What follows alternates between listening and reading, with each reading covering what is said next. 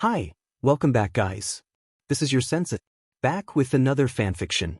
This is the first part of What If Naruto Possess Infinite Respawns? Now before starting, please give this video a like and subscribe to the channel if you want more videos like this. Now let's get into the fanfic.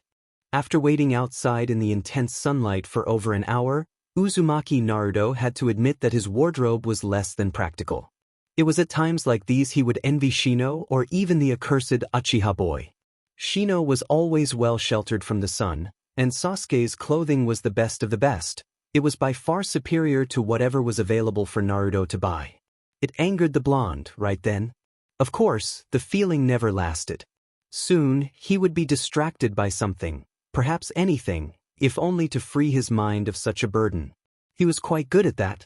Shutting himself out or playing dumb was a great way to get by in life. There was also the fact that he didn't hate himself as much as others did, so his mind was as comforting an escape as thinking about nothing, which he tended to do a lot. The day seemed so mundane, so routine. Sasuke sulked to his right while Sakura sulked to his left, being deprived of her chance to sit next to her favorite male on the face of the planet. The fact that today had originally been a life-changing event made no difference to Naruto. Not after he had come to the conclusion he was dreaming. The whole event had already happened. It was only a memory playing behind his closed eyes. Sweat dripped down his brow, leaving the blonde to wonder exactly how he had managed to heat his room when he was asleep. Unless he was sick, which was very possible. The more he sat in the sun, the more that seemed a plausible theory. He could do nothing about that, so he joined his teammates in sulking, thinking about nothing and allowing himself to be very miserable. A sudden plume of smoke to the face educated Naruto's adrenal system, startling him no matter how much he was expecting it. The sadistic gleam in that sleepy eye was one the Jinchuriki was all too familiar with. "Hey, Kakashi-sensei. Nice to see you." Naruto greeted, wiping the sweat of his forehead with a yawn. Kakashi dismissed the respect as sarcasm, which probably wasn't going to help the young Uzumaki in the long run. Who'd, upon Kakashi's arrival, noticed he really wasn't feeling so great. His stomach was really hurting, as if he hadn't eaten anything. "Wait a minute.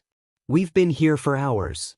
Sakura ranted, glaring daggers at their new instructor. This made the ninja even happier. Sasuke groaned, completely apathetic to the whole situation. A lame excuse was given. Probably the same as what had been said before, but Naruto didn't catch it. In fact, his stomach hurt so badly that he didn't listen to too much of what Kakashi had said afterwards either. He pretended he did, which wasn't too horrible since he already knew the drill. Bells. Teamwork. A lot of scolding. With his stomach acting the way it was, Naruto had to admit that he is tempted to try the same stunt he pulled last time, which would end with him tied to a tree stump in even more intense sun. He would avoid that route if at all possible. Though the words he used in his mind to plan the event were nowhere near as eloquent. As soon as Kakashi had finished with his explanation, he stepped back, leaving his two teammates to ditch him. "You really don't get the idea of hiding now, do you?" Kakashi asked casually, taking out his book. As much as those bells called to him, Naruto wasn't as stupid as he had been when he tried for the bells in the real world. He could also use the shade, but he still stood there, transfixed on his sensei. The fact that he already knew what made his teacher tick was more than a little humorous to Naruto. To laugh was only natural for one in his unnatural situation. It wasn't real, anyway. It was at that moment Naruto decided things were going to be different this time around, dream or not. He wouldn't just sit there and let himself be yelled at for the main flaw he was aware of having. The brain inside his body now was one that knew betrayal, loyalty, and pain. He knew that Sasuke was even more disturbed than he looked, and just how frightening a sand demon could be. He understood just how to pass the test they were currently in, and perhaps even outshine the traitorous Sasuke team in the process. A bitter thought came to his currently overactive consciousness. It's still just a dream. The old man is still gonna be dead when I wake up in a fever sweat, and then Sasuke team will still have betrayed us and left Konoha for more insane pastures. Even so, Kakashi will still respect the BSTRD more than he does me. That has to change. Itachi Kakashi was dumbfounded by the behavior of this orange eyesore of a pupil. He was just given instructions that would intimidate any normal academy graduate. Yet there he was, staring at the copy ninja with those cobalt blue eyes. Mocking him, he imagined. Was the boy goading him? Was it a simple, narrow-minded and extremely futile part of a plan to get one of the bells tied securely to his waist? He felt himself tense up when the boy gave him an expression he had recalled being made by the yondaime, but could have never in a million years have expected what happened next. "Sakura!" Naruto called, prompting a startled sound from inside a nearby cluster of underbrush. "There are only 2 bells, right?" "There are 2 bells and only 3 of us." His laughing stopped, and he put on a serious face of thought. It was an act put in place so that nothing was suspicious.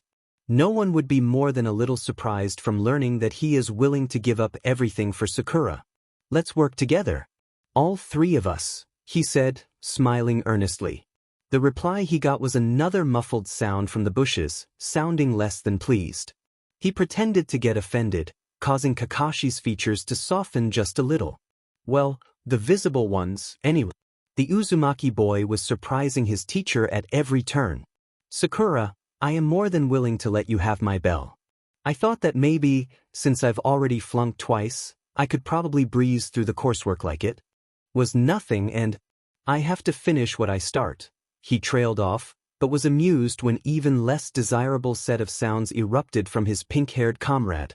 It involved Sasuke, whatever she was saying, and how the 2 of them could do things without the dead last anyway, or something.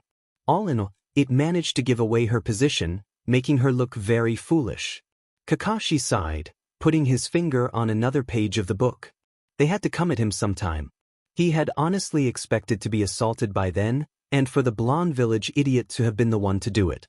What really induced the bookmark to be put in the page was the maturity of the condemned boy's behavior. He had high expectations for Sasuke, but he now realized he had completely undermined the example of demon symbiosis that was now standing right in front of him, unafraid. "What are you doing, Naruto?" the Jonin asked, eyeing the subject of his attentions carefully. The boy was swaying a little bit, still completely relaxed. "I'm waiting," was the boy's reply. Naruto's blue eyes scanned the area, waiting for some sort of assent or backup. He wasn't about to give away his teammates' positions that they had managed to secure once again without their assent. Several painfully stretched seconds elapsed before Kakashi sighed. They weren't coming. It was regimental responsibility, though, and he couldn't just pass Naruto for thinking like a team by himself. In fact, he should probably punish Naruto for his inability to speak in a way that made sense to his teammates or for just standing there. That wasn't very smart. That being said, the Jonin approached his target of an adolescent with one hand, preparing a kunai to attack. With one swift movement, he brought it down in a stabbing motion. Unfortunately, Naruto did not react in any way, causing Kakashi a little amount of guilt as the impact was made. He had probably just killed the troubled youth. As it could be imagined, Kakashi was pleasantly surprised when a wisp of smoke vanished where a body should have been. There was no replacement, but the fact that the kid had been thinking like a shinobi with his supposed intelligence level was impressive. The elite ninja's ears strained, listening for any sounds of the other genin. There was nothing, which almost prompted a weary smile under the mask.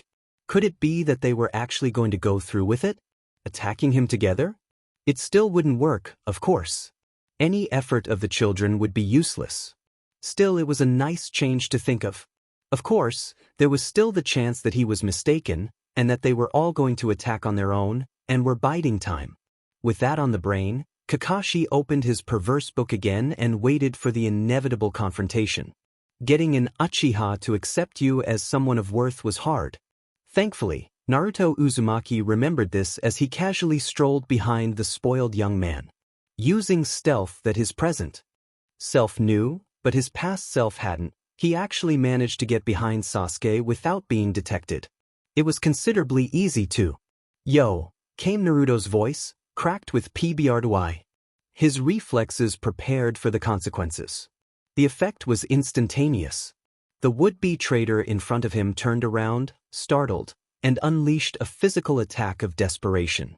Naruto ducked and grabbed his rival's ankle in a motion that flipped the young Sharingan user on his back. What the hell are you doing, loser? Sasuke sputtered, irritated and surprised. He had been expecting Kakashi. Then again, he had also expected to see Naruto get his butt handed to him. Displeased was a minor statement as to his emotional state towards his teammate. Naruto was a stepping stone to him. This was all wrong. I am trying to cooperate with His Highness, Naruto curtly replied, smiling bitterly. Sasuke's eyes widened in anger in the split second he could have used to react. Because I have to. While the self-centered Avenger was down, the blonde ninja stepped on Sasuke's chest, perfectly aware of the kunai being tossed at him from Sakura's direction. She was aiming for her favorite spot in back of his head, so the shot was easily avoided. Let Sasuke go. You. That's not a toy, Sakura, he shouted, finding himself annoyed with this jog of memory as to how immature their female teammate had been. Were you really trying to kill me? That's not a very nice way to react to someone who is going to win a future for you, you know. I don't need your help, loser. Both Sasuke and Sakura interrupted simultaneously, causing the demon vessel to flinch. There was a silence as Naruto brainstormed a way to deal with this turn of events. A slide of brilliance rewarded his efforts. So, you think you can take down an elite on your own? Copy Ninja Kakashi?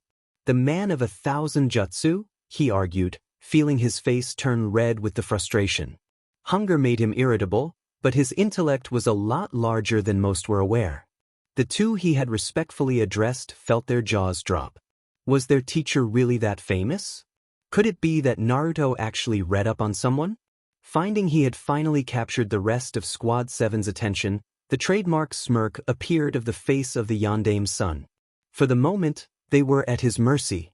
This would do. What would you suggest then, Naruto? Sakura asked, her voice shaking a little. Yes, this would do just fine. Meanwhile, the head of the team fingered his prizes restlessly. It was hard to concentrate on an RDC novel when you constantly had to fear a plan that was probably escalating in tactical brilliance. The three would-be ninja were smarter than he had assumed. At first he had waited for them to come, expecting one of the genin to foolishly challenge him like the ones that came before. Time had passed slowly, and no one came to fill his expectations. Today is just full of surprises, he mused to himself. Then, he dropped the book entirely. The forest had suddenly become eerily quiet, the birds having ceased to sing. Even the chirps of insects had become few and far between. This calm interested Kakashi, but was nothing compared to the thundering footsteps he heard moments later. Orange swarmed into his vision, clouding it with the sheer numbers of his opponent. Something inside him was disappointed when he realized that it was truly just an attack staged by only one of the hopefuls. It was even Naruto at that. Just as he had begun to think he had misjudged the boy, he had to go and pull something like that. So it's true. You really can conjure up solid clones. Not that it matters, though, he felt himself quip. Kakashi didn't even need any real techniques to bat away the dozens of clones coming at him. They were as unrefined and careless as their original turned out to be. All the same, the Jounin couldn't resist the replacement GG. A clone was soon nabbed to be used as the replacement, but never fulfilled that purpose. Fitted with an explosive tag that went off on contact, Kakashi withdrew his hand. In those few seconds, he felt a different hand clench around one of the bells and yank. The bell in question didn't get a chance to be stolen before the Jounin clenched the hand and twisted it around.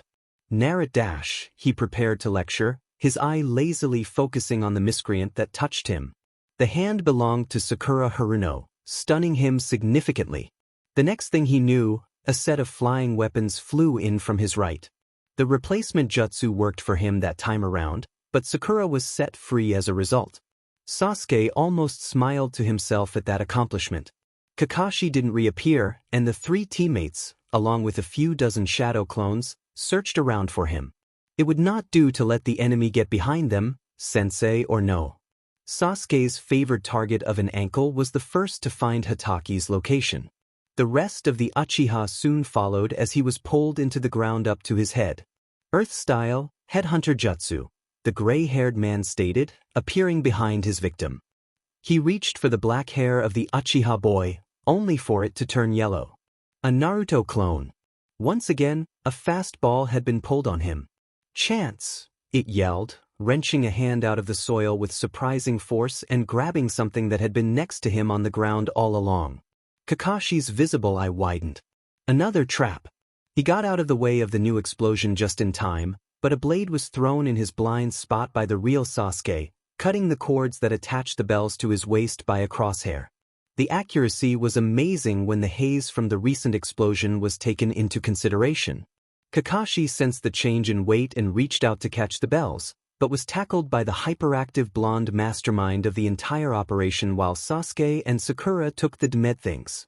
Naruto beamed at them before being thrown off. Dre caught hold of Naruto's heart. He was flying with his rear end completely exposed to his infamous teacher. He knew what would happen next, but screamed like a little girl anyway. 1,000 years of pain found the way to his butt, followed by an NTMD contact with a tree trunk. The splinters were unimaginable. Sasuke watched in morbid fascination as their sensei took 2 fingers to his rival's butt. Sakura honestly thought Naruto was going to die and had screamed accordingly. Kakashi chuckled after hearing the impact and got to his feet. His back was to the two. They waited for the verdict with bated breath, leaving themselves open for torture at the hands of the sadistic copy ninja. He brushed the dirt off his clothes just as the alarm bell rang for the end of the exercise. A smirk played under the Jounin's mask. He stalled for a few seconds, leaving his students on pins and needles simply because he could. They had done very well, whether he had gone easy on them or not. Well, it looks like we have 2 winners. Sasuke and Sakura looked at each other and smiled. Sakura closed in for a hug, causing the youngest Uchiha to back away. Before she made contact, however, she felt a pang of hunger. One pang led to another, and she looked at Naruto's twitching form at the tree's base. There were only 2 bells. One separate glance told her that Sasuke was thinking the same thing. In a burst of mutual resolve, they set the bells down next to the town's mischief maker, causing him to smile widely through the scrapes. It also earned them a very disturbing grip on the shoulder from Kakashi. Disturbing in that it was accompanied by one of the most gleeful expressions they had ever seen, anyway. Correction. We have 3 winners who won more than a game. The first to have ever grasped this exercise, I'll add. The 3 of you acted as one. 3 sets of eyes locked onto the teacher, waiting to burst out into individual happiness. You are all worthy to be called genin. You pass. Those were beautiful words to Naruto's ears no matter how many times he heard them. Though, as Sakura helped him up, he felt a bit better than he had the first time for 2 reasons, one being that he wasn't tied up. The other was left to speculation in his brain, as he couldn't quite place it. As Sakura let go, the Uzumaki boy realized something important. Those injuries given to him by Kakashi had actually hurt. Didn't things in dreams tend to be painless? He pondered this for a minute, but came to the conclusion that he had probably scratched himself while sleeping. That answer satisfied him for the moment, but it failed to explain his literal pain in the butt. Victory was sweet for the members of Team 7. Well, more salty than sweet, but it was tasty nonetheless. It was especially sweet on the tongue of Naruto Uzumaki when washed down with Ichiraku's perfectly seasoned noodles and broth.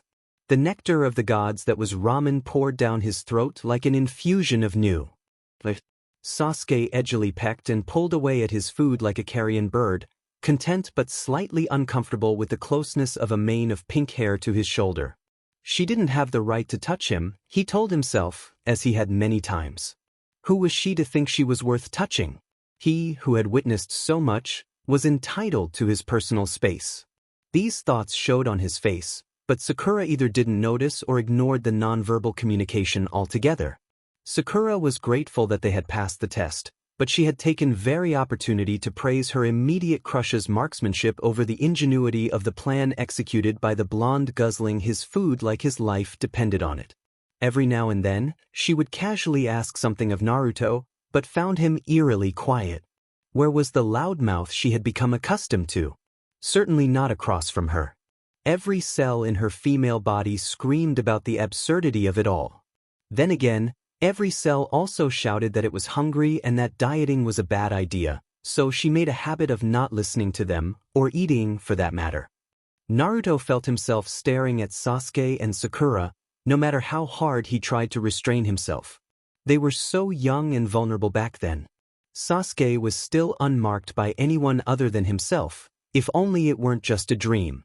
If only he had acted so rashly back then. That wasn't to say that he never acted irrationally in the present, but he had to admit he had mellowed out to an extent. The leader of the team observed them all from a distance, not actually eating himself due to the fact he would not remove his face mask for any reason. He had explained a few things to the students, but was fairly sure that he hadn't been very well heated. Adolescents were so easily distracted, especially that Sakura. He'd need to work on that. Sasuke wasn't too bad. Kakashi hadn't expected the sought-after genin to have been too much of a nuisance anyway. No, what really kept him on his guard was the Uzumaki boy. There was something off about him. Hatake Kakashi had been very well briefed on Naruto's situation and personality. He had no choice but to be. So how was it that an entire secret side of the boy was being exhibited during a PRD where he could be expected to be as immature as possible? Didn't that Irika mention something about the kid being rash and impulsive, with the Sandaime concurring with that observation? He had yet to see either trait. This kid was definitely smarter than he had let on. More matured. Naruto continued his meal in silence, looking at his teammates on occasion with what seemed like longing, especially Sasuke.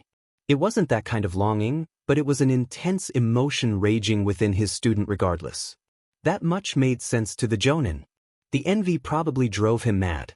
To have someone that was so sought after when you were ostracized in such a way must have been terrible.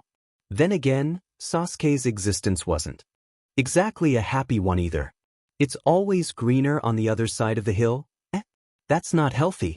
After some basic dialogue from Sasuke to Naruto, some fawning from Sakura on the point of the former, and a lot of eating on the part of the latter, the meal drew to a close.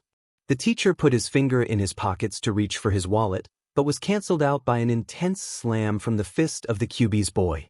A few bills fell to the counter, along with a couple coins. His face was downcast and hidden, quite a contrast to that of Kakashi's, which was wide-eyed and puzzled. If his mouth wasn't hidden, it would have been agape. "I'm done, guys. There's the bill. See you tomorrow," he deadpanned, leaving the old ramen vendor as speechless as everyone else in the closed area. The 12-year-old's shoulders sagged with every movement. Sasuke did a double-take, but thought the better of prying. Whatever the dobe was doing wasn't worth the effort. Granted, he was different, somehow, but still the idiot he knew. Just because he learned a few more tricks didn't mean Naruto was even close to holding a candle to Sasuke's skills. Oh, how wrong he was. Sakura watched her orange-clad companion wander away until he vanished. For some reason, she felt she should have said something. Was he angry at them? He hadn't asked her out all day. That hurt her confidence more than she would have ever said out loud, but all the same, she needed time to figure it out. "I think I'll be going home too. I'll see you in the morning, Sasuke," she said sweetly, ignoring Kakashi altogether. He felt a bead of sweat form to the side of his head. Women. Sasuke waited until after his obsessed fan had left before breathing a sigh of relief. It was just him and the teacher. That was acceptable. Minutes passed by with the two just enjoying the calm evening. "Interesting, aren't they?" Kakashi asked thoughtfully, attempting to start up a conversation with a kindred spirit. "Birds of a feather flock together, didn't they?" "I guess." Sasuke contributed, placing his chin on his hands. He didn't even bother making eye contact, and few more seconds told Kakashi that was all that was going to be said. The elite ninja sighed and stood up. He had hoped for a little more spirit.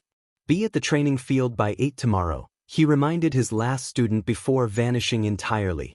8 meant 10, but he didn't bother to mention such a trivial detail. They could find out for themselves. The Jounin headed for his house that evening, completely unaware of the strange events that were about to unfold. Naruto walked out into the night air with more burning in his throat than he'd have liked to admit. Dreams, he now realized he hated them. Weren't they supposed to help you work through things? All his was managing to do was make the pain worse. He'd already mourned. He'd already come to grips with things. Did his mind have to torment him so? Seeing Sasuke again hadn't affected him at first, But the longer he spent next to what he was sure was a replica created by his subconscious, the deeper the wound cut. How the BSTRD managed to show affection from being belittled publicly was a mystery, but Naruto had missed it. Every single painful and humiliating second. Okay, maybe almost every single painful and humiliating second. There was only so much arrogance even a saint could take. Naruto wasn't a saint, and he would be the first to admit it. Even in the short span he'd spent in his ephemeral realm, he'd wanted to kick the prissy winner in the back several times. As for Sakura, he didn't know where to begin. A reality check would probably cash in well at her national bank. He found himself missing the self she was when he was awake.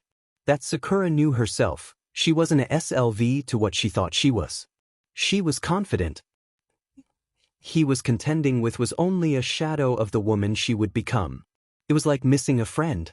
He was thankful for Kakashi's presence in that the man never changed. He was still the same sadistic psycho BSRD of a genius with a soft spot for the Uchiha. Even if Naruto buttered him up, Sasuke would probably pull their teacher in like a magnet. It was only natural that Sasuke would get attention from Kakashi, he concluded after thinking about it a little more. That didn't mean he was okay with that fact, but he was aware of the reasons it made sense. A chill hit Naruto's face. He was getting tired of dreaming now. He contemplated jumping off the fourth's nose and waking up in a fit of giggles, but decided the better of it. Maybe there really was something he needed to work through, or maybe Sasuke would blow up. The idea made him crack up even more than the suicide plan. Why wouldn't it? The black-haired miscreant had already done the same to Naruto, right? An idea hit him like Sakura would have if she had heard it.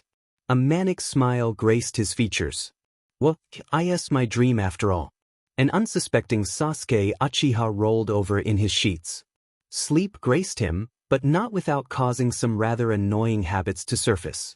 He ground his teeth together menacingly while bunching all the covers up at his feet. And as any other sleeper would, he involuntarily passed gas from time to time. The moonlight streamed in through his open window, accompanied by the occasional insect. The illumination landed on the Uchiha's upper face, causing his eyelids to shine in the darkness. In a moment, it was blocked by a streaked shadow, which caused no more than a slight twitch of the closed eyes. Two blue sandaled feet stealthily touched down on the ground near his head. Once again, Sasuke did not awaken. Naruto grinned. It was going quite well so far. Now, it was time for the purpose of the errand. The troublemaker pulled a permanent marker out of his sleeve and crouched down to the pale face of his rival. The canvas of Sasuke's skin was admired for a moment for being so perfect to write on for a nanosecond before the slightly toxic ink was pressed onto the defenseless face. Stress relief was essential for a ninja. For different individuals, there were different hobbies. To be fair, not all of them were as harmless as practical jokes. Naruto kept this in mind as he sketched on his friend's skin with surprising dexterity. After several minutes of the deed, the young shinobi inspected his work. The unibrow was a nice touch, he decided, and promptly got the hell out of the apartment before Sasuke woke up. Dream or no dream, he didn't want to be the first one the spoiled Avenger saw after discovering his new paint job. No, he hoped Kakashi would bear the brunt of it. Freaking biased teacher. Naruto slept nicely after that. He was sure he would wake up in the Konoha he was from, but that his dream had been a success. He was 104% wrong, of course, but he didn't know that. The night passed as any other, but dawn would shed some new light on his situation. Coincidentally, it would also make Sasuke look like an idiot in front of several people. Sasuke woke up at around 5 in the morning every day. The first day he spent as a fully fledged genin was no exception. Routine had him so strongly in its grasp that the groggy ninja didn't even bother looking in the mirror as he went about his business. Not that it would have made much difference anyway. Sasuke couldn't be bothered with cleaning his own mirror. The Uchiha picked out another outfit from a closet of the same garments and donned it without any more fuss than straightening it out. With that done, he brushed his hair and grabbed a quick cup of milk before heading outside to train. A courier boy that was delivering the post to him looked at him oddly the moment he left his apartment. Sasuke didn't care, though. It was nothing more than a distraction. He had to train. He did his workout routine and stretches, A combined total of about an hour and a half elapsed. It was about 7 when he left his housing for the main streets. Once again, the early risers were at their own schedules. Normally he would get a couple waves and some respectful greetings, but today was different. Some of them were edgy, while others looked like they were stifling laughter. What was the big deal? Having had enough, the prodigy looked in a pond while walking through Konoha towards the training field. Upon seeing his reflection, there was a few seconds of nothing before a screamed set of profanities aimed at Naruto Uzumaki. As a result, several young villagers expanded their vocabularies and ended up in various corners. Unaware of anything that was going on, Naruto slept in comfortably. A good night's sleep did a lot to put one in perspective. While everything around Naruto had been weird as of late, it was about to get prospectively weirder. Day came slowly for the unprepared mind of the young man drooling on his sheets. A beam of sunlight streamed in through his window at around 9, calling him into consciousness. The mattress crinkled beneath him when he slowly sat up. He pushed his feet across the covers and onto the solid ground. "Ma," he drawled out, talking to himself. What a strange dream that was.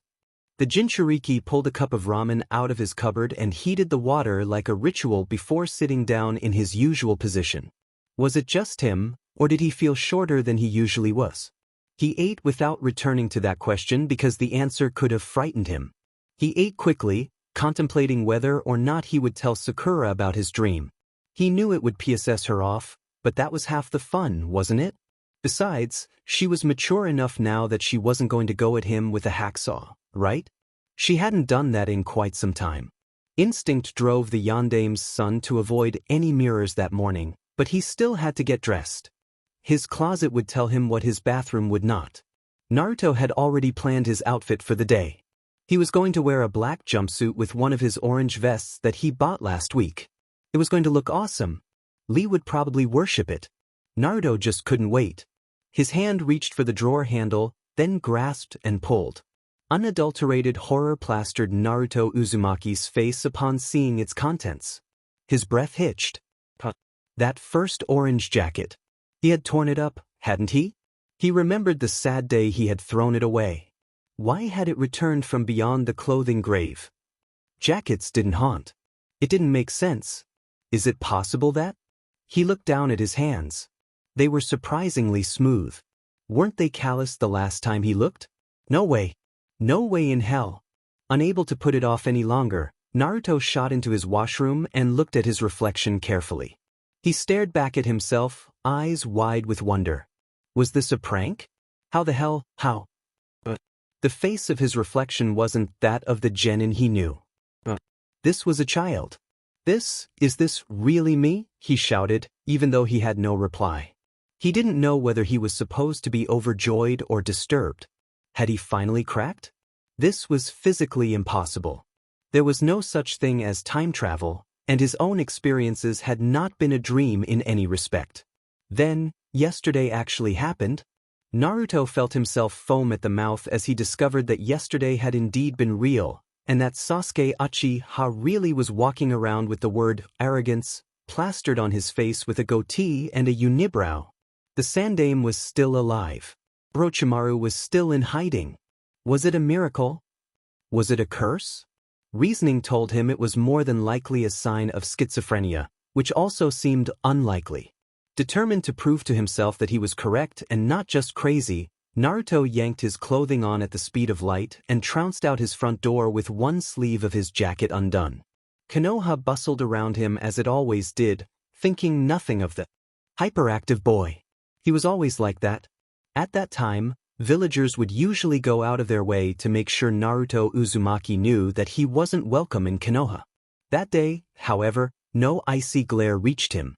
No tripping stopped him either. He was a boy on a mission that had no letter ranking. He rushed through the crowds near their respective market stands and towards the Hokage's mansion.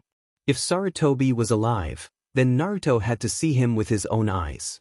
Surely enough, the old man was outside his home speaking with some of his subordinates.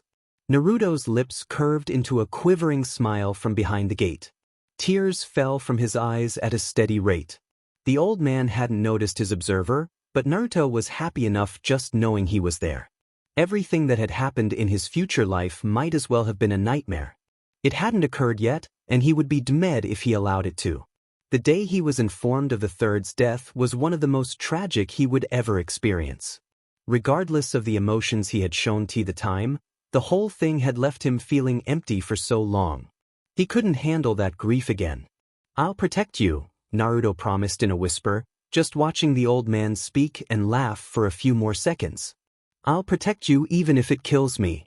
The Uzumaki sniffed and wiped away at his tears of joy quickly when he saw several villagers walk towards him from the corner of his eye.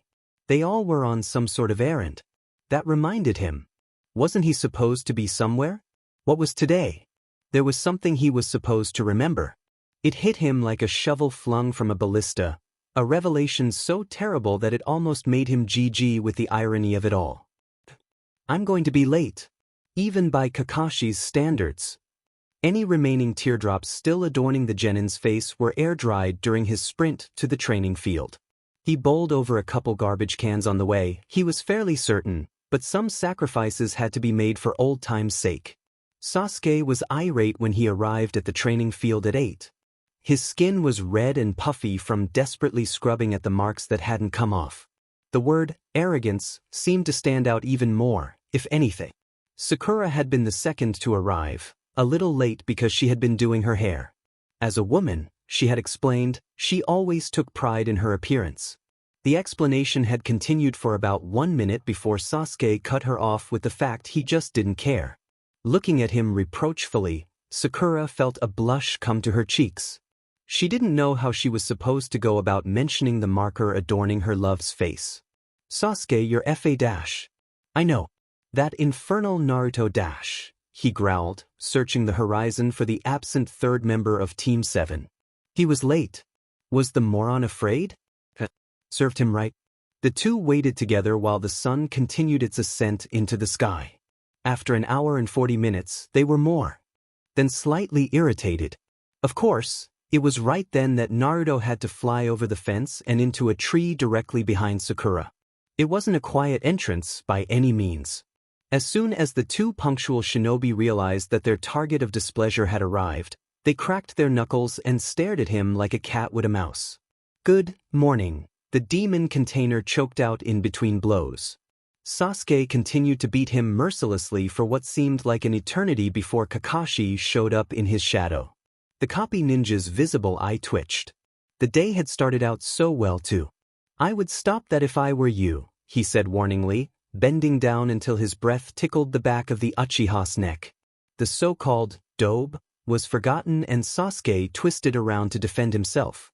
Kakashi dodged easily and then caught sight of Sasuke's face himself.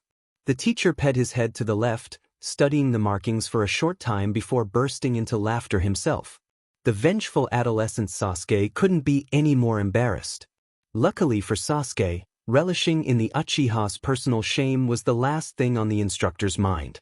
Training a girl whose mind was solely devoted to pleasing one boy, an emotional time bomb, and a hyperactive blonde was a lot harder than it sounded. The task had not sounded easy to begin with either. As if the heavens wanted the task to be even more difficult, one was trying to kill another. Kakashi had to admit that the reason for the conflict was more than a tad bit amusing. Naruto's prank was a very direct comment on his rival's behavior. It was like a writ for individual freedom. He wanted Sasuke to know he wasn't going to take it anymore without resorting to violence. Not that it had worked, but it was a noble and/or comedic idea. "Could you kindly refrain from removing your teammates' internal organs with your fists, Uniboy? He's going to need them later."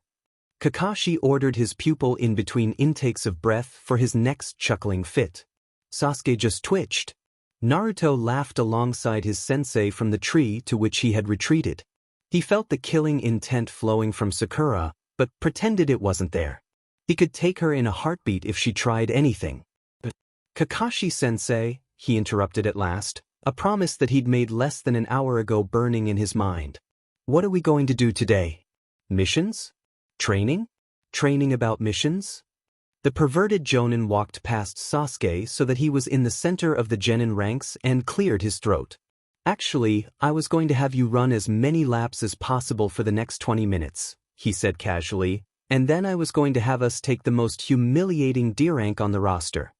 D rank? Sakura asked, her eyes still narrowed at Naruto. Yes, D rank missions. The lowest of the low. Kakashi replied, pulling out the book that matched Naruto's jacket. Things like weeding, gardening, hauling heavy objects. You know, minimum wage crap. It builds character. Hey, yeah, I'd rather be training. Sasuke complained, crossing his arms. Kakashi rounded on him in an instant. That can be arranged. You've just earned your team another 10 minutes of laps, the instructor stated smugly. His word was law. Sakura looked less than amused. In fact, she looked terrified. The girl hadn't really been keeping up with her physical endurance training, obviously. From the tree branch, Naruto was smiling widely. The team had just gotten its first group sentence, and it wasn't even his fault. As if it could be better than that, Sasuke was the culprit. Any particular starting and finishing point? He heard himself ask in an earnestly cheery voice, causing his teacher to be caught off guard by Naruto's good attitude.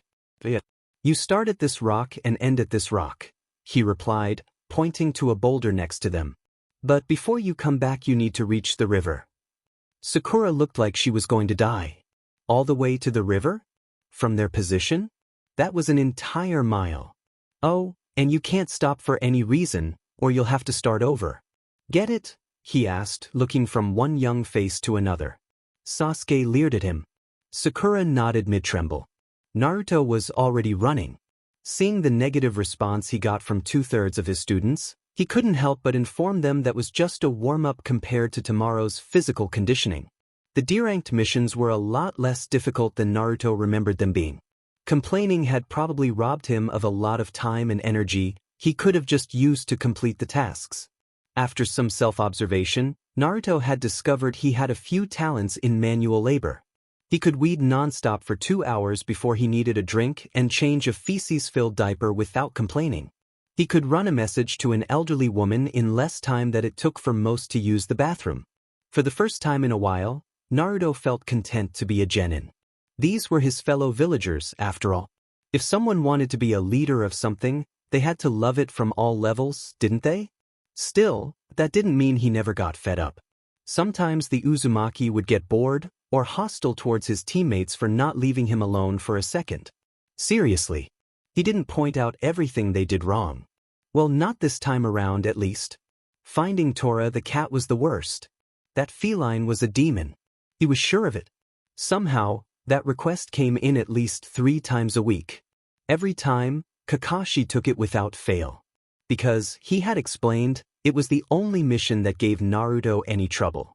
The Jonin was an equal opportunity employer. He wanted to make sure all of his students had an equal chance to be miserable. The reproach that emanated off of Sasuke after the comment was tangible. Sakura didn't really respond at all. Days rolled by, soon to be replaced by weeks. Kakashi had become ruthless with their schedules. Even Naruto was forced to get up early. Even if the Jonin was always late, he still meant it when he assigned them self-improvement routines to do on their own time.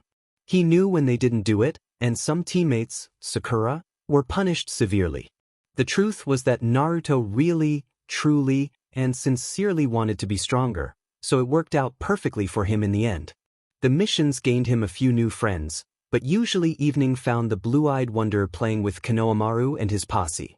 He found that it was fun to teach them, and that it was good practice for his patience and mental capabilities to do so. Well, that, and seeing the honorable grandson create a perfect CC transformation. Especially when they did something nice, like steal from Ebisu. Nothing valuable, mind you, but those marshmallows were some of the most delicious the demon boy had ever tasted.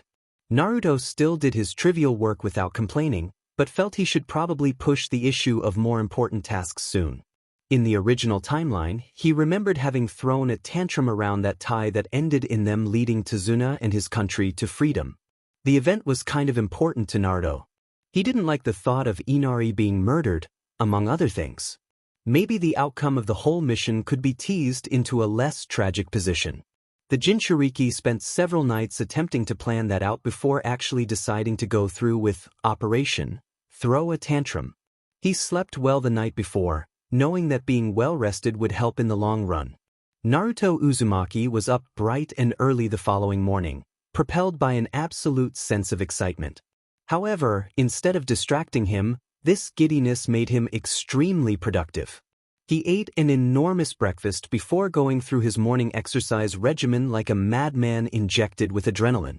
Not content to rest on his laurels, Sunrise saw him pacing and formulating a plan in a newly cleaned apartment.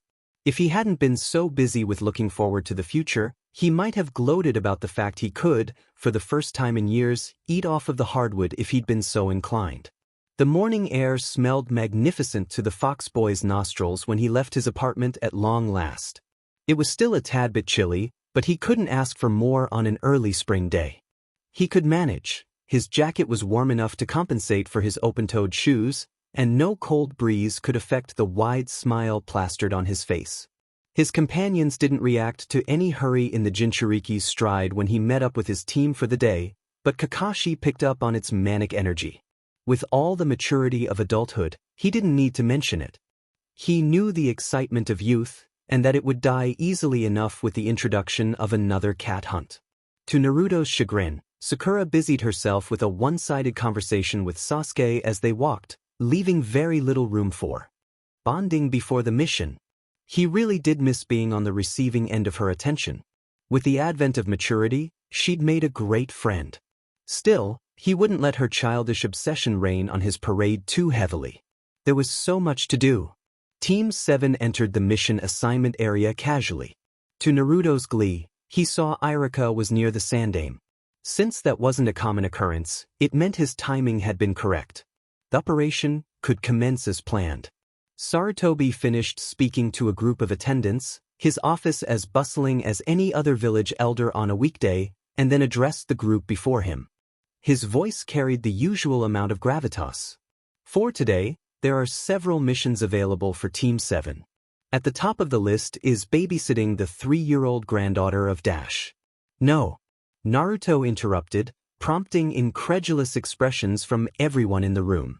Iruka looked as irate as he had the first time his immature pupil had mouthed off as such. His eyes were wild and worried? Odd that Naruto hadn't noticed it before, but maturity brought with it social insight the young lacked. Of course Iruka didn't want him doing anything even remotely dangerous. Naruto, what the hell do you mean, no? You 3 are genin the lowliest of the low. He furrowed his eyebrows. You're supposed to start with these little errands. They build character, Diespa and Dash. No. Naruto said again, working very hard to keep his face straight. It felt strange to play the spoiled brat consciously, but also incredibly satisfying. His opposition lingered in the air awkwardly. None of his teammates had attempted to dissuade him yet. Maybe they approved of his outburst? He doubted that anyone in his group felt fulfilled by the grunt work to which they'd been assigned. Kakashi, the person who would be the most likely to raise an objection, seemed more than willing to allow the misbehavior to continue. In fact, he appeared slightly amused. Sarutobi gave a knowing smirk. He had been expecting something like this for some time now. Naruto had been quiet lately, too quiet for a child of his rambunctious age. It was good to see him acting normal again. Know what, Naruto? The old man asked genially, studying the bright-eyed preteen with patience. No more of these kiddie missions, Naruto stated loudly, putting his hands on his hips. Sakura sputtered a quiet plea for him to shut up, but that didn't stop his rant from continuing.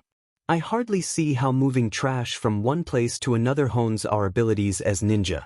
I mean, I understand how you sort out all those requests you get every day according to letters and difficulty and stuff, but could we forget that part? We've done our time. Again, no one interrupted or silenced outside of Sakura's predictable interjection. It seemed everyone was listening to him attentively for a change.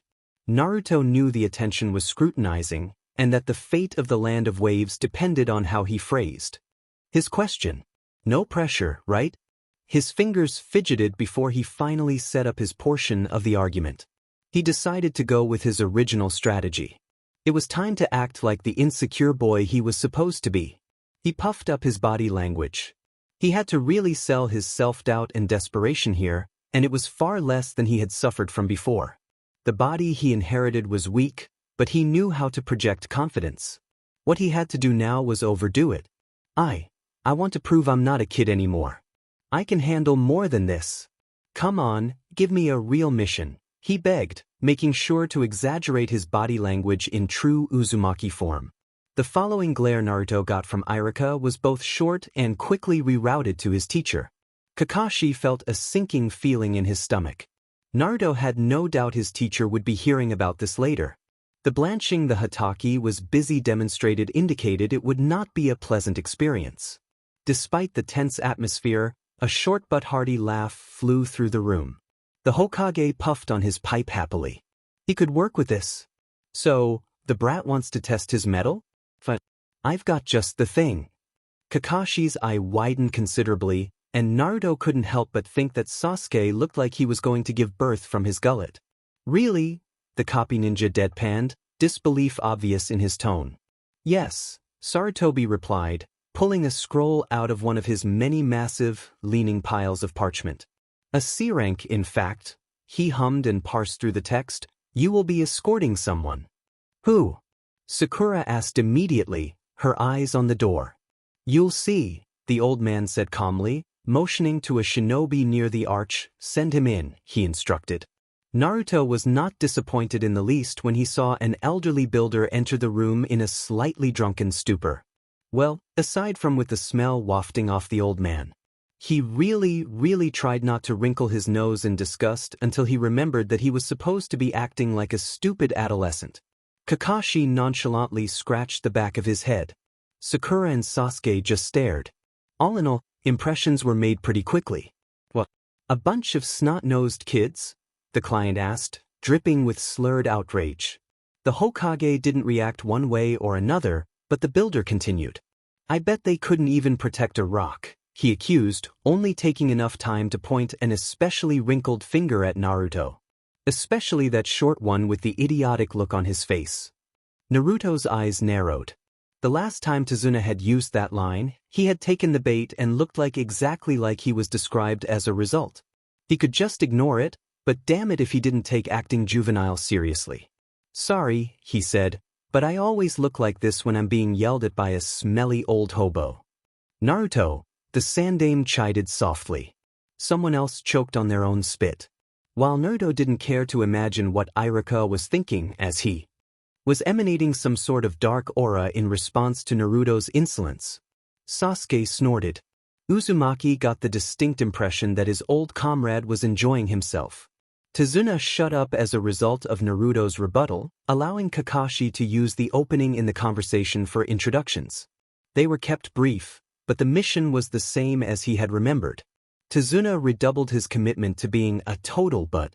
Thinking back, Naruto thought it strange that he didn't notice any red flags in the old builder's mannerisms, but he guessed it was only natural. He had been too busy reacting to the man's insults. Between Tazuna and Sasuke, I wonder if I'll have any self-esteem left. The blonde thought wryly, suddenly having second thoughts for the sake of his own sanity. Less than an hour would find the 5 outside of Konoha's gates. Though things had been going swimmingly thus far, Naruto couldn't help but feel uneasy about the confrontations ahead. He hadn't been in this new body for very long, and without all of Jiraiya and Kakashi's conditioning, he didn't really feel up to combat. He tried to calm himself down as he began to think about the things that could go wrong. It wasn't like him to worry so constantly, but it wasn't like him to travel back in time after. What exactly had he been doing before he ended up in this prepubescent body, anyway? Absorbed in troubling thoughts as he was, the fair weather and pleasant breeze did nothing to soothe his skittish nerves. Try as he might, he couldn't refrain from scanning the path ahead for a telltale sign of an attack. To mask his irritation, he started a wordless competition with Sasuke. Whenever the Uchiha would step ahead of him, Naruto started walking faster. They accelerated in such small increments that it took minutes before either were jogging. By that time, the dreaded puddle had already appeared on the dirt path before them. Naruto's neck hair stood on edge the moment his blue eyes spotted it.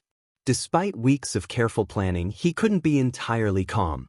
Even the knowledge that Kakashi was aware of the feat didn't diminish the anticipation.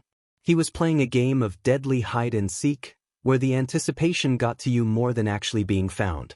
Naruto forced himself to walk past the tiny pool of illusionary water and was pleasantly surprised that nothing lashed out at him outright, only to hear Sakura's screams soon after. He swirled around out of instinct. He was just in time to watch the Mist Chunin's chains wrap around what he knew was a clone of their sensei. He had to hand it to the Jounin. He made his death seem highly convincing. The display was nauseating.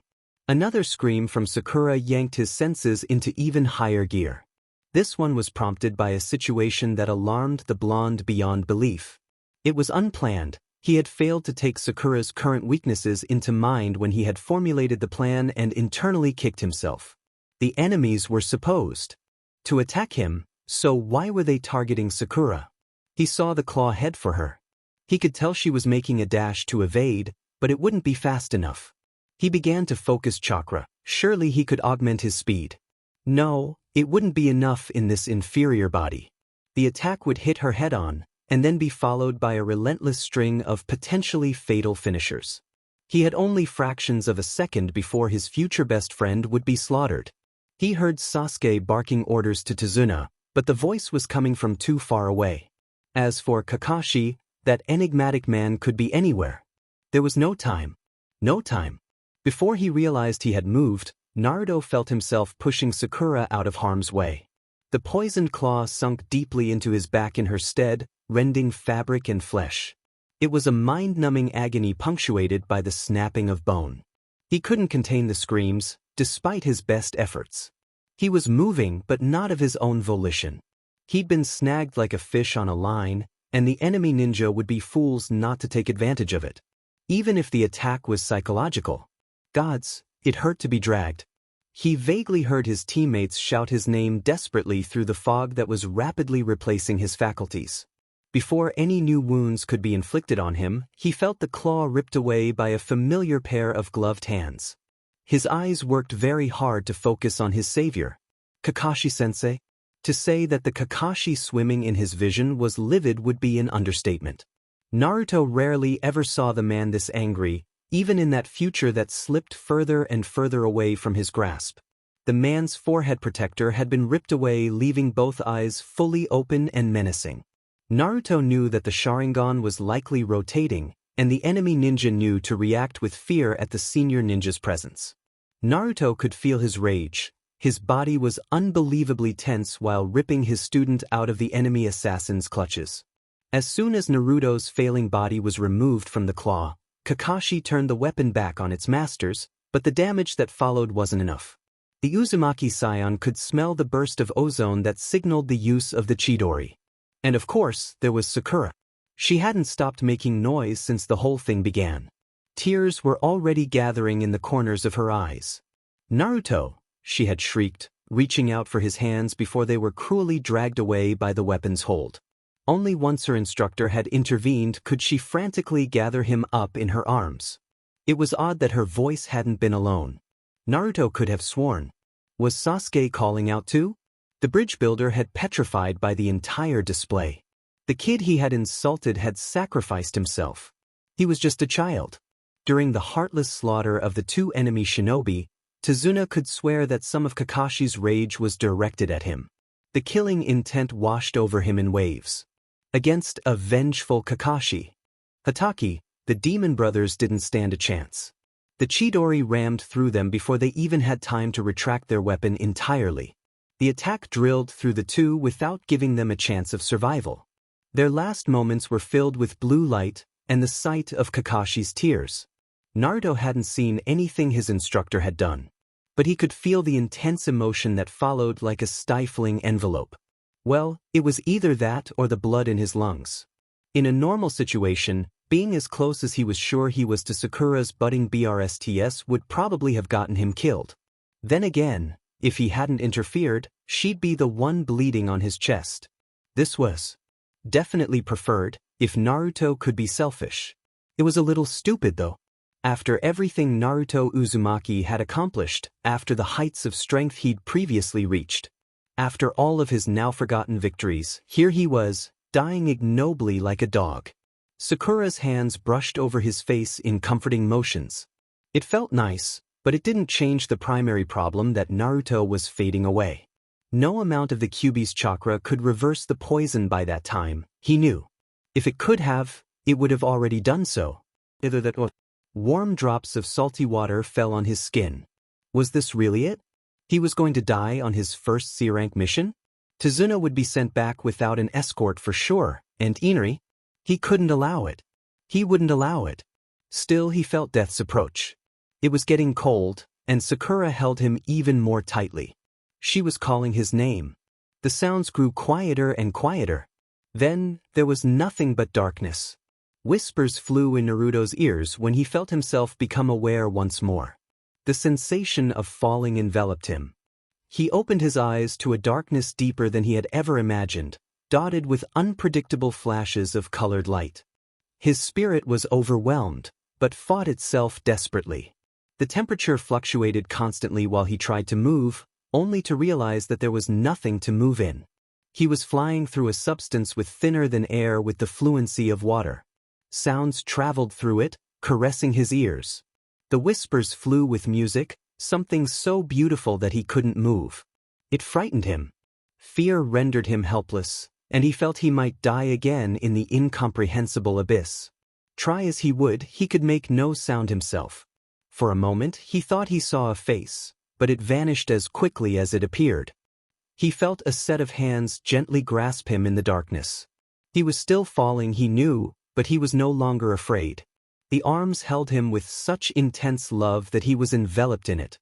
His fear dissipated and he listened. "Naruto! My son!"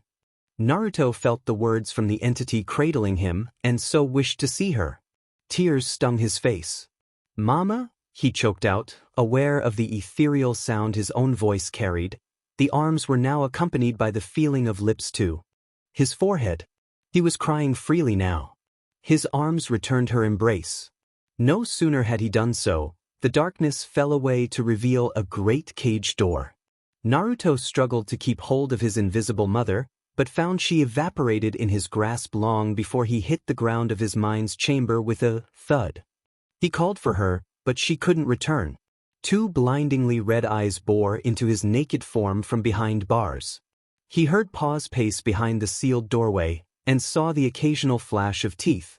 The fear that his mother had relieved him of returned in full force, but he stood firm. No words were exchanged, but Naruto was compelled to step forward until he was directly in front of one of the bars. Low growls emitted from the entity inside, and soon the red eyes locked onto his completely. A burst of hot breath blew the boy's hair backwards like a gust, and the next thing he knew, the reality he had just obtained flew away like pieces of broken glass. Naruto Uzumaki's head flew up with a scream. His nightcap flew to the far reaches of the room when the disturbed youth threw himself onto the ground of his apartment. A brief inspection proved that he was still alive. There were no wounds, no proof of anything. A dream? It couldn't have been. Short spurts of past events played in his head. He had felt the claw, he had heard everything leave him behind. He remembered the darkness, and someone reaching out to him. He remembered the sensation of the fox's gaze, and the ephemeral world shattering around him. "Naruto," he ordered himself aloud. "Pull yourself together. Nothing you can do about it now, anyway." The face in the mirror looked haunted, tired, and as young as it had earlier. No part of this was a dream. It had happened for real. Naruto Uzumaki had died. So how was he sitting in front of his mirror in the middle of the night before his fatal choice? Thinking about it made his head spin. He wished he remembered everything that had just occurred, but the memory of his descent was fading, taking his mother with it. The knowledge remained, however. Naruto had died and returned to the night before, unscathed. Bittersweet emotion racked him for a few more seconds before leaving him numb and exhausted. His body demanded sleep, and it would be dead if it didn't get it soon. Meaning, of course, that it would collapse no matter how much the brain was in use. As of right then, that was quite a bit. It slowed considerably. Think about it in the morning. He muttered to himself before wandering back to his still warm bedding and dropping there, almost as dead as he had felt an hour prior. Slumber took with it his cares, his worries, and any remaining memory of his post-death experience. No mortal was to remember such a thing. It would drive them to madness. The Uzumaki boy would awake the next day with recollections of nothing but his death. He would wake as if he had a nightmare, and retry the day armed with new knowledge. The mortal coil could not hold him, and time lost her sway where the young man tread. He could choose what controlled him, be it morals or madness. Time in the confusion would test the strength of his heart, but it had yet to weaken. The QB had the powers of a god, but that was nothing compared to the hands that wielded them. If the child was to be bound to such an entity, was it so mad to think he would no longer be a prisoner to the laws of order? In a world held together by so many factors, was it so strange to think of the dire consequences of cutting but a few? The answer was not in the hands of mortals. No matter the problem, the solution was always simpler than it seemed. Phenomenon would go unexplained, and the orphan Jinchuurki would probably never understand the reasons for his chronological exemption. Heaven hadn't chosen him for his wisdom, but for his soul. The spirit unbroken was more powerful than the gods themselves. Ultimately, the ideals spoke of in his dreams would all amount to one thing: respawn, beaches. Sakura Haruno felt very strange about the looks she was getting from Naruto. They had only just left the village. Did he think the same rules of etiquette did not apply once the walls were no longer around them? If he did, he had another thing or two coming. She looked in his eyes, expecting to find lust or adoration. She was a little frightened when neither were present. Naruto, who never worried, was afraid of something. That much she learned before he looked away, ashamed of himself. "Naruto?" she asked immediately thereafter, hoping for some sort of explanation for his behavior.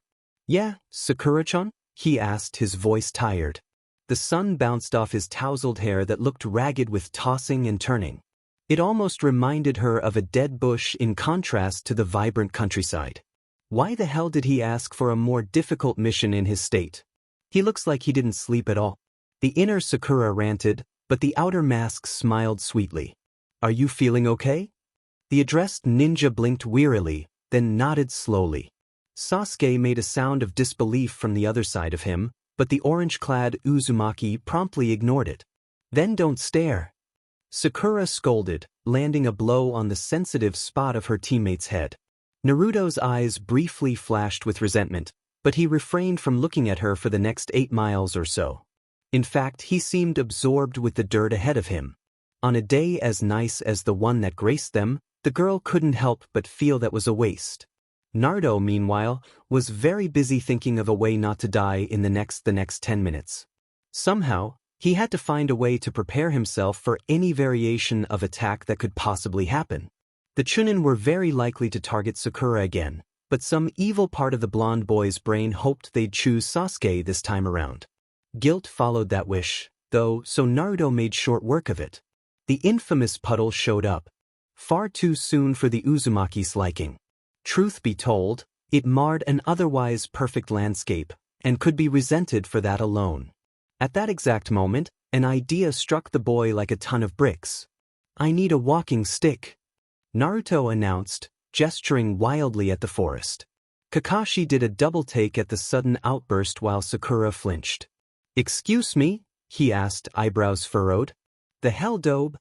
Sasuke wanted to know what exactly had just happened in his rival's head. His shout was too random to even be typical of Naruto's personality. Naruto didn't reply. He just dashed off the path and grabbed a long stick. He returned instantaneously and waved it in front of Sasuke like a dog treat. The Uchiha then whipped a hand out in an attempt to break it and missed, which caused Naruto to goad him even more. After about 3 tries, Sasuke gave up and pretended he didn't care. The teacher groaned at this typical and troublesome behavior. It wasn't worth the energy those two wasted. The quintet walked past the seemingly innocent puddle of death yet again, and once more Sakura screamed while the Jonin faked his death in a convincing and gory fashion. Even Naruto found it disturbing as to how well Kakashi executed the illusion. From the blood, guts, and all the way to the internal organs, everything was very impressive. Naruto never wanted to see it again, let alone learn how to pull it off. The chained claw chose Sakura as its victim yet again. Naruto grimaced and hoped he'd get the timing right when he moved the stick through a chain link and pulled the weapon backward. Unfortunately for him, the stick wasn't heavy enough to reel the heavy claw back entirely. The piece of timber snapped before he could gain complete control of the weapon, leaving him vulnerable to other attacks from the enemy. Having a toxin-coated kunai move into the side of your neck was not one of the most pleasant experiences on Earth, Naruto quickly learned. Especially he amended when it was followed by another. The fact that he had saved Sakura's life was about the only thing that kept him from weeping bitterly inside at his new defeat. That, and he learned an important lesson about gravity and momentum. They caused things to break when one object was heavier than the other. Next time, he would get a metal staff before leaving Konoha. If there is a next time, he corrected himself bitterly from his new cradled position in Sakura's arms. More than a little guilt consumed him when he felt her sobs. He knew from the sounds around her that the Chunins were once again getting their hearts ripped out by an enraged Kakashi, and that Sasuke might have been helping, but all the same. Naruto, I can't, Sabunko. I'm so sorry. Why you still have to be Hokage, remember? She struggled to speak through her tears. She was once again rubbing her hands in soothing circles on his skin, but he could feel her fingers were slick with his own red blood. It SCKD that she wouldn't. Remember what he did for her if his hunch was correct. He was probably going to wake up in his own bed again. He began to say, his intent being to say, don't worry, it'll be okay, but found his heart stopped inconveniently at that exact moment. It would figure that being stabbed twice in the jugular artery killed a 12-year-old body faster than a claw wound to the back. Again, it would also figure that once you were killed you would stay dead. Logic was such a fickle mistress as of late. For what now seemed the umpteenth time, Naruto's world of perception went black, and was soon replaced by the sensation of falling. Naruto woke up screaming in his bed, but didn't panic like he had in the past. The sensation of dying was unpleasant, to be sure, but it always ended quickly thus far. He had again ended up in his room, tired and disoriented. Everything was as he remembered it to be. Even the magazines he had been looking at several days ago were open to the page he had been skimming. Reassured by familiarity, the shinobi's bare feet touched down on the wooden floorboards. After getting dressed, Naruto's brain immediately went to work on the plan for the day. I need a metal pole of some sort. Where can I get that? His brain went as far as asking Irika for one and stopped. Why would Irika have a pole? Granted, he had a lot of other useful items, but a freaking metal beam? He thought again while brushing his teeth. Maybe he could break a table for a leg of some sort? But that wouldn't be strong enough, idiot. These are heavy chains we're dealing with. Maybe you should just try a different plan altogether. His face scrunched up with displeasure at his own logic. But, who am I kidding? I want to use a polearm. After some deliberation, the Uzumaki youth decided to use what remained of his monthly stipend to buy an actual bow staff at the weapon shop. The owner was a little reluctant to let the hyperactive blonde have it, for obvious reasons, most involving the boy's own safety, but gave in after about 10 minutes of begging. Grinning victoriously after walking off with his prize, Naruto studied the weapon he'd obtained. It had been a cheaper model, but it seemed sturdy enough. It was made of some sort of iron encased over the wood of a spindle tree. There were several simple designs carved in the bronze-toned metal, but nothing especially eye-catching. He tried whacking it against a boulder with all his might, but it didn't so much as scratch. It took some amount of self-restraint not to kiss his new staff for being so incredibly useful. When he met up with his team, none of them seemed too entirely surprised to see him playing with a gilded stick. It did cross their minds to wonder where and when he got it, though. Sakura had actually thought to ask, and was mildly amused by Naruto's simplistic reply. Oh yeah, I bought it this morning at the weapon shop because it sounded like fun, Databeo. Pleading for the C-ranked mission. Didn't take as much time as it had on the last few occasions, and the next thing Naruto knew, he was on the hazardous path again. To amuse himself, he had taken to throwing his staff and catching it, despite Kakashi's subtle warnings that he would miss sooner or later. To be honest, he ended up missing several times just so it would prompt Sasuke to be bumped with the airborne object. The third time he tossed the stick and let it fly, the sensei caught it and bashed him on the head. Cut it out, Kakashi ordered, unshaken but still unmistakably annoyed. Naruto hung his head submissively and grabbed his toy yet again. This time he kept it to himself, mostly. When the accursed puddle made its debut, Naruto was feeling pretty high on himself. The new staff was reassuring in his hands while the group walked past the unexplained spot of water. The next 30 seconds went by as planned. Kakashi faked his death in order to shake off the enemy, Sasuke ran to defend the builder, and Sakura screamed a lot. When the claw went for the pink-haired girl yet again, Naruto was ready. With a burst of speed, he moved his staff against the extending chain, pushing it off course. While that was happening, he made sure to move his neck out of the path of two deadly knives. They landed in a tree's trunk with a thunk. The smaller demon brother charged the 12-year-old boy, the chain that connected the two straining. The enemy was quick, but somehow Sakura found the time to scream before Naruto jumped over his attacker. In a quick and calculated movement, the blonde threw himself onto the chain between the two chunin. While he was still a child, the velocity of his movement added to his impacting weight. With the chain jerked downwards, the two mist shinobi were in trouble. Their mobility was halted, and the shorter of the two mist ninja felt an impact on the back of his skull that forced him to black out. Naruto knew he had left his back vulnerable. In fact, he had done it on purpose when he struck the short assailant in the back of his noggin with his new toy. But, well, he had a perfectly capable team, didn't he? Surely enough, Kakashi's hand closed around the taller demon brother before he could fling any sort of attack at the Jonin student. With a loud snap, the gray-haired man broke his enemy's wrist and pinned him against a tree. Any particular reason you thought the disguise of a puddle in a dry month was a good idea? He asked with a hint of amusement. That was stupid of me, I'll admit. The older demon brother spat, a venomous glare betraying his mental instability to the world.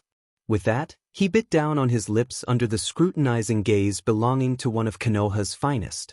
So, care to tell us what you're after, demon brothers? Kakashi asked absently, proving that he knew his adversary well. You're Hatake Kakashi, aren't you? The man of 1,000 jutsu, the self-proclaimed demon shrieked at him. How are we supposed to know that the old man would have you protecting him? The conversation interrogation continued, but Naruto found himself staring at his unconscious victim instead of listening. At one point he had started to stir, and Naruto was forced to hit him again. Stay down, you puddlebee, he growled, then looked up to see Kakashi reprimanding Tazuna for lying. Had we known we were going to be attacked by enemy ninja, we would have staffed differently. As of now, we are beyond the scope of this mission. We are no longer bound by contact or honor, he informed Tazuna calmly with Sakura nodding next to him. We could have gotten killed back there. We should go back to the village. Sakura reasoned, wringing her hands together nervously. Sasuke looked like he had half a mind to agree with her too. Going back to the village sounds like a good idea. You genin aren't ready for this, obviously, the Jonin agreed, stroking his chin. Tazuna looked at the ground, unable to argue and ashamed. Naruto Uzumaki gawked. He didn't know quite what he should say. He couldn't make the vow he made last time, that was for sure, so, what could he do? Naruto? Kakashi asked, impartially waiting for the final team member's reply. No way, the dead last shouted, deciding to act on impulse. A real ninja would never go back on a promise, and we promised to deliver this builder to his country unharmed. Sakura scowled at this. What are you saying, you idiot? You almost got killed back there. For no apparent reason, the Uzumaki child burst into laughter at this. She has a point, Dobe. Sasuke commented, eyeing the two with disinterest. Oh, trust me. I know, came the blonde's breathless and somewhat mirthful reply, leaving the Uchiha speechless. Well, that settles it, Kakashi announced, putting a finger to his head. We aren't turning back yet, but if things get too tough, we're leaving. Good enough for me. Naruto smirked, watching Tazuna's eyebrows furrow. The old man didn't know whether to be grateful or worried. Naruto's feet felt numb and sticky. They'd been traveling for what now seemed like an eternity. The sun had gone from directly overhead to behind the hills in the west. The last streaks of daylight colored the horizon like spilled paints from a child's art project. How much further? Naruto asked his sensei delicately, trying his utmost best not to nag or push the subject. The question had already come out of him 3 times that evening. If he didn't ask, no one would. We'll get there when we get there. Kakashi sighed irritably, rubbing his right temple. The Jonin had constantly been on his guard after the morning's assault, and it was beginning to tax him physically. Not having eaten probably assisted his fatigue to where it was right then too. And when we get there, I'm going to tell you. Naruto, stop asking that. It's so annoying. Sakura ordered breathlessly from the rear. Ironically, for all of her attitude, she was still dragging almost as much as their client. Naruto almost felt sorry for her. Sakura-chan, I can carry you on my back if you'd like, he offered, stopping for a little while to let his teammate catch up. That's just weird, you know. Sasuke Uchiha commented while passing the blonde boy. I wasn't talking to you, I was talking to Sakura-chan. Naruto scowled indignantly, shaking his fist at the blue-clad back ahead of him while waiting for the pink-haired Kunoichi's reply. No thanks. Sakura awkwardly communicated from behind a forced smile. Naruto was slightly relieved at the response.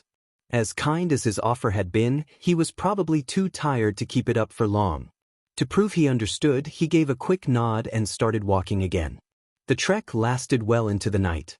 The group slept under the stars, taking watch in turns, and pressed on again at dawn's first light.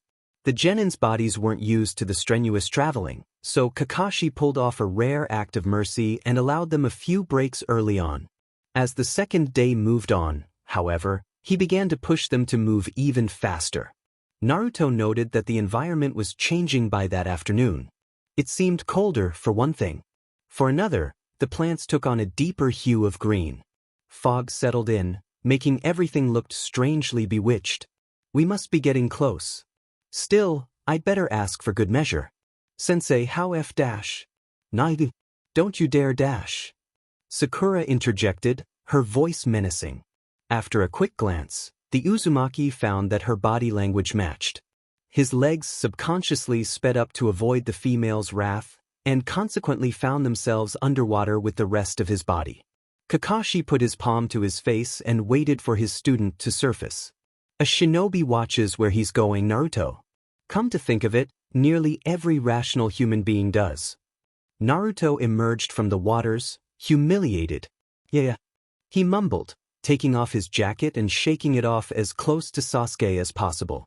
The Uchiha had anticipated this and moved out of the way of the flying droplets. Tazuna, who had been staring into the distance at that point, shouted something into the fog. To the surprise of everyone but Naruto and the old man himself, there was actually a yell in return. Soon, a silhouette appeared through the mist. Prearranged transport? Kakashi asked casually. Yes. A friend of mine who goes by Nibiru. He's gonna take us to the mainland, the builder replied, taking a swig from his seemingly bottomless flask of booze. Naruto squinted to see the approaching boat. It was just as he had remembered it, shabby and without the motor running.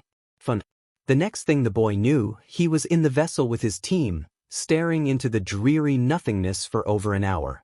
During that time, Kakashi had pried into the builder's situation and revealed the truth about Gato, and so forth.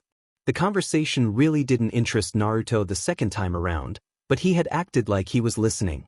Nibiru dropped them off eventually, saying that it was too dangerous for him to go farther. Tazuna thanked his friend and led the Konoha ninjas to shore. It was at that point that Naruto began to get afraid. While it had taken him 3 times to stand up to the demon brothers, Tsubasa was in a league of his own. Even Kakashi had struggled with the former ANBU elite. And if memory served, Naruto had played a key part in getting them all out alive. With things the way they were, there was no way that the encounter would go the same way as it had last time. It had been sheer dumb luck that had allowed his team to spot the eyebrowless sociopath before, his dumb luck, in fact. There was no telling whether or not such a chance would present itself again. The boy looked at his bow staff flatly. As amazing as it had been thus far, it wouldn't be able to make even a slight difference against Tsubasa's giant blade. How the man held the sword escaped the young ninja's comprehension. Regardless of the reason, Naruto was still pretty sure the older man was compensating for something. Why carry a sword that big, anyway? Kakashi had begun the walk just as wary as Naruto, but for other reasons. He didn't know what to expect, to be sure. All he knew was that it was going to be more of a challenge than two Chunin. He had some peace of mind with knowing that his students could defend themselves for the most part. Naruto's display the day before had been impressive. Whatever happened, he could be pretty confident that Tazuna would be in good hands. On a lighter note, they made a mental note to get his blonde pupil scheduled for staff lessons when they returned to Konoha. The sloppy form the boy was using would eventually be problematic if left uncorrected. On top of that, Naruto wasted too much chakra. Something had to be done about that. As for Sakura, he would have to break her like a horse. That girl needed to shape up, and fast. She couldn't just expect to get by on brains alone. The ninja world wasn't like that. Intelligence was important, to be sure, but it had to be accompanied by some sort of specialty. She had to be able to defend herself. If Naruto hadn't been there for her in the last enemy encounter, she probably would have been killed. Sasuke needed two things, a spanking and chakra control. It wasn't the boy's weakness, but it still wasn't his strong point. Maybe he could find some sort of training exercise that would benefit all three of his genin. With that on his mind, he became a little lax on his guard. Too bad, because Zabuza was lying in wait less than a mile ahead. A well-sculpted man crouched behind a tree, listening and waiting. His muscular form sat atop a sword that defied convenience in size. The man breathed slowly, so still that even the local wildlife began to act as if he had been nothing more than an extension of the tree itself. A bird perched on his kneecap, nestling against the fabric while it groomed itself. Zabuza could have killed it with just a slight movement if he had wanted, but the creature remained unharmed. In fact, the assassin found himself temporarily enamored with it, if only to pass the time. Patience came naturally to the criminal. It was essential for missions such as the one he was currently employed with. Sooner or later, his target would come down that path. As the situation usually favored the latter, the elite outlaw would find very odd ways to occupy himself. He counted the seconds in his head. 235. The wren stayed on his leg for over 3 minutes, completely unafraid of the owner of its perch. The blind faith reminded him of someone, but he didn't actually name the bridge right away. What is that Haku doing? Didn't I tell him to stay close? He wondered, fairly certain it wouldn't matter, but curious nonetheless. For all he knew, his young ward could be anywhere. It crossed Zabuza's mind to be a little concerned, but he instantly dismissed it. There probably wasn't anything to worry about. The demon of the mist let out a sound of irritation, scaring the bird that had taken a liking to his knee. Without so much as a peep, it took off into the forest beyond. Almost immediately, Tsubasa Momochi missed the warmth it had left on his skin. With the heat gone, the humid cold of evening was free to seep in more than it had before. Time passed slowly, leaving the former commander time to eat a quick meal. The stale hunk of rice didn't last very long, but it left him feeling more efficient. He needed all the strength he could gather, just in case things got tough. He really needed the money. A tuft of gray hair got stuck in a low-lying twig. The owner of the tuft in question stifled a sound of disdain and pulled away from the snag. Despite his constant vigilance, the occasional branch from the marsh trees smacked or ensnared Kakashi Hatake. Between his lack of depth perception and tall hairstyle, that had happened a lot in the last few days. The scalp irritation aside, Kakashi had developed a headache anyway. 2 of them in fact. Naruto had, for whatever reason, decided he needed to mimic Sasuke's every movement, causing the Uchiha more than a little bit of annoyance. Since Sasuke didn't do very much other than walk with poor posture and brood, it was a fairly easy task to copy his actions. At first, it had been entertaining for the 3 not involved. After about 2 minutes, however, it got old. "Quit it, Naruto," Sasuke demanded abruptly, having had enough. "Make me," the address spat, his eyes filled with glee. "Shut up, Naruto." Sakura growled from the left of Tazuna. Her green eyes were sharp with irritation. Tazuna was tuning them out, at least.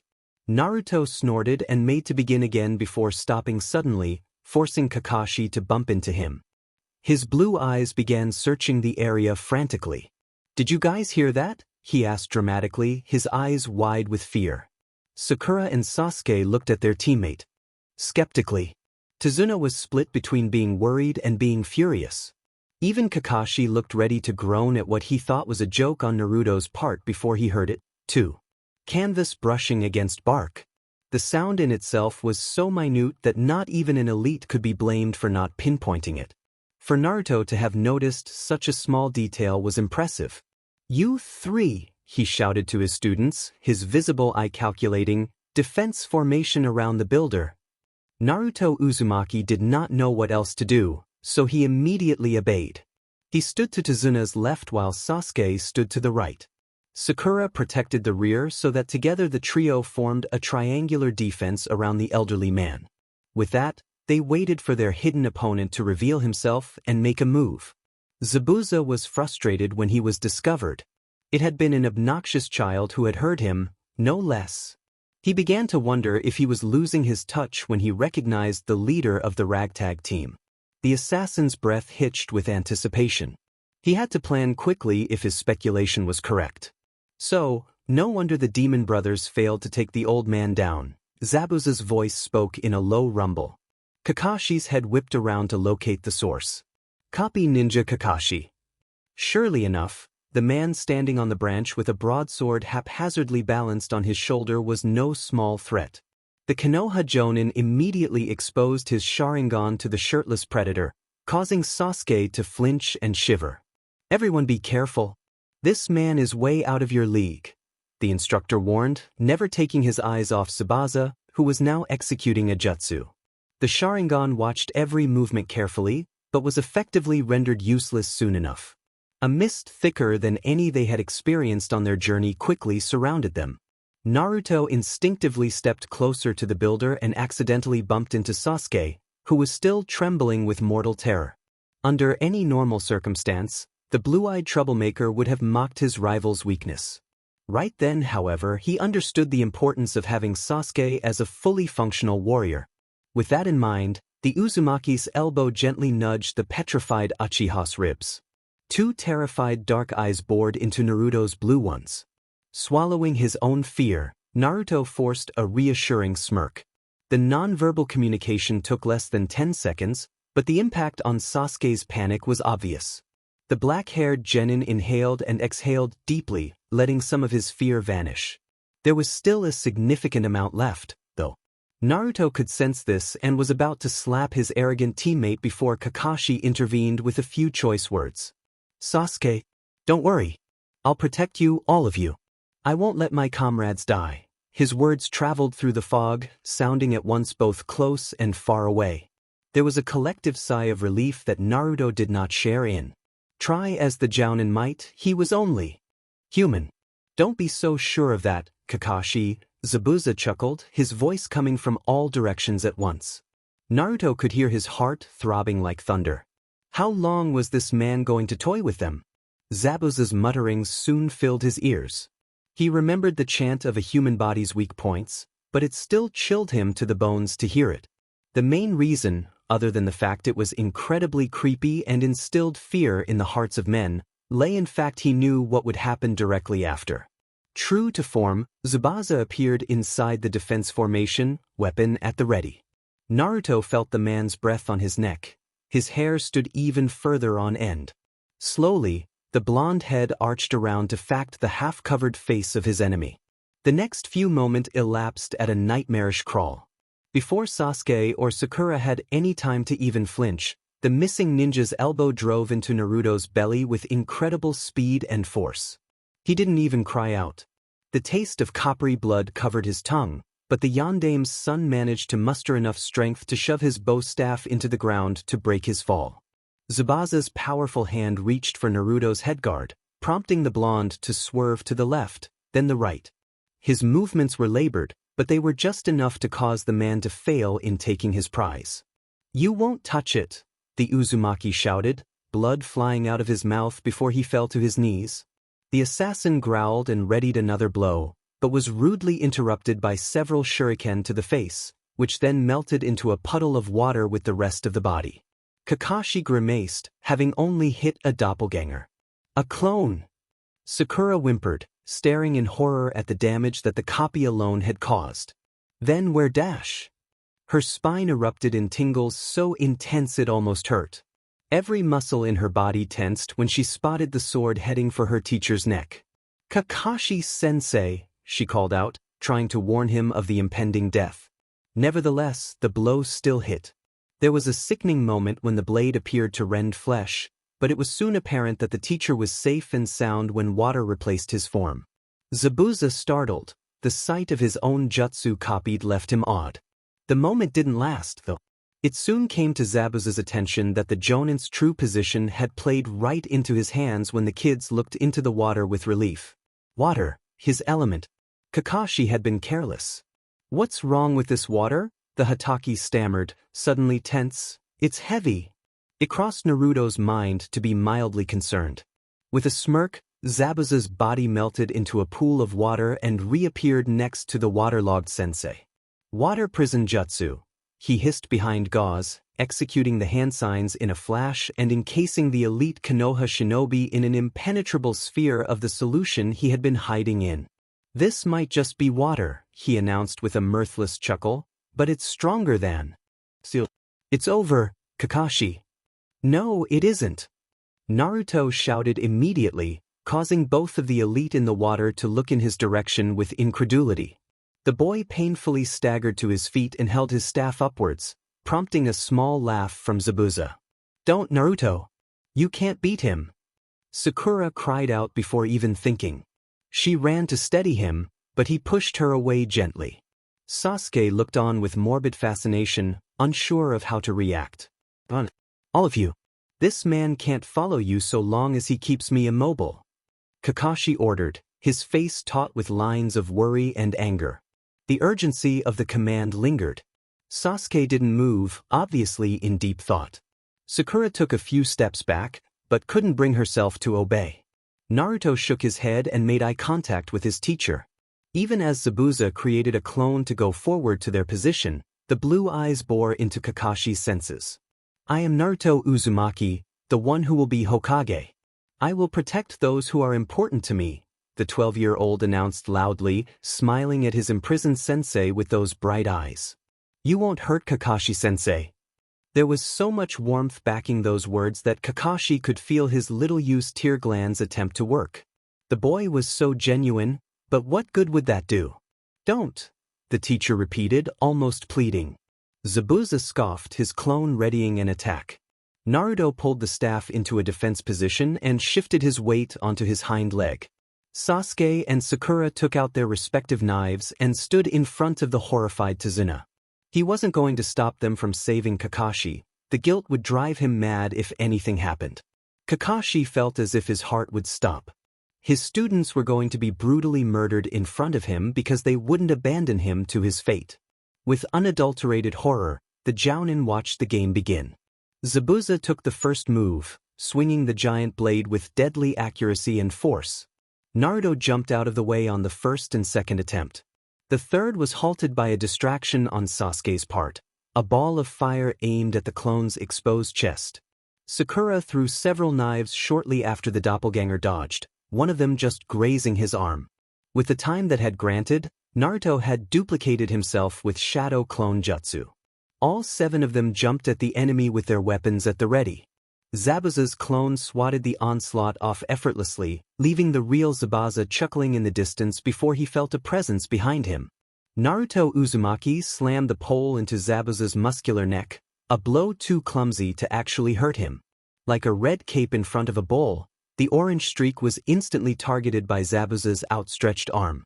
He grabbed the staff before Naruto had regained balance and rammed it backwards with experienced finesse, burying the in Naruto's abdomen. It wasn't until that exact moment that Naruto had remembered what he had done last time too. More agreeable results. This time around he had neglected to utilize Sasuke. That was a mistake, no matter how Naruto thought of it. Being impaled hurt, the Jinchuuriki had to admit. Not quite as much as the poisoned claw to the back, and less than being stabbed in the neck, he decided. The decorative patterns on the metal did chafe the open wound, after all. If he was lucky, it wouldn't kill him. Sasuke and Sakura had their hands full. The clone was relentlessly dodging and getting closer to Tazuna. Every single strike, throw and diversion was being used against them. The elite was toying with them as well. He was taking it easy on them. "Sakura, look out behind you!" Sasuke shouted hoarsely for what must have been the 12th time in the past 3 minutes. With the warning, his partner managed to evade by a donkey's hair yet again. The Uchiha threw more weapons from his rapidly shrinking arsenal, but couldn't keep it up much longer. "Naruto!"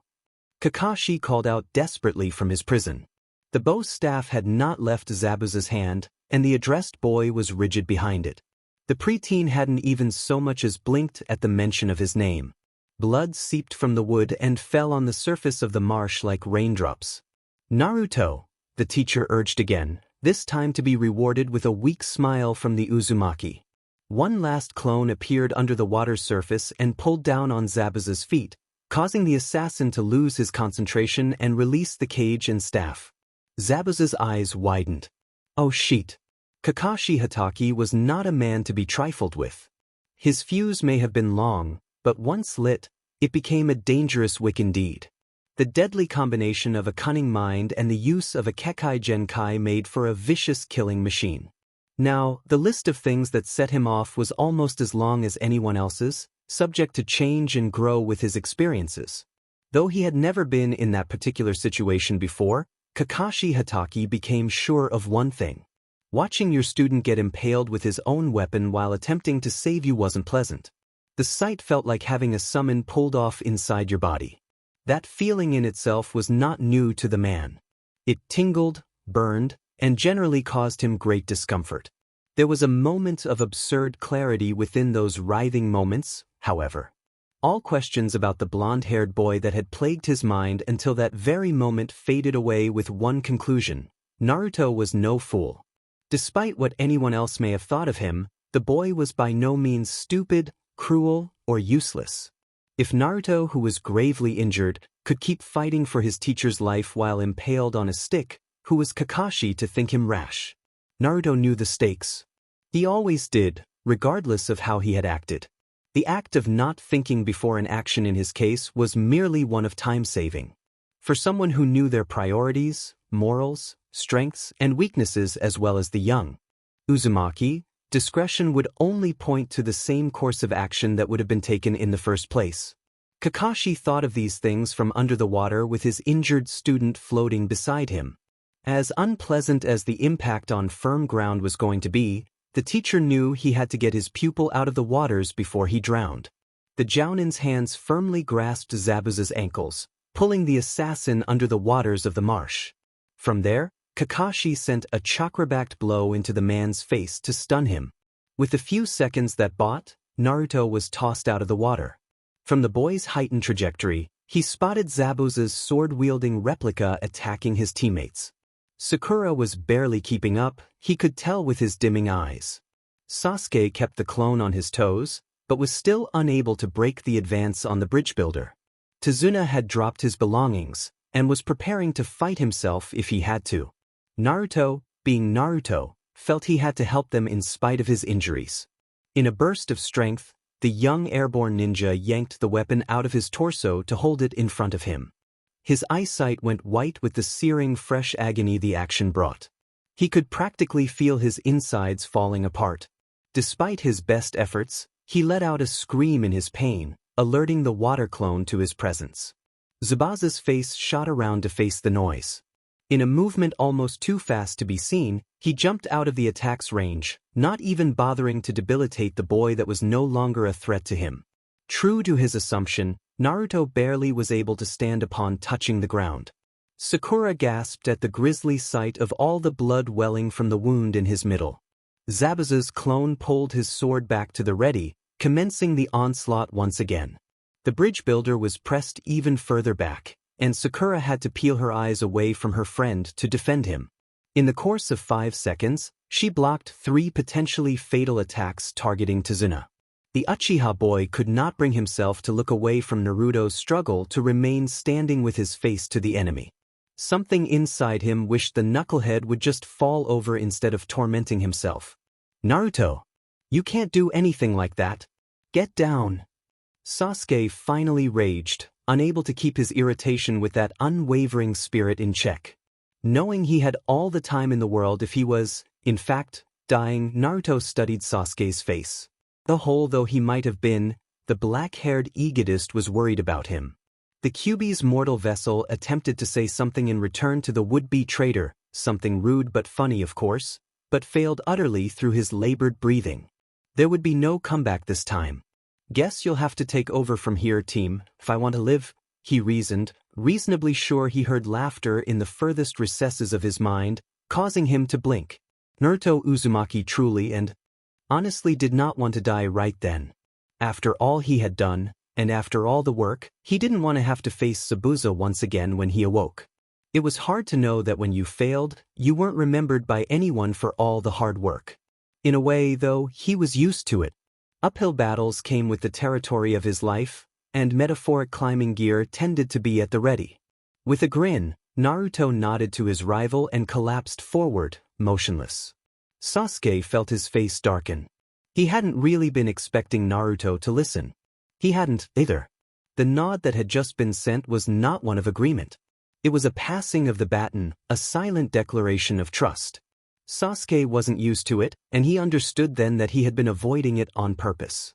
It was one thing to disappoint your own expectations, and another to betray someone else when they thought of you with that much confidence. To put it bluntly, it hurt. It hurt to see someone who actually gave a damn about his existence without worshipping it had been a privilege. A true equal who saw him as an equal was now sprawled out in front of him, possibly lost to the world forever. Sakura's scream forced him to face the enemy once more. To her credit, she was attempting to parry the giant sword with a single kunai knife, and was successfully buying time. There wasn't much. If Sasuke didn't act fast, he'd be short 2 companions instead of 1. No matter how annoying Sakura could be, he didn't much care to see her killed in front of him. Then, a miracle happened. Zabuza's concentration was broken so thoroughly that the clone had dissolved, leaving Sakura visibly shaken and the bridge builders swooning with relief. Sasuke didn't let down his guard for a second, however. Immediately his eyes went to work locating the true demon of the mist. He was not surprised in any way to find Kakashi staring their opponent down, but the fact that they were performing the same jutsu in perfect synchronization with each other was a tad disturbing. Elsewhere, deeper in the forest, Haku's Zabuza senses were tingling. They had an uncanny knack for doing that whenever the man for which they were named was in great danger. No matter how inconvenient their timing, Haku never failed to heed them. True to nature, Haku's mask immediately covered his face, and the race against time to save the older ninja's life began. Hold on, Master Zabuza. I'm coming. Every man has justifications for his own actions. Even the most heartless killer is sure of his entitlement to do so. The same could be said of Zabuza 3 times over. He never felt morally conflicted, twisted, or evil, regardless of what disasters he brought about. Everyone on the face of the earth was means to an end. Kakashi also had his path clear before him, but carried his deeds with far more weight. A sense of duty and justice motivated the gray-haired man. The two were polar opposites, yet exactly the same. For that, each respected the other. They lived the way they thought was right, and in the end it put them at odds. Then again, threatening the Konoha shinobi's students might have added to the fuel of enmity between the two. Standing on the surface of the marsh water with not bought their chakra, the 2 deadly men kept eye contact. Every movement was calculated, precise, deadly, and exactly the same. Kakashi's sharing and was exerting itself, to be sure. Hand sign after hand sign was executed, and Zabuza could barely restrain his incredulous fear. Can he see the future? Is he reading my mind? How can he predict my movements like this? Is it the Sharingan? Some trick? Kakashi's eyes sparked in recognition of the rogue ninja's thoughts. I have seen your future, the Jounin stated, face serious. The last hand sign was completed on both sides of the makeshift arena of water then and there. Your future is death, Zabuza Momochi. An explosive burst of chakra filled the air like wind. Sasuke instinctively took a step back, instincts running wild. Water Dragon Jutsu. The elite ninja roared in unison, the formidable beasts of energy and water ripping out of their environment, leaving much damage in their wake. The two dragons immediately spiraled into one another, each trying to assault their true target. At first the battle seemed pointless, a draw. How could the same technique produced by two, presumably equally powerful ninja triumph on one side and not the other? Water lashed at water, and Sakura was sure she could hear the deadly attackers snarling. The technique generated beasts shoved and clawed viciously. Ultimately, Kakashi's dragon took the victory, forcing Zabuza's into SBMsen and putting all the energy it had been thriving on into a blast that bore a resemblance to a tidal wave. Having just expended as much energy as he had, the rogue Momochi was powerless against it. The torrent slammed into his body, forcing him back and tossing the highly trained criminal like a doll in its grasp. Pressure pushed against very portion of the outlaw's body, and it felt as if it would snap. Somewhere in the back of his head, Zabuza was wondering when things had gotten out of control. Losing was not the outcome he had envisioned. Still, a good ninja always had a backup plan. Where is that Haku anyway? That Haku was in fact less than a kilometer away, breathing heavily and moving as fast as possible without disturbing the local wildlife. No family of birds or rodents had to suffer for the misfortunes of one shirtless male and his masked assistant. Well, not on Haku's end at least. Truth be told, the water dragons created by Kakashi and Zabuza had made it a dangerous day to be a Ren indigenous to the land of waves.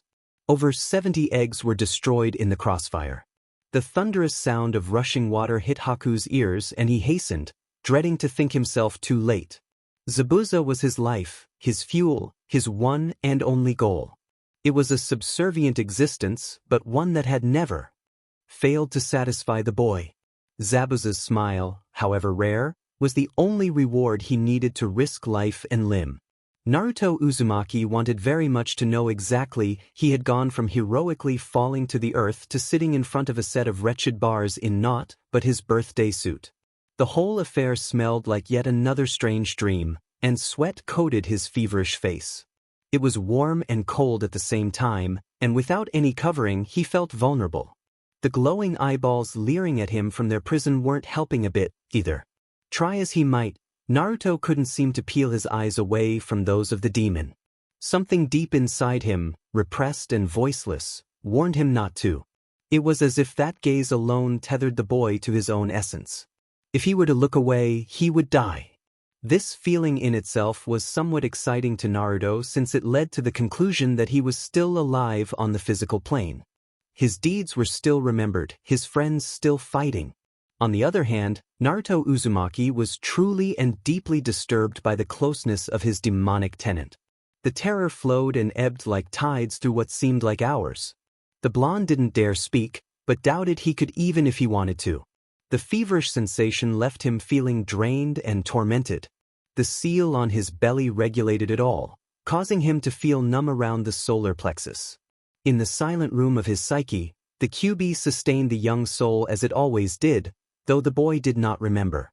The human mind was a strange mechanism, but was delightfully adaptable. In the realm of the living, Kakashi took a deep breath, exhausted. His opponent was down. Sensing that, the Jounin looked to his students. Sasuke and Sakura were fine, bruised and slightly battered, perhaps, but still very much alive. However, Kakashi dreaded looking at the boy. There was something innate about human nature that screamed out in sorrow at the loss of a child. It was unnatural and unsettling unless one was accustomed to it entirely. Kakashi Hatake was not accustomed to it. Neither was he comforted by the fact that the kid had sustained the potentially fatal wounds while defending him. If there was one thing he wanted to avoid, it was seeing the worst.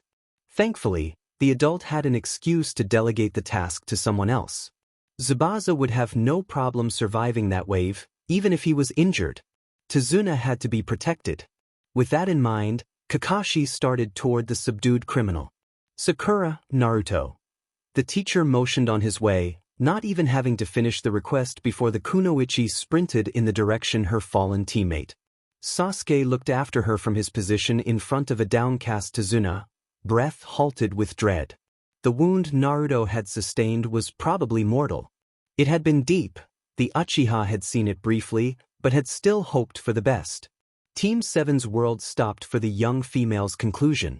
It didn't come for a minute or so. Sakura had a hard time gathering the courage to touch Naruto's still form, let alone check it for vital signs.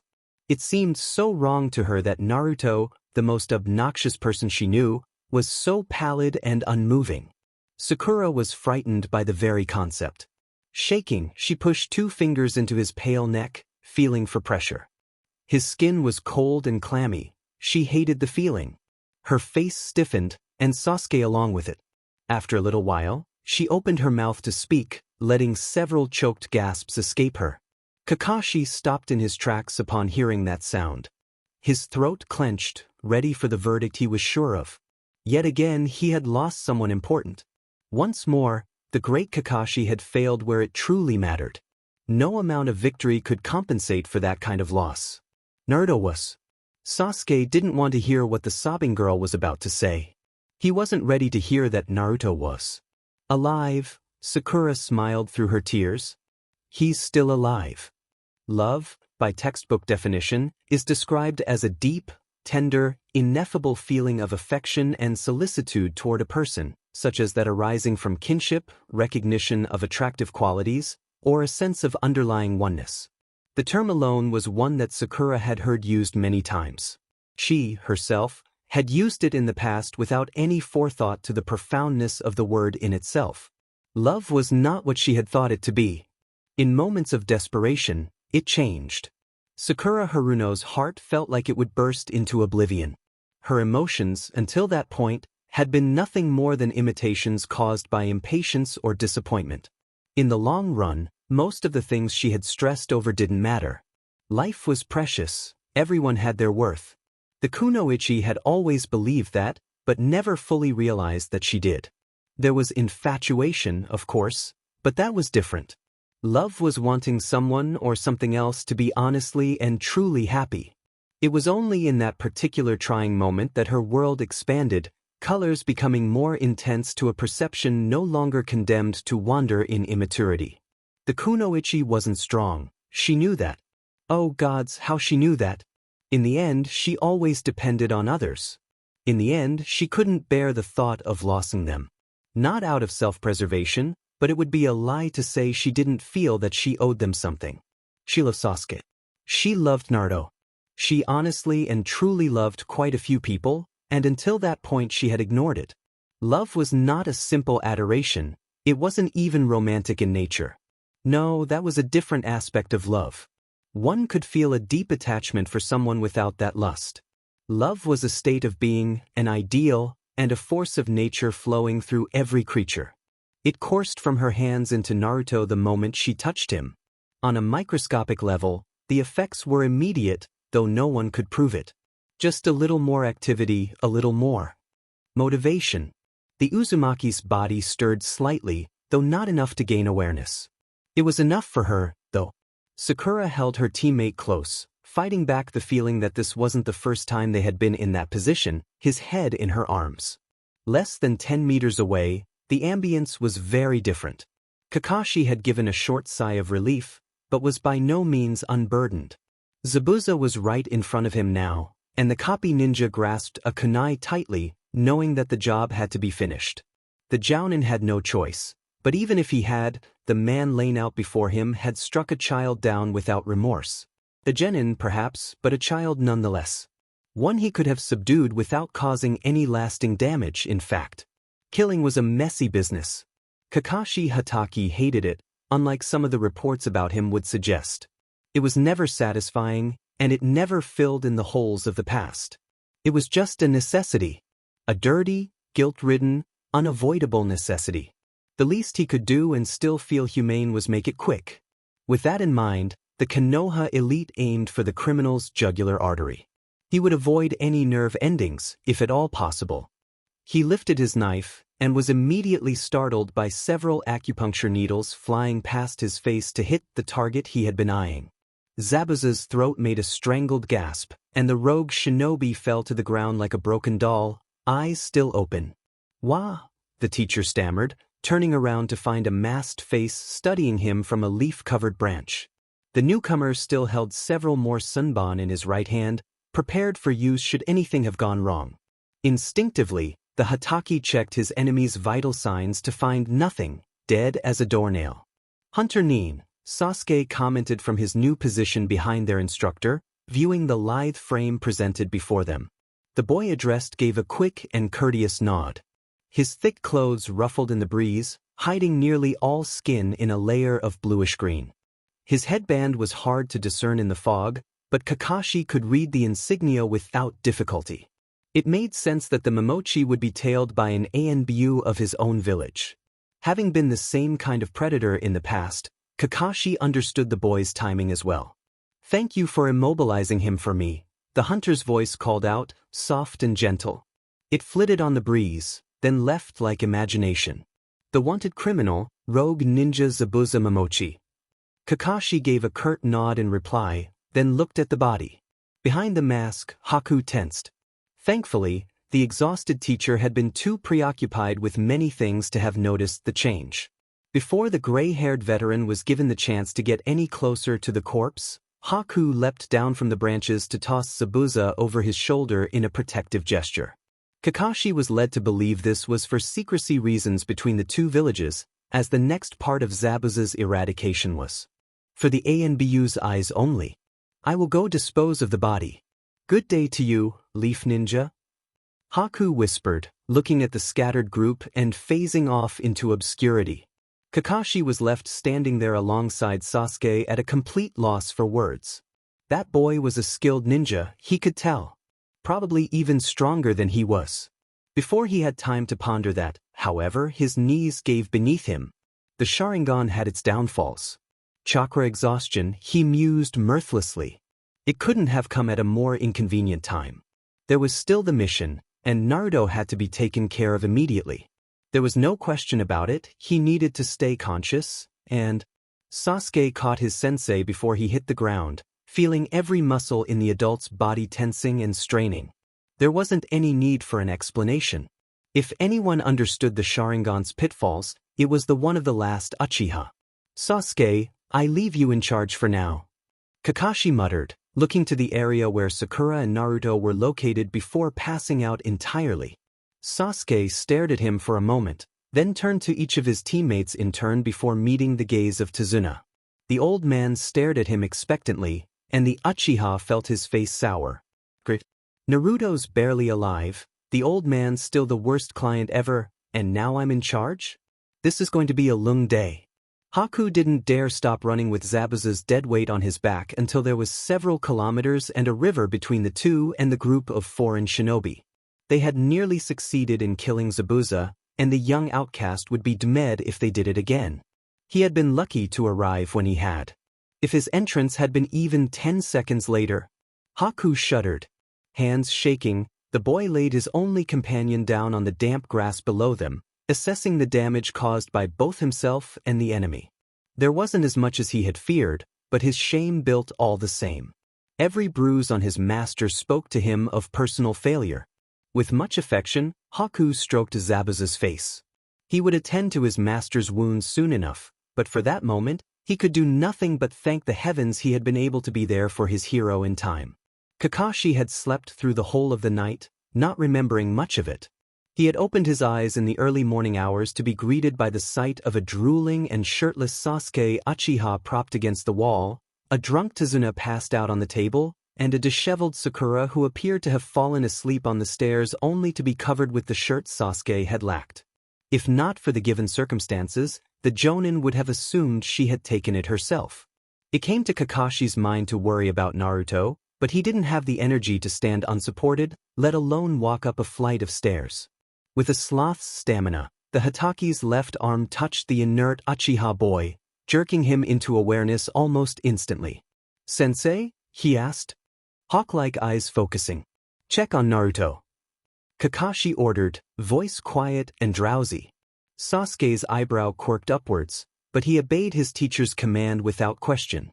The sky outside was still dark in the early morning hour in which Sasuke was climbing the stairs. He was careful not to step on Sakura and crept into Inari's room with practiced expertise. Even with the space's complete absence of light, Sasuke was able to find his rival instantly. Without disturbing Inari, the shirtless Uchiha swooped down beside the quiet Naruto. "Dobe," he whispered, somehow thinking there would be a reply. There wasn't one, of course, but Sasuke could hear Naruto breathing. It sounded labored, not as bad as it had the night before, though. Just to be sure of his assessment, Sasuke stood there for another 2 minutes before darting back into the lower floor. Kakashi had fallen back asleep in his absence, so Sasuke shook until one of his instructor's eyes opened disdainfully. "Naruto's fine," the sullen boy whispered, causing Kakashi to nod and attempt to sit up. He failed utterly, and Sasuke didn't bother catching him. There was a thunk sound, and it was just enough to wake Sakura. She made a few strange sounds when she noticed the shirt covering her, which in turn roused Tazuna and his hangover. Predictably, the next few minutes were not pleasant for anyone, and ended up waking Inari and his mother as well. There was a boisterous breakfast that morning, consisting of meager portions and Tazuna ranting about one thing or another. The copy ninja wearily shoveled in as much food as he could take before eyeing the loud-mouthed patriarch at the table and informing him that Zabuza was still alive. He had made sure to use a casual tone, but the old man and Sakura were panicking regardless. To stop Tazuna's sputtering, he backed up his deduction with the evidence at hand. With that little thing out of the way, Kakashi announced that even though he couldn't be doing it, per se, his students would be training. Before even allowing his pupils to argue, he grabbed a crutch that Tazuna's daughter had handed to him and ushered them outside into the chilly morning air. The day had begun. Any sense of time was removed from Naruto's unconscious mind. The realm of the dead held him close, unable to claim him. In short spurts, he swore he could hear the voices whisper to him again, and others, he heard muffled voices that sounded even more familiar. Hands grasped him, moved him, and he could do nothing to fight or assist them. He was helpless but warm. In fact, he could have sworn he was just asleep. There was no nightmare, no orange-furred demon staring him down, just the sensation of being completely at peace with the world. It was like being a child, nestled deep in the blankets of a parent's bed, a comfort the Uzumaki had never known. Therefore, it was understandable that the orphan would be more than a little irritated at the manner in which he was jarred back into awareness. 2 fingers pried open his right eyelid, revealing a hazy and melancholy-looking face that Naruto immediately recognized. It took a certain amount of self-control not to shout the boy's name in irritation. They hadn't gotten along right away the first time they met, and apparently this bout would be no different. Inari's expression reminded him of Sasuke. The sulking look didn't suit the child's frame, to be sure. It made him look sour and sick. Like Sasuke, the builder's grandson had black hair. Unlike Sasuke, however, his face was extremely round and potentially rosy. The sulking didn't suit the kid, but the crease developing on his forehead told a tale of constant sorrow. The room the two inhabited at the moment was as familiar as Inari himself, window facing outside in front of a desk. The bedroll Naruto was using was on the floor just in front of it, rough with snagging the cloth. "You're awake," Inari remarked dryly, withdrawing his offending hand without an explanation or apology. The kid bent over Naruto's harried head and scowled, getting uncomfortably close to communicate the point that he was angry about something. "You were really messed up yesterday. Serves you right for trying to fight Gato. Maybe you can tell the others that too." Naruto was in no mood to hear anything of the sort from anyone, and let Inari in on that anecdote by a light blow to the face. Well, it was light in Naruto's opinion. Inari started sniffling from the floor where he had been forced, eyeing his attacker like a dangerous criminal. It was a manipulative gesture. Needless to say, however, Naruto was not moved. "Stop your sniveling, you little creep," the Uzumaki growled, clutching his belly and working to stand. "We're here to help your grandfather. You could be a bit more grateful." "You're going to die," Inari stated like a fact, still letting the occasional whimper escape his frame.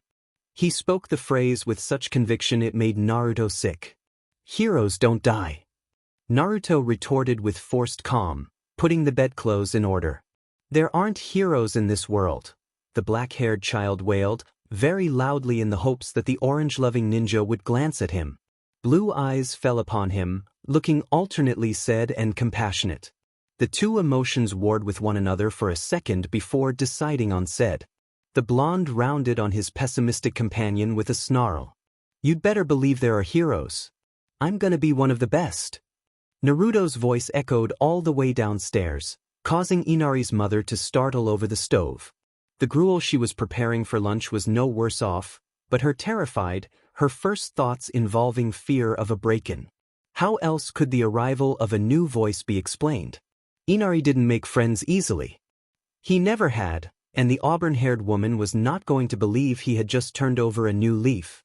Inari wasn't the only one in danger, either.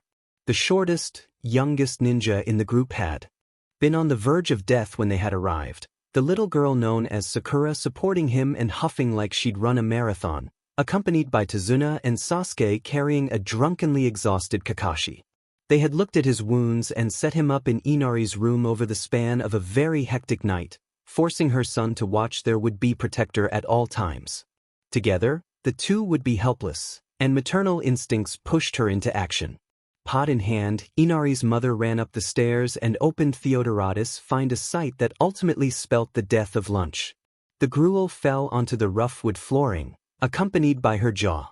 There was no thug or broken window, only the wounded boy who had been almost dead 12 hours prior standing over her son, looking quite determined, albeit a bit pale. "I can't stand cowards like you. If nobody stands up, there are no heroes, sure. You have to work for change, don't you?" "Nari," the builder's daughter shouted, finally finding her voice. "What's going on in here?" Inari ignored her inquiry and grimaced at his new verbal opponent. "What good is a dead hero?" "Worthless," Naruto yelled. Inari blinked, confused. Had he just won? Had this visiting shinobi just seen the light of logic? Worthless, so you have to try harder. A real hero doesn't let something stop him, no matter what. Naruto amended, making it very apparent that he still thought Inari's way of thinking was a load of bunk. The bridge builder's grandson was at a loss for words, his face livid. Without another word, he bolted out of the room, trailing gruel behind him. The next few seconds consisted of an extremely uncomfortable silence, Tazuna's daughter eyeing the yandame's son in confusion and bewilderment before he broke the silence. "Here, let me help you clean this up, lady," he muttered, scooping up some of the gruel with his hands and placing it into the container from which it came. Naruto figured that it was the least he could do for her hospitality. He really couldn't bring himself to apologize. In all honesty, the apology of, "I'm sorry, but I punched your son because he was a whiny git who needs to get over his stinking self-pity or I will hurt him even more," really wouldn't have smoothed things over anyway. It was all he could do to work hard. The act in itself was simple, but it spoke volumes about the shinobi's character. Naruto winced when he moved his abdomen too quickly, but cleaned the entire mess without complaining one bit. The auburn woman watched the boy labor on the menial task without her having asked with incredulity. Like any common adult would be, she was pleased. Naruto hadn't the intention of buttering her up, but she found herself more likely to assist him anyway. He came across as mature, and doubtful though she might be, she couldn't withhold the location of Kakashi's makeshift training grounds from him when he asked a few minutes later. The teacher would be displeased, she imagined, that his wounded student was given lease to run around so freely while he should have rested. She watched him hobble out of her house with morbid fascination. He was in a lot of pain, she could tell. He had asked her how he looked before leaving, but she really didn't have the heart to be honest with him. His teammates would undoubtedly send him back, possibly crushed, but he deserved to see them, even if he looked pathetic. Sakura, she congratulated herself on remembering the girl's name, would be very relieved. She seemed the most worried of the three. That wasn't a fair judgment of Kakashi since he was unconscious at the time, but as far as the other boy was concerned, he probably was putting on a tough face he forced even himself to believe. It was unsettling, but so was having deadly warriors in your house to begin with. Naruto stumbled through the lush forest the direction Inari's mother had indicated. His strides were getting a bit more steady, but 2 miles without his usual energy level it wasn't fun, to say the least. As much as he should have been planning for the events ahead, The short boy could not tear his focus away from the task at hand. Every reed, rock, and twig that stood in his way was a potential threat. The journey took him 45 minutes instead of his usual 10, and when he approached a semi-familiar clearing, he heard the sound of a butt hitting the ground. "You're putting too much chakra into it, Sasuke," he heard Kakashi remark dryly, followed by the turning from a page of the smut book he loved so much. Naruto found himself smiling through the heaving he had entertained. His teacher would not be paying strict attention to his surroundings, leaving him at the wannabe Hokage's mercy. The cogs in the back of Naruto's head had a war on the perfect prank that presented itself. Half of his brain's electric currents wanted to be rational and just announce his presence like a normal person. The other half accused the first of being traitors to the brain of Naruto Uzumaki and ostracized them like the rejects they were. A manic gleam developed in those bright blue eyes, accompanied by a quiet smile. With a sudden burst of energy, he shot up a nearby tree like an orange streak. His teammates remained unaware, too preoccupied with their training and RDC novels, to scan the trees for movement. It would have been a waste of energy too. The forest was filled with squirrels and their ilk, scampering from one place to the next with instinct and finesse. Perhaps that was where Naruto got his idea. For a few seconds later, Kakashi was dragged out of his guilty pleasure by a slight impact to his head. Thinking it something from nature, the Hataki's hands ran through his hair to search for the gravity-affected object. The Jonin looked at it and groaned. "It wasn't even a crap, I was just a small nut." He had let his guard down for a soul nut? He remembered from books he had read as a child that squirrels sometimes pelted intruders on their territory. He didn't care though. One squirrel wasn't going to keep him from his book a moment longer. Without so much as a word, Kakashi returned to his book. 30 seconds of peace elapsed before a larger impact greeted Kakashi's cranium. With a one-eyed glare shot up into the forest canopy, Kakashi pulled another nut from his gray mane. Had the elite not been exhausted, he probably would have sensed his student's presence behind a particularly thick tuft of leaves. Blue eyes watched the teacher in interest when the man dragged himself over to another tree to take out the book again. If Naruto had more chakra, there would have been hundreds of nuts thrown. However, since the boy knew his own weakened state, he had to make do. The Uzumaki grabbed the handful of leaves he had gathered and began to henge them into more nuts. Larger than the two he had thrown, in fact. It nearly made him lose his balance, but the deed was done. The leaves that looked and felt like 2-pound nuts fell down on Kakashi like a very short rainstorm. Kakashi, who had thought himself in the clear, managed to avoid the seemingly protein-rich volley by a few inches. By this time, the copy ninja was aware that it was no mere squirrel they were dealing with. Not knowing what to expect, Kakashi readied himself for a fight. "Sasuke! Sakura!" he called. Sasuke peeled his eyes off of the tree he was scaling, and Sakura pelted her eyes off of Sasuke. Seeing the look of apprehension of her teacher's face, Sakura began to pale. "Ooh, what is it?" she whispered, eyes straining into the canopy. "I don't know, but they are very proficient with their giant nuts," the older shinobi stated seriously, unprepared for what happened next. Sasuke, of all people, was never one to laugh. When something happened that was simple-minded or entertaining, he would usually just turn away and be annoyed with it. In this case, however, a very unfamiliar sound came from his airway at the Hataki's warning. Sasuke snorted with incredulity, gagging down a chuckle. Sakura did a double take. There were no nuts on the ground, wounding her teacher, or in the trees, so what the hell was going on? Was Kakashi's exhaustion catching up with him? "Nuts, sensei?" came Sasuke's skeptic inquiry. "Yeah," the adult replied, suddenly aware of how stupid he was sounding. "Where? I don't see any nuts." Sakura eyed her teacher with observation. Kakashi immediately pointed to the ground next to where he left his book, only to twitch when he saw leaves and realized there was a slight breeze. There was a short silence wherein the team's leader thought about how he was supposed to phrase the potentially dangerous situation without sounding insane or perverted when a series of sounds caught the attention of all three present. First, there was the laughter. The childish, uproarious laughter of a boy who should have been either comatose or dead. "Wadash!" Sakura stammered, hardly believing her ears. "No wi." Sasuke looked like he had seen a ghost, and without realizing it had mirrored his sensei's expression. Before anyone had a chance to react, there was the sound of a branch breaking followed by an obnoxious yelp of surprise.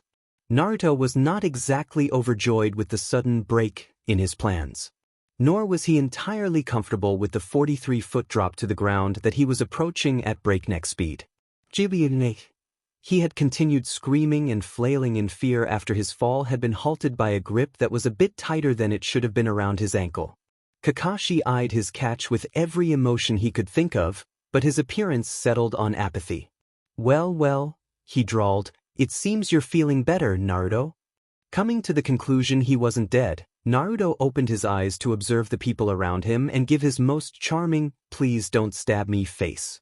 Sakura's brain almost reeled visibly when the teacher dropped Naruto on the ground face first. Sasuke eyed the orange contours dubiously while they twitched. Naruto? Sakura asked, her voice half venomous, half sweet. The blonde twitched and emitted some muffled sounds into the soil. RSHRDDHRLRK and YRJRTFSHs, came Naruto's voice, chipper and hoarse. His three comrades stared, Sasuke's eye twitching on occasion. The whole situation seemed pretty unreal. I said, Naruto corrected a second later, giggling feebly and rolling over. You should have seen the look on your guys' faces. Naruto, Kakashi said for what must have been the fourth time in the past 3 minutes, go back to the house and rest. The Jonin's fingers drummed restlessly on his elbows in an irritated rhythm. However lively Naruto appeared to be, the bandages on his midriff spoke for themselves in a fresh red splotch. It was small as of yet, but the last thing the teacher needed was for his charge to reopen the wound. Now, the Hatake amended, not sounding as intimidating as he had intended. No, the blonde argued, standing his ground with a Sakura-induced lump on his head. A breeze graced the clearing, making the emphasis more dramatic than it should have been. Naruto Uzumaki bit down on his lower lip. For reasons involving the vitality of meeting with Haku, Naruto couldn't obey his teacher's orders. Not that he'd want to, anyway. The wound that caused him such an amount of trouble was only a third of what was the evening prior. Besides, he needed to pass out for this plan to work. Naruto took great care to be annoying. If he endeared his teammates in the next few minutes, it would be dangerous to the chain of events that were needed for Naruto's quest for less bloodshed. He would fight with Sasuke, climb the tree with his chakra and prove them all wrong and then allow the lethargy he had so skillfully fought off take him. If his team was irritated enough, they would leave him there for Haku to find. Naruto, go back to bed. Sakura scolded, joined by a nod of agreement for his Royal Highness, Sasuke. No freaking way. Naruto yelled, pointing at his Uchiha rival accusingly, I can do whatever he's doing with my hands tied. Sakura's face began to contort into a snarl. Sasuke looked like he'd just eaten something highly unpleasant, and Kakashi was forced into an exasperated sigh that Naruto was quite accustomed to. Fine, Naruto, but after you see it, it's back to bed with you. He conceded, speaking as if Naruto were less than 5 years old and asking to observe a lunar eclipse past his bedtime. Deal. Naruto held out his hand to shake on it, and was promptly ignored by the gray-haired shinobi who pointed at a tree. After a split second, his index finger wandered to a more specific focal point. A kunai was lodged in the bark fairly high in the air. With no small amount of satisfaction, Naruto noted that Sasuke's elevation markings were nowhere near the objective yet. Sasuke is climbing this tree by focusing chakra in his feet. If he uses too little, he won't be able to climb it, and if he uses too much, he'll be propelled off the tree and… The adult trailed off to the sound of Sakura shrieking at Naruto irritably. Naruto! He said you could see it. Get down from there. The pink-haired adolescent shouted, just 2 feet to the right of a very unhappy Sasuke. The look on their faces were almost as entertaining to Naruto as the results of what would later be affectionately referred to as the nutcase incident. From his position on the tree, he regarded his comrade with a triumphant grin. Naruto, when did you get up there? The teacher asked calmly, fairly certain that the boy had cheated in some way. While you were talking, Kakashi-sensei, the smiling youth replied, eyeing his pointy objective. Did you know it's rude to leave when someone's speaking to you? The Jonin asked again, masking his surprise at Naruto's abilities with his odd way of speaking. Ignoring his instructor, Naruto plucked the kunai from its lofty perch and beamed at his accomplishment. "So, should I leave it here for Sasuke team or take it down?" he asked mischievously, aware that the horizontal position of his body was putting some strain on his injury. Before anyone had a chance to react, the Uzumaki boy put a hand to his ear. "What's that, team? Lodge it up higher?" "Whatever you say, Sasukeheim." Sasuke had taken more than he could handle of Naruto's antics at that point. Between the fact that the blonde, though injured, could still do a task Uchiha was struggling with like it was nothing was bad enough. With a princess remark added to the current friction between the two, Sasuke did the only thing he could think of. With wild eyes, the young Avenger charged the tree. The dobe would pay for injuring his pride. To Naruto's unending amusement, Sasuke failed to get even 10 feet the first 2 times. On the third go, however, Sasuke doubled the summit of his climb before being propelled off in his anger. Kakashi, in a rare display of wisdom, attempted to stop his black-haired student from attempting the stunt again only to be violently batted away. Sasuke charged up the tree's trunk a 4th time, eyes trained on Naruto like a hawk on a mouse. Below him, he could hear Sakura's cheers for his progress. Kakashi, on the other hand, eyed the entire ordeal with distaste. His visible eye frowned, and the hand that had tried to put a stop to Sasuke's rage slipped into a pocket in a thoughtful manner. "You!" Sasuke snarled, finding himself closer to Naruto with every elapsed second. Naruto was running out of tree to climb.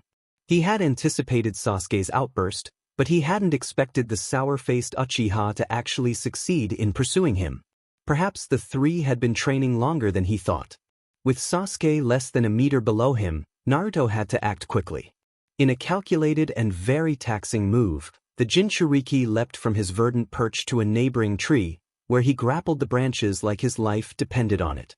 Unfortunately, Sasuke had no trouble following his quarry. A quick glance behind him told Naruto that if he didn't do something fast, his livid rival was going to teach him the meaning of friendly fire. Having next to no stamina left, and needing to preserve his chakra reserves for recovery, Naruto's course of action wasn't hard to decide on. With a parting insult to Sasuke's masculinity, Naruto stopped pushing off his exhaustion. It overtook him like a vertigo, dimming his perception almost instantly. Without any fear of the ground below him, Naruto sauntered off of the tree's branches and nearly dropped a considerable distance. Thankfully, Sasuke's anger had subsided when Naruto was in immediate peril, and instead of causing the loud-mouthed son of the Yondaime grievous bodily harm, the young Uchiha prevented it by catching Naruto's arm. Within the span of 3 minutes, Naruto was laid gently across the forest floor, where he occasionally snorted in his deep slumber. Sasuke was in a less comfortable position, Kakashi sternly looking into his face. "What was that?" the teacher asked, his voice unnervingly serious. Sasuke looked away from his sensei with his lips in a tight line. "What?" he asked, uninterested in explaining himself.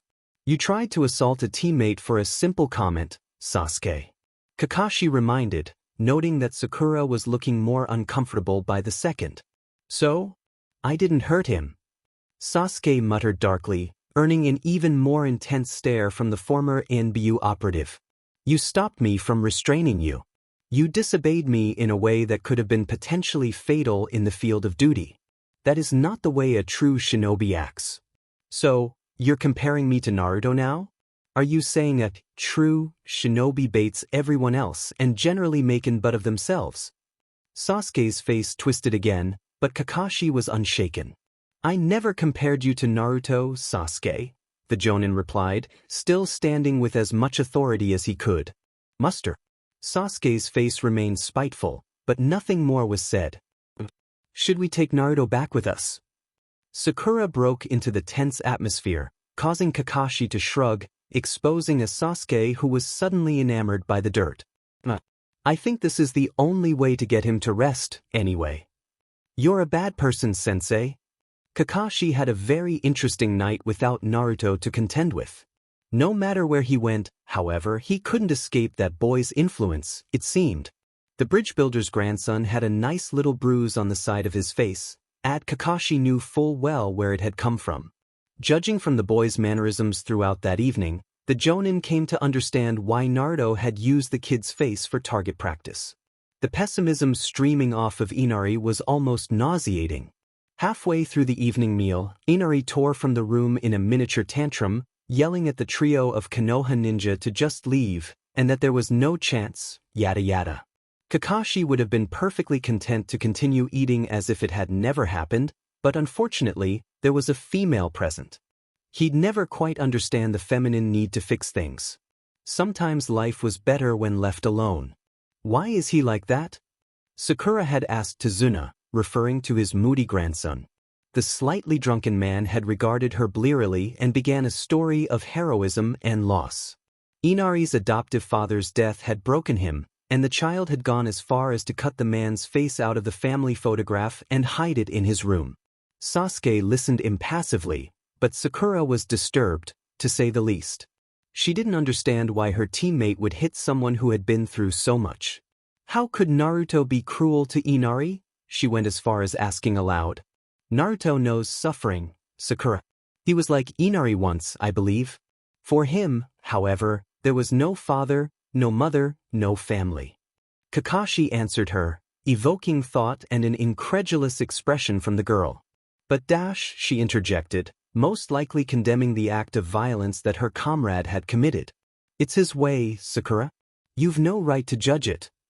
If Naruto's actions hadn't been the teacher's partial responsibility, Kakashi doubted that he would have even bothered pulling the kid outside like he did. Inari had been unwilling to look at him, and held his arms in a bunch. It would have been cute in a photograph, but circumstances were entirely different in reality. Don't hate Naruto, Inari, the man had stated casually, not bothering to make eye contact with someone who wasn't interested. The address allowed his face to sour even further, if it was possible. He punched me. What's his problem, anyway? The boy muttered contemptuously, not really expecting an answer. Inari, Naruto grew up without the love of a family or friends. He was treated as a monster by our village for something he didn't do. Instead of feeling sorry for himself like you do, though, he just worked harder for respect. He is trying to become the Hokage. Inari interrupted with a hoot of disbelief. Him? Hokage? Yes, Inari. He toils for what he gets. While he's not especially skilled at anything, Naruto strives to become the greatest warrior in our village. Strange as it sounds, I'm beginning to think he'll actually accomplish his dream. He has a strange ability, that boy. Inari was actually looking at Kakashi in the eyes now, a spark of vitality lit in his formerly frigid expression. Now, you can imagine that he had to train himself off of tears. What would he have accomplished if he had locked himself away and cried all the time? Shamed though he might have been by the Hatake statement, Inari's clouded mind became somewhat clearer. A revelation came to him. "You did it to teach me?" the builder's grandson asked quietly, earning himself a nod and hidden smile from the elite ninja to his right, who then stood up and re-entered the builder's house. Inari was left in solitude to think about his life, and where Naruto went, as the orange-clad genin was hard to miss. Sakura felt a pang of guilt from her seat on the windowsill. Eavesdropping was invasive and rude. Why was it, then, that she had played the hypocrite and listened to Kakashi speak with Inari? What she had learned about Naruto was admirable, but all the same, shouldn't she have already noticed these things? No, Sakura. You were too busy being irritated by him, weren't you? Her thoughts were laced with guilt, but at the same time, she realized just how quickly she had judged her potential ally yet again. It was wrong, a testament to her selfishness. Not just me, she reminded herself. Nearly all of Konoha. I grew up thinking it was nothing, but now. Sakura did not sleep well that night. Most of the pre-morning hours were spent staring at a ceiling that was in need of repair while she restlessly tried to understand the mystery that Naruto Uzumaki had become. Haku's brown eyes regarded the lush foliage of the wave country with admiration. The world, which he had long since concluded was not for him, was a complicated and beautiful place. Everything and everyone had a part to play inside it, both at once simple and profound. Kneeling down, the young ninja's hands brushed over a moist bit of brush and reclaimed it from the earth. With the grace of a priestess, Haku placed the plant into a basket to join several others of its ilk. The plants in question were medicinal, and the child from the Mist Village was very happy to have found them. They would serve Master Zabuza well. With a surprisingly clean hand, Haku counted the objects in his basket. There was almost enough for the salve he was looking to make, but there were a few ingredients to go. Sighing, the youth looked at the sky for some sort of measure of time. Morning was almost over, and with it would flee some of the telltale blossoms of an herb he yet needed to acquire. Haku refused to be disheartened, and resolved to work faster. That being said, the shinobi in question continued his trek through the forest. He had little luck, but refused to abandon the search until something very orange caught his scouring eye. A person, perhaps? A closer inspection revealed that the object was indeed a human being. Mud speckled the pallid face of a boy who couldn't be more than 12 years of age. The kid was a leaf ninja, but that didn't diminish or enhance his worth. In Haku's eyes, a human was a human. Nothing more, nothing less. Compassion kicked into Haku's system immediately, and Zabuza was momentarily forgotten in favor of the young, blonde stranger. Haku's delicate hands brushed over the boy in a short assessment, causing the orange-clad adolescent to mutter like one asleep. The examination halted when Naruto's midriff was exposed, a bloody bandage covered in dirt. Grimacing at the new discovery, the well-meaning hand tensed. Whoever was responsible for the boy was a bad person. There was a reason bandages were changed regularly. Infections can very quickly become deadly. With that thought in mind, Haku swiftly ripped the tainted gauze off his unofficial patient's torso. Naruto woke up screaming. Even the ever-calm Haku resorted to wincing at the sudden arousal, in the Old English way, not the perverted way, of the genin. The skin under the bandage was bloody and raw, but before Haku could get a close look at it, the orange jacket was closed by the now alert Uzumaki. "That hurt," came the blonde's rasping voice, cracked with dehydration from sleeping for 18 hours straight. His eyes took their time in focusing, but he could only feign surprise when the familiar silhouette of Haku blocked his view of the forest canopy. The situation suddenly became awkward. Well, more so than it could have been if Naruto had planned better. "You're awake, I see." Haku took the first move, which was to Naruto's relief. The alto voice that was not distinctly male or female was soothing to the ear when compared to his own. "What are you doing out here?" "Training, miss. I am going to become really powerful, you'll see," he replied, once again opting to address Haku as a female. He couldn't help it, really. Nearly everything about the Mist Ninja's aura screamed, femme. In truth, when Haku had confessed to being male, the Hokage wannabe had felt crushed. It was a silly thing that only lasted 5 minutes, but all the same, he really wished Haku was a girl for both of their sakes. "Why do fight to become stronger?" the gentle voice questioned, a repeat of Naruto's memories. Unlike the last time Haku had asked that question, the current Naruto needed no elaboration. "I have someone special I want to protect." Naruto answered firmly, earning a smile from his faded opponent. "That's very admirable," Haku commented, standing up and looking at the forest floor in disdain. "Do you need help, miss?" Naruto asked, earnestly wanting to assist Haku once again. Perhaps the other shinobi noticed this, because he nodded and explained the plant he was looking for in exquisite detail. The next hour Naruto spent was employed with searching for the elusive, and by this time, flowerless, herb. When he finally located it, he quickly handed it to Haku's outstretched hand and grinned widely. "Anything else you need?" he asked, absorbed in the strange euphoria he gained from helping people. Haku, in turn, smiled again and shook his elegant head slowly. "I must leave now, Leaf Ninja. You will become strong." Naruto positively beamed when he addressed Haku again. "My name isn't Leaf Ninja, miss. It's Naruto." "Naruto is a good name," the Mist Ninja said absently, nodding. "What's yours?" Naruto then asked, wondering if the other kid would even reply. True to his assumption, Haku did not acknowledge the inquiry and started walking off to make the salve for Zabuza. There were a few seconds where Naruto didn't know whether or not Haku was going to drop his parting bombshell. By the way, I'm a boy. The words did come before Haku was out of sight, and Naruto was again left alone wondering how a boy so feminine could exist. Naruto waited in the clearing for about 3-5 minutes, contemplating whether or not he should go through with a new improvisational plan that had crept into his head. On the bright side, it could save the lives of Haku and Zabuza. On the downside, he could die at the hands of Gato, or Sakura, if Gato didn't get him. There wasn't much time to ponder, and Naruto quickly left his rationality aside and obeyed the impulse. With a silent bound, the genin began his pursuit of Haku. It would be difficult to follow such an experienced tracker, but the attempt was made. Throughout the duration of the journey, Naruto stayed in the shadows as much as possible. From time to time, his breath would catch when Haku would turn around, peering around suspiciously. The Uzumaki hoped, with all his heart, that the mist ninja did that out of habit. There was no end to the possibilities for his suffering if Zabuza knew Haku had been trailed. Knowing Zabuza, Naruto feared for what would happen to Haku as punishment for allowing himself to be followed in the first place.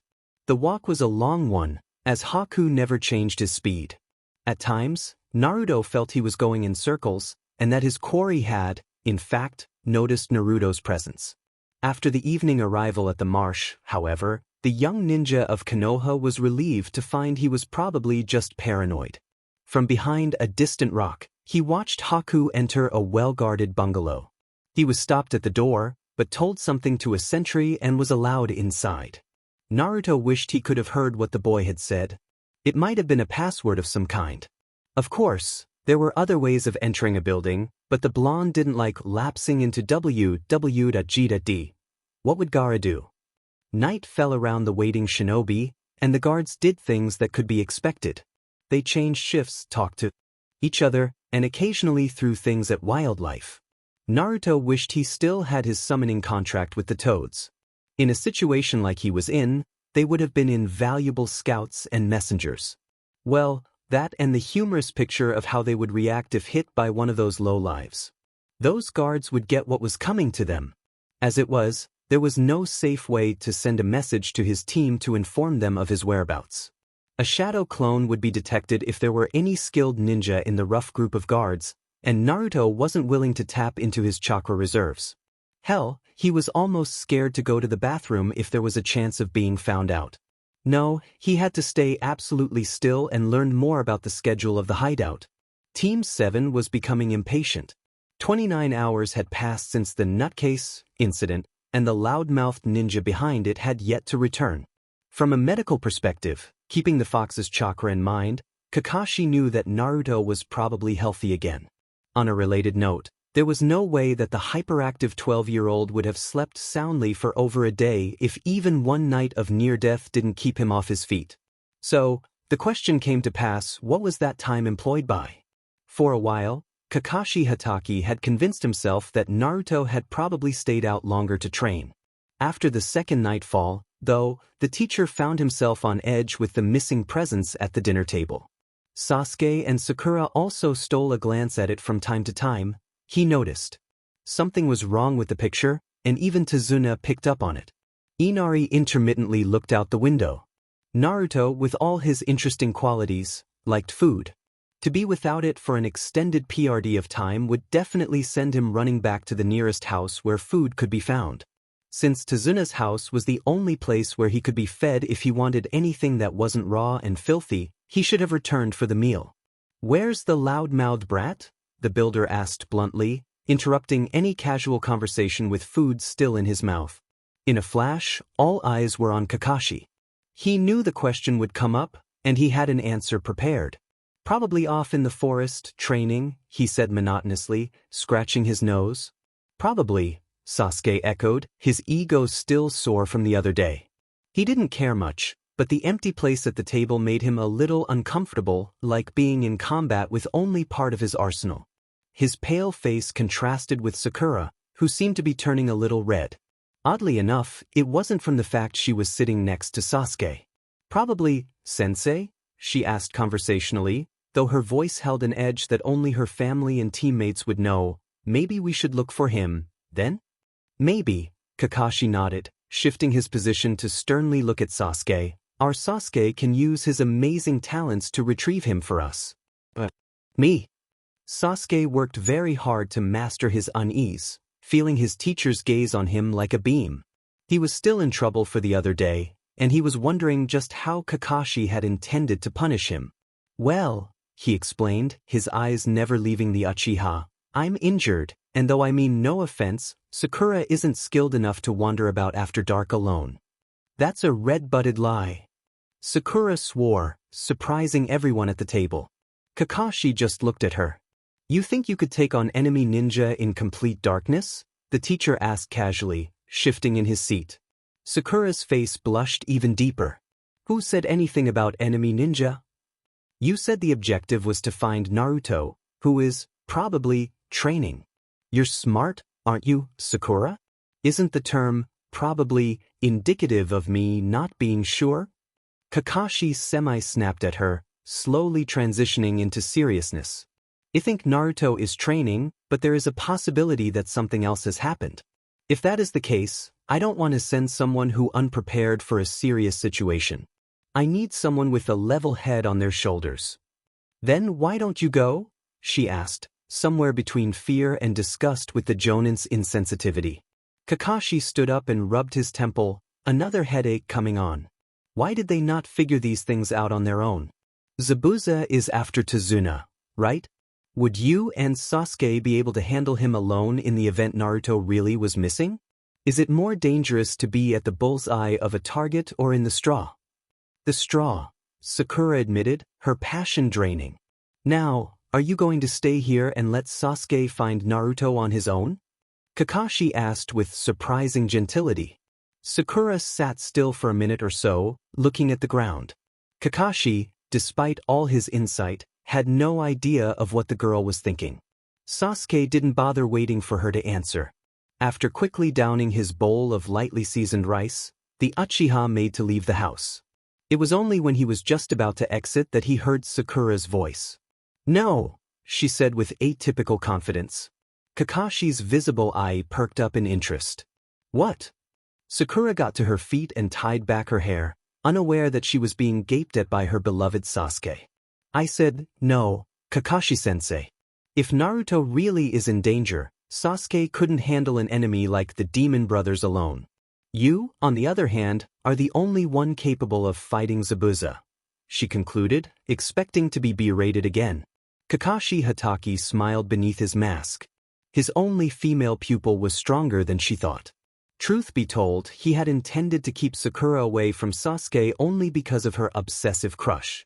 To his pleasant surprise, it seemed that childish problem would no longer be an issue.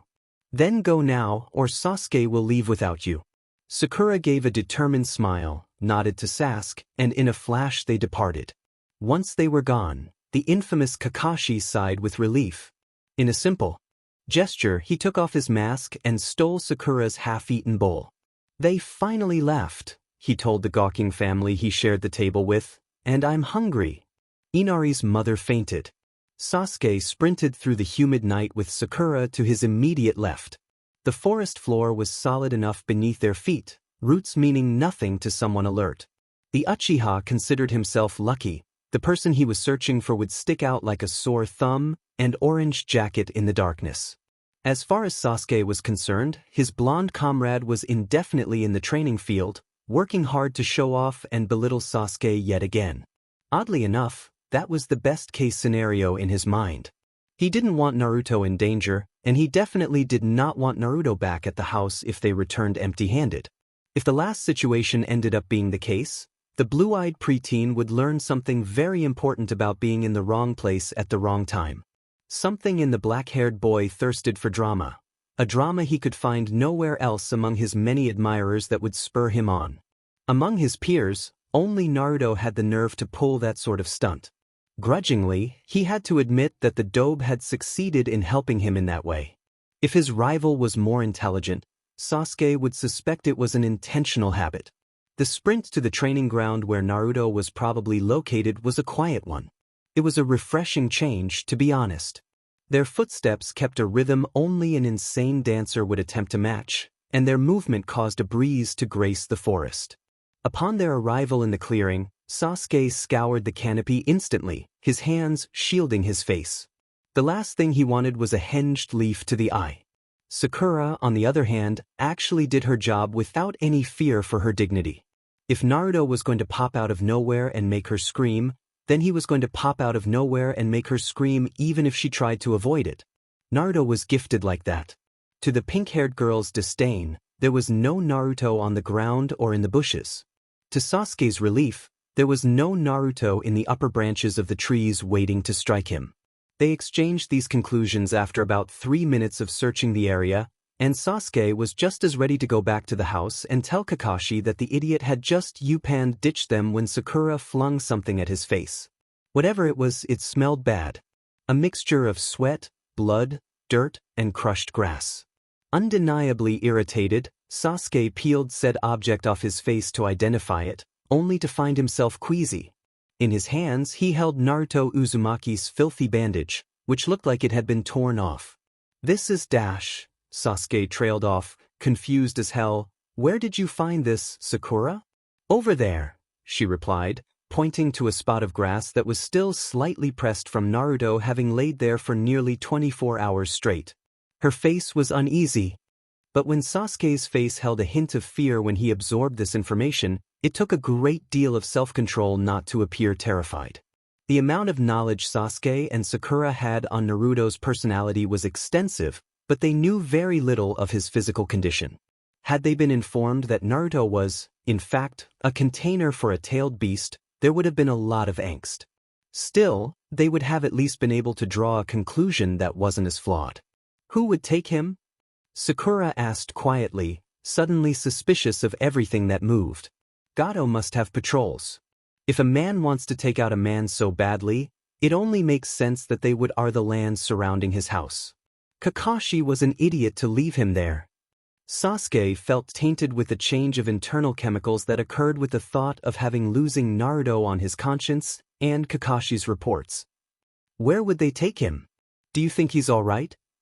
Sakura pressed, causing irritation to return to her companion's features. He's more valuable as a hostage than a corpse, Sakura. He'd be a nice bargaining chip against us, now, wouldn't he? Came the voice of reason from Sasuke's lips. We need to report this to Kakashi-sensei, Sasuke. Now.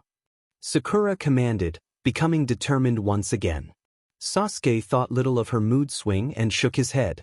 We're coming back with the moron or not at all, he concluded, making eye contact with his teammate. What? Why? We aren't tracker ninja. Kakashi's a jonin. He can handle it. Weren't you listening? Sasuke snapped. He can't leave Tazuna unguarded. He can't search for the loudmouth right now, but we can. Sakura recoiled from Sasuke's hostility. He was right, of course, but he didn't have to be so aggressive in how he went about telling her.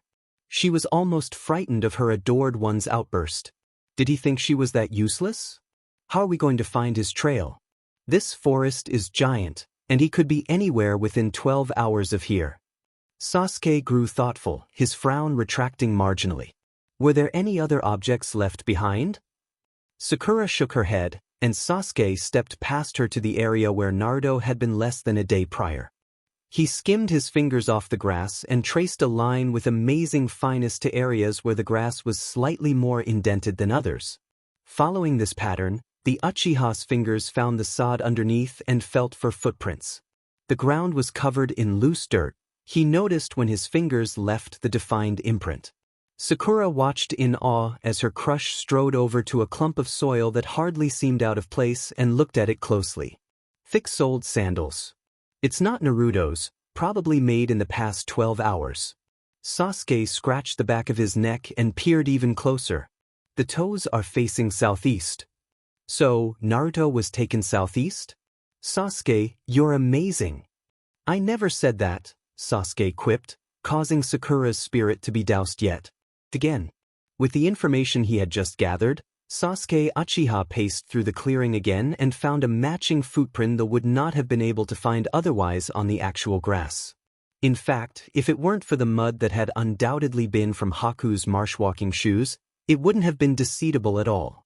Sakura, it hasn't rained here either, has it? He asked, drawing conclusions with typical Uchiha ingenuity.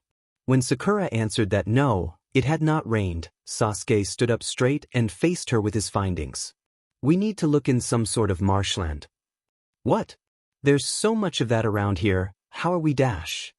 We'll start with the southeast. Sasuke nodded, causing Sakura to become a little annoyed herself. But you say dash. We'll start there, Sakura. Now let's stop talking and start searching. The two shinobi took off in the darkness, careful to stay together in case the phantom they were chasing had stopped to wait for them. There was the possibility of a trap. Kakashi waited at the dinner table long after the meal was over.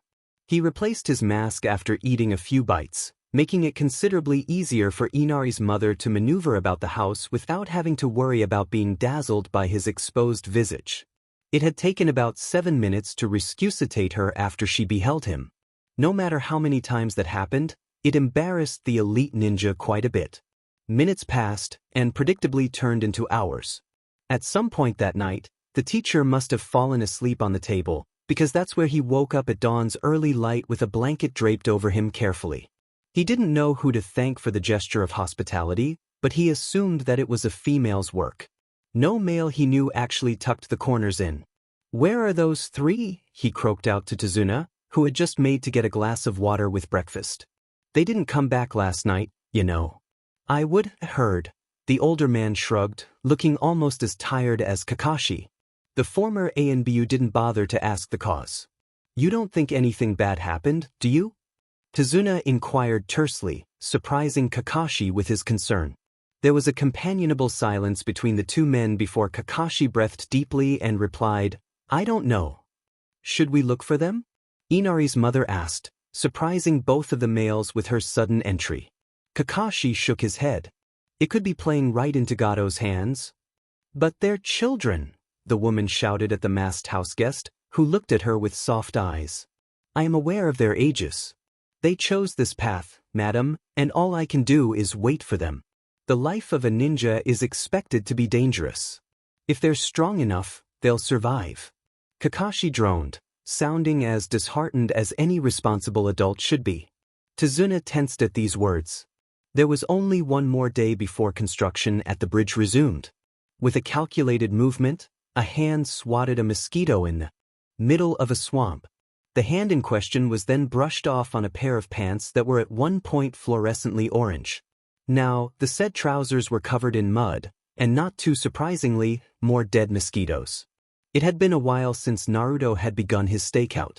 He had been at it all night, mentally taking notes on the shift schedule and behaviors of the henchmen standing between him and his objective. It was difficult to stay awake, but there was no way in heaven earth that the Uzumaki was going to slip up after waiting so long. Nothing would stop him, he was sure. Unfortunately for Naruto, fate had other plans. Anyone in Gado's employ would admit that the exiled Mist Ninja he had contracted were a nasty bunch. Zabuza was an arrogant jerke, the demon brothers were quiet and spiteful, and Haku was just plain creepy. Of course, the thugs judging the shinobi were greedy and violent sociopaths for the most part, so it could just be assumed that the feeling was mutual. One such thug was not too thrilled that it was his turn to scout the nearby forest for anyone who would oppose them. Termite, or so he liked to be called, was actually quite resentful that the duty fell to him in the first place. Only one person had ever been caught in the entirety of their patrolling policy. A civilian looking for her pet, nonetheless. So, you could imagine his surprise when he actually found someone in the surrounding lands. 2 kids, a guy and a girl. As a general rule, a thug would have just jumped and attacked them on the spot. Misfortune would have it that Termite was a competent individual with amazing eyesight. He understood the importance of a leaf symbol. He also understood the importance of not being trounced by someone bearing such a symbol.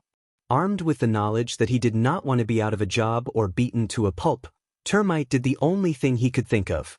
He got the hell out of the way of the two and reported their presence to Gado before they had the chance to even sense his presence.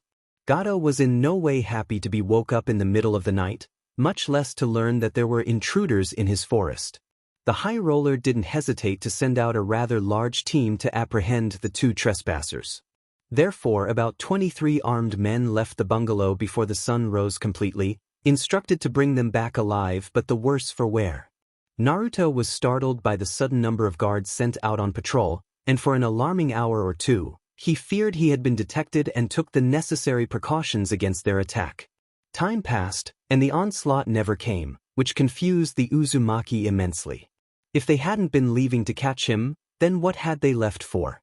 It wasn't the day that Zabuza attacked the bridge yet, was it? And even if it were, didn't the ninja leave first? He was sure he would have at least gotten a glimpse of Zabuza if the man had already departed. All Naruto could do was wait, and wait he did.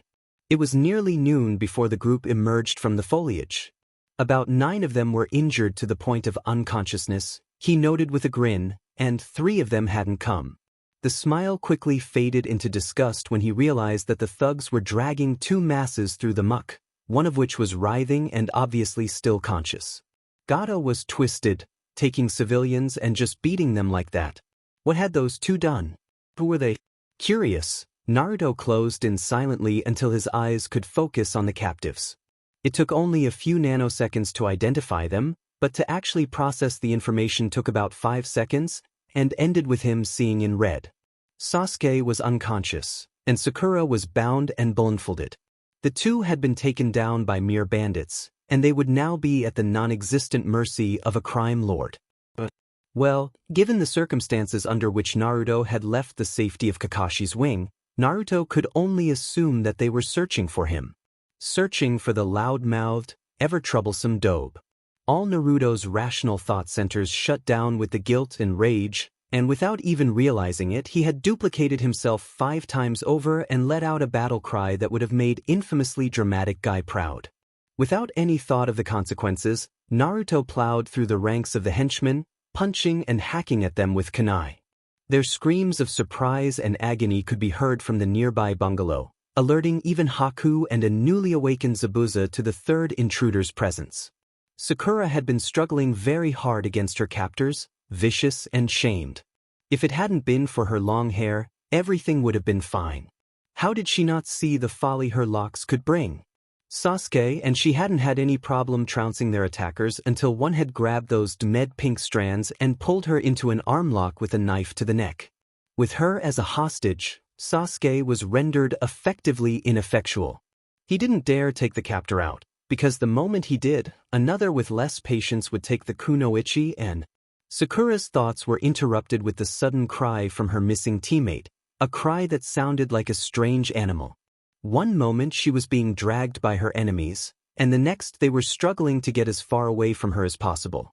She was at once very bewildered and afraid, and with the ropes at her feet unmanned, she attempted to shake them off. Suddenly, a muddy set of hands grabbed her bound hands through the chaos. She found herself screaming with the henchmen before she realized the ropes had been cut. With those gone, it was only a matter of seconds before the bonds on her feet, too, were removed. Finally, the grubby hands yanked the cloth from her eyes, exposing her eyes to harsh sunlight.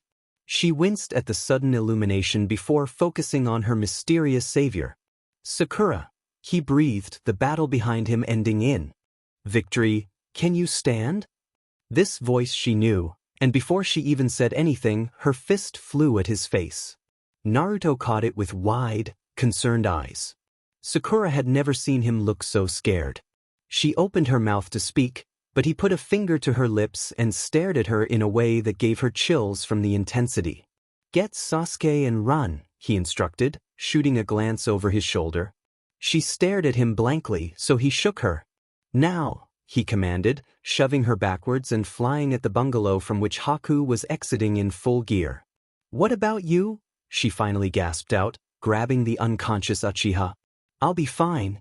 Now, go, he growled, prompting Sakura's feet into speeding back in the direction from which she came with Sasuke in tow.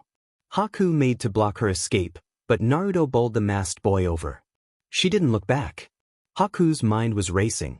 Though Zabuza was awake, the older ninja wouldn't be able to move freely for another 6 hours or so. With an impending attack from Konoha ninja, the ever-loyal ward had armed himself to the teeth with senbon. When he heard the screams, he had raced out into the fray. What he saw defied anything he would have expected. Gato's men were scattered about, miming and bleeding from severe injuries, and the genin he had gone out of his way to help just the day before kneeled in the center of it, speaking with the pink-haired female from their team while another shinobi lay unconscious in the muck. The third member of the Konoha squad was spread across the girl's back before Haku could close in fully. The mist ninja was scared, admittedly. While the enemies he faced were children, if they escaped, then the dreaded Kakashi would undoubtedly come to their aid. With Zabuza in the state he was in, Haku could not allow such a thing to happen. So, with a heavy heart, he made to break off the escape of the kunoichi with a flurry of needles. The blonde ninja hadn't moved anything other than his head and mouth in Haku's direction until that point, but with the pink-haired girl in danger, he swiftly leapt to deflect the projectiles with a single knife before tackling the unsuspecting black-haired boy. Haku, despite his mask, couldn't help but see Naruto's eyes through his mask. He wouldn't have been surprised to see anger, terror, or even hatred, but the affection caught him off guard. Through the frantic wrestle for control in the mud that followed the Uzumaki's leap, Haku couldn't shake a feeling of unease from his body. He could, however, shake Naruto's body off and step back to start a few attacks of his own. Naruto's cobalt eyes widened as Haku drew back from him. Needles flew from pale hands with deadly speed, forcing him to evade in a series of fluid motions. Several of them hacked away at his clothes and grazed his arms and legs. The damage was minimal, however, and a few seconds marked the end of Haku's barrage. Noticing that his attacks had little effect, Zabuza's loyal companion formed a hand sign that caused his opponent to stop clear in his tracks. In a matter of moments, Haku's Kekai Genkai would envelope the genin's body and leave him to the mist shinobi's mercy. Naruto Uzumaki wouldn't have it. Before the ice even had time to form completely, the Jinchuriki shouted something that effectively broke his adversary's concentration. "I don't want to fight you." Haku's semi-formed mirrors shattered, but he soon began to form new ones, disturbed but not convinced of the blonde's words. "Then why would you follow me here? Was it not your intention to kill Zabuza while he was still helpless, little ninja?" came the soft reply from behind the mask. The orange-clad boy shook his head at this, his hands trembling as the mirrors began to block out his view of the sky. "I fight for someone precious. Do you fight me for that girl? That boy? The builder?" Haku continued his inquiry, moving his image from one mirror to the next to avoid being hit. It wasn't necessary. Naruto hadn't moved to attack since the questioning had begun. Made curious by Naruto's lack of response, Haku grabbed a new pile of his needles and asked, very quietly, "What is it that you would fight me for, right now?" Naruto stared at the masked boy now hovering above him, obviously at war with whatever words he was going to say. Both of them were tense, almost sure that the other would attack in the stillness that followed. After what seemed an age, and was, perhaps, to a microscopic organism, Naruto's mind had finally been made up. "I am fighting you for you," he finally declared, causing the form above him to shift uneasily. After a brief interlude, Naruto pitched his verbal curveball with one single word, "Haku." 7 Sunban fell into the mud next to Naruto's feet. Naruto blinked, and Haku was once again the mirrors, hidden from plain sight by many a reflection. "Why do you know my name?" one mirror demanded firmly. "How have you been watching me?" another fearfully whispered.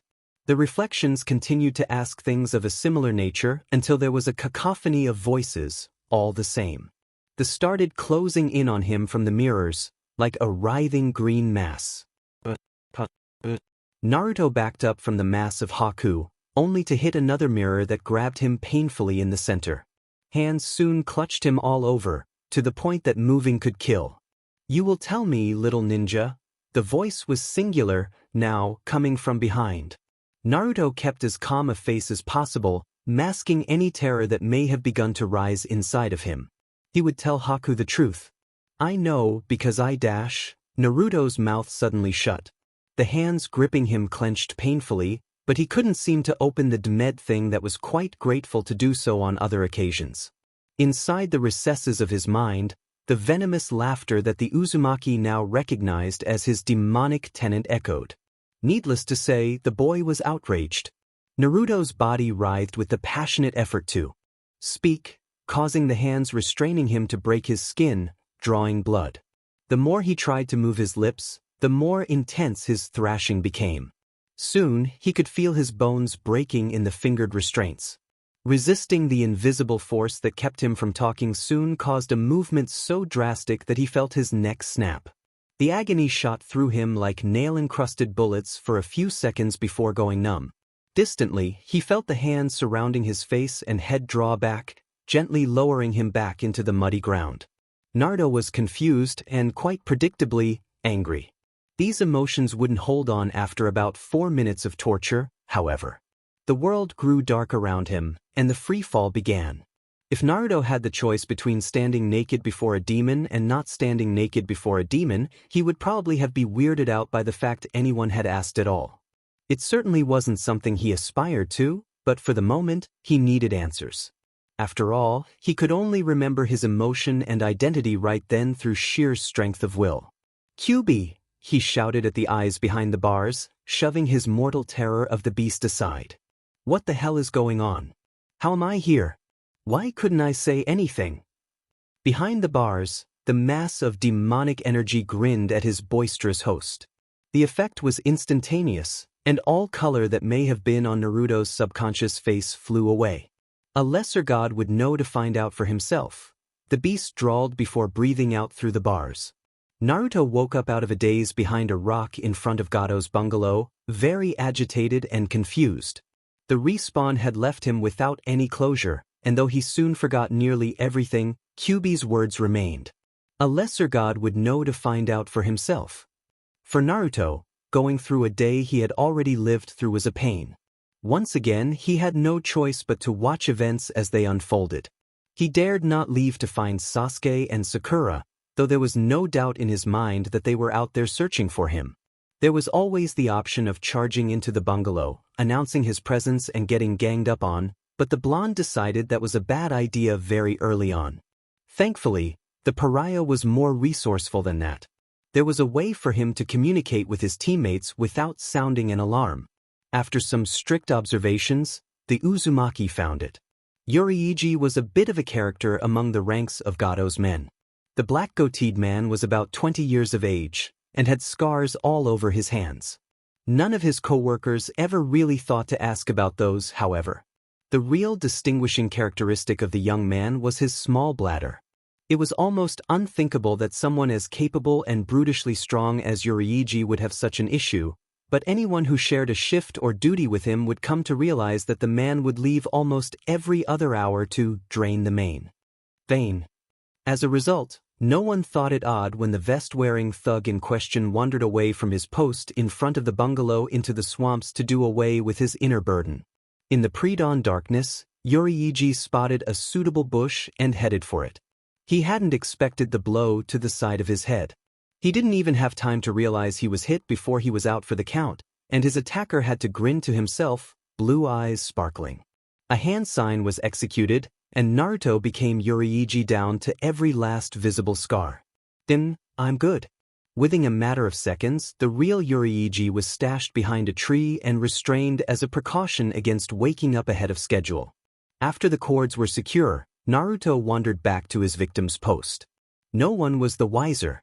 Several of the men even joked with him, earning a very Yoriiji-like glare from the shinobi in disguise. The sun came up during the next 2 hours, and before the sky lost its ethereal glow, an order was issued among the ranks that caused the inner Naruto to kick all gloating aside. It was the order. The capture Sakura and Sasuke order. Yoriiji grimaced. The next part of the plan wasn't going to be easy. Within minutes, the small army of lowlifes were on the march into the forest, muttering amongst themselves and looking in all directions. Naruto remained impassive in his disguise. Thankfully, that was how Yoriiji generally acted anyway. The troop marched. Time passed, and Naruto pretended to have to go to the bathroom. There was no suspicion against him, and in the 30-second time slot that allowed him, he searched for his teammates himself.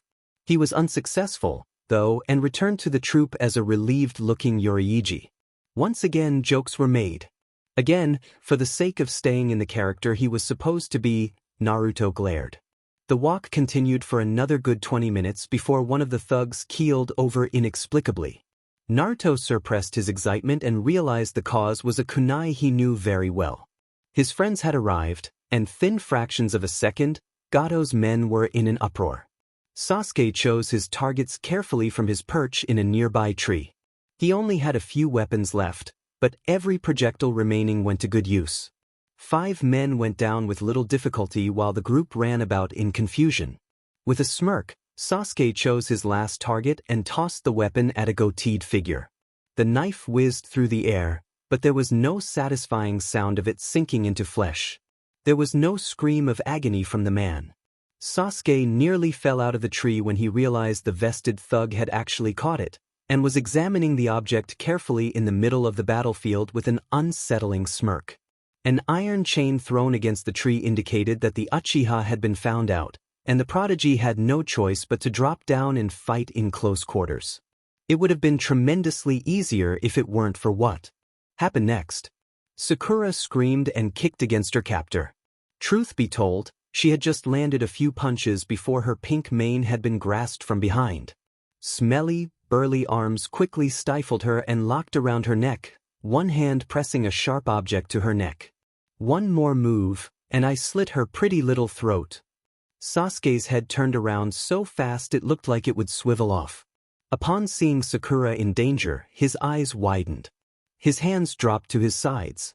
The men he had been fighting quickly closed in on him, and had only time for 2 punches before something rather noticeable happened to the man holding Sakura. Namely, he fell over with Sasuke's last kunai in his neck. Gato's men were distracted from their prey yet again, and their eyes fell on the traitor, Yoruichi. Sasuke realized that he was free, and got himself to a more tactful position before he realized that a shocked Sakura hadn't moved. Her eyes were on Yoruichi, and he walked over to her with a look on his face that the Uchiha didn't like. "You son of a beach, Yoruichi," the shouting began. "What the hell?" Termite yelled somewhere in the mess. The traitor was their new target, and the thugs immediately charged the man who took out one of his own comrades. Yoruichi didn't even bat them an eye as he approached the kunoichi, who regarded him with fascination. "Look out!" Sakura suddenly shouted, and Yoruichi's eyes widened before a bladed object sliced through his neck. Sakura would have screamed if she didn't notice the rippling. The man who had been standing before her vanished in a puff of smoke, leaving no trace of a human in that place. Both the 2 Konoha ninja and Gato's men were apprehensive of the man now. A few from the crime lord's posse started to bolt, but Sasuke flew at them and thrashed them properly. "Where are you?" the Uchiha demanded at the trees and rocks around him, searching for the man who had concealed himself. The remaining thugs began to shout and scream, and Sasuke turned around to see them twitching on the sod. Sakura backed up against a tree to protect herself against the deadly ninja they had run into before Yoruichi stepped out from behind it. Sasuke flew at the stranger, but he sidestepped it easily, chuckling. "Come on, Prince. You can do better than that, can't you?" came the juvenile voice of Naruto from a body twice his size. Sasuke's jaw dropped, and Sakura's joined it. "Naruto?" they demanded at once, shifting between relief and murderous intent. Sakura had to grab Sasuke so he couldn't attempt to attack again. "The one and only." Naruto grinned, removing the henge and standing before his friends in all his orange glory. "Sorry I didn't leave a note." If looks could kill, Naruto would have been dead twice over in the next 5 seconds. "What the heck are you doing, you idiot? Do you know how worried we've been?" Sakura demanded, causing the Uzumaki's expression to lose some of its mania. "Probably, most likely. It wasn't like I did it on purpose, you know. I just ran into one of Gato's men, you see, and I thought I should investigate." Sasuke growled at this. "You couldn't have left a message? A well-concealed note?"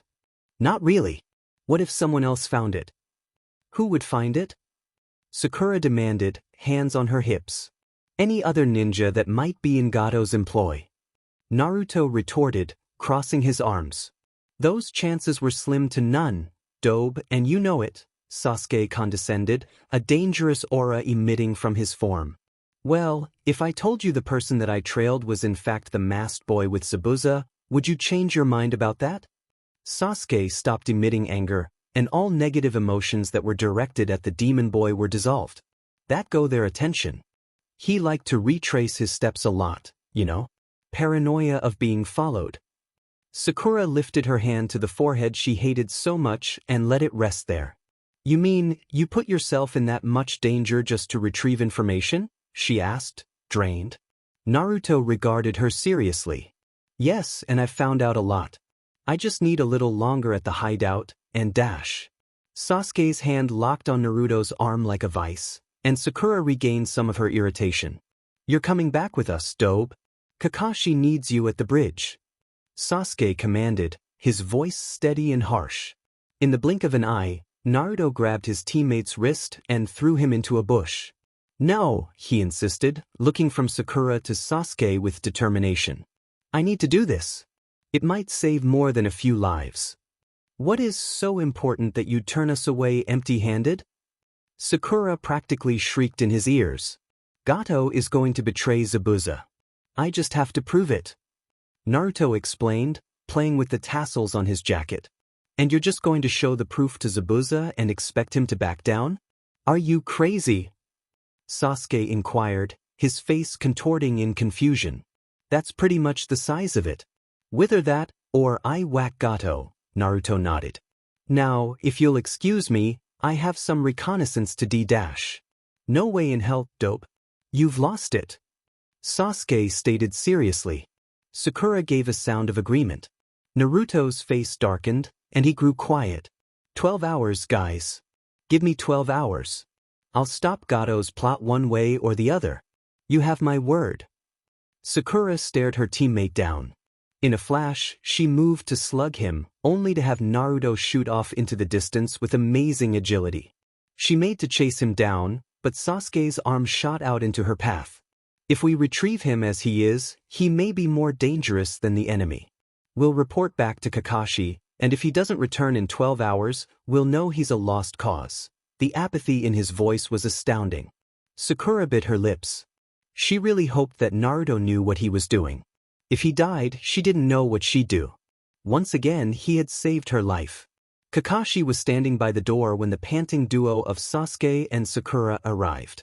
He had been waiting for a very long time, but held no expectations for their mission. Not knowing the situation, if anything, he didn't even know if they would return.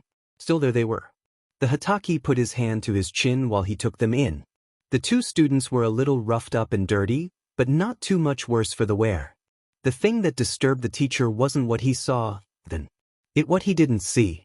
Where's Naruto? He asked grimly, using his visible eye to peer at his remaining students with a vague expression of displeasure under which Sasuke's monumental confidence began to quiver. The lack of reply lasted for a short span of time, so Kakashi asked again, but this time with more force. Where is Naruto? Sakura trembled, now unsure of how to put all that had happened. She was eloquent enough, but placating an adult in a position of power was something she had never attempted outside of a schoolhouse setting. Many things had changed since then, including the intensity of her instructors. The sensei standing before her now was a killer and a genius. He's still out there, she said simply, causing Kakashi to groan audibly. I am aware that he is still out there, Sakura. What I am asking for is more of a specific location or state of being. You don't expect me to believe he's having a tea party, do you? The man deadpanned, straightening his body from the slouch it had been occupying. In a flash, the Jonin turned to Sasuke. Well? He asked again, finding a sparkle of recognition in the Uchiha's eyes. He followed the masked kid into the forest. The young ninja responded monotonously. He then found Gato's hideout and infiltrated it under the guise of a common lowlife. At this point in the explanation, Kakashi's fingers were drumming on his kunai. You know this because you ran into him? Why yes. Sakura nodded. Under what circumstances? The teacher pressed, noting the shame when he saw it on Sakura's face. Bad ones. Sasuke saved her the trouble of explaining. To Sakura's surprise, this was enough for the teacher, and he prodded it no further. He did, however, start to pace. Did he pass along any information to you then? Came the continued inquisition after a brief pause. Sasuke and Sakura looked to one another apprehensively before Sakura spoke again. He said that Gato intends to turn on Zabuza. Kakashi stopped dead in his tracks. What? Though the genin could only see his back, they could tell this new little anecdote caught him off guard. The teacher pulled his hands out of his pockets and regarded his students eyelessly, if there really was such a thing, from the side. The pose in itself would probably intimidate most people. Can he prove it? The gray-haired sensei asked tersely. The cogs in his mind were working overtime, and they weren't slackers to begin with. If Naruto could really get a hold of such information, then the assassination attempt would be terminated. It was a bold move, really, and something he shouldn't have attempted alone. If and when Naruto returned, Kakashi was probably going to need to have a nice long chat with the boy. No, he can't prove it. That's why he's still out there. He said all he needed was 12 hours. I think he intends to present the evidence to Zabuza himself. Sakura spoke as calmly as possible, though the concern could hardly be masked by her tone. Despite her own best efforts, her voice shook. Kakashi's body stiffened, and his visible eye immediately traveled to his female pupil. Even with the incredible level of tension building in his body, however, he kept the glance passive after a brief flash of intensity. How long ago did this happen? Kakashi now asked coolly. About 2 hours ago. Sasuke deduced from the shadows of the trees. Then we wait 10 more, he ordered, easing his body into a relaxed posture again. Sakura clenched her fists, biting her objections down before they flew from her lips. A Jonin's order was a Jonin's order. She didn't know where Naruto was now, so she didn't have much of an alternative either. What are we supposed to do for 10 hours? She asked with a false sweetness. Kakashi looked around for a moment and sat down where he was, asking if anyone wanted to play checkers. Sakura took an extreme position of not amused. Hinging himself into Yuriigi once again, Naruto approached the hideout to be stopped by one of the sentries who had relieved him. The man was scrawny, but Naruto could see some vague outlines through the delinquent's clothing. The amount of weaponry was probably enough to arm an entire ninja squadron. What the heck, urinators? Aren't you supposed to be looking for the intruders with everyone else? The unkempt guard demanded, irked beyond all reason. Did you PSS on one of them or something? I need to see Gato immediately. Naruto replied, keeping his voice as deep as he had heard it come from Yuriigi. The sentry in question didn't look like he was about to budge, however, so Yuriigi shoved him out of the way, not surprised to feel metal edges on contact. It's about the intruders, a-hole, he shouted in his defense before walking into the building to realize something very important. He didn't know what area Gato or his files were kept. It wouldn't go over very well, he imagined, to walk up to one of the boorish men and casually ask where the top-secret documents were kept. The mercenaries weren't very bright, but he didn't think very many were so stupid as that. I probably should have thought this through a little better, he chided himself, but what's done is done.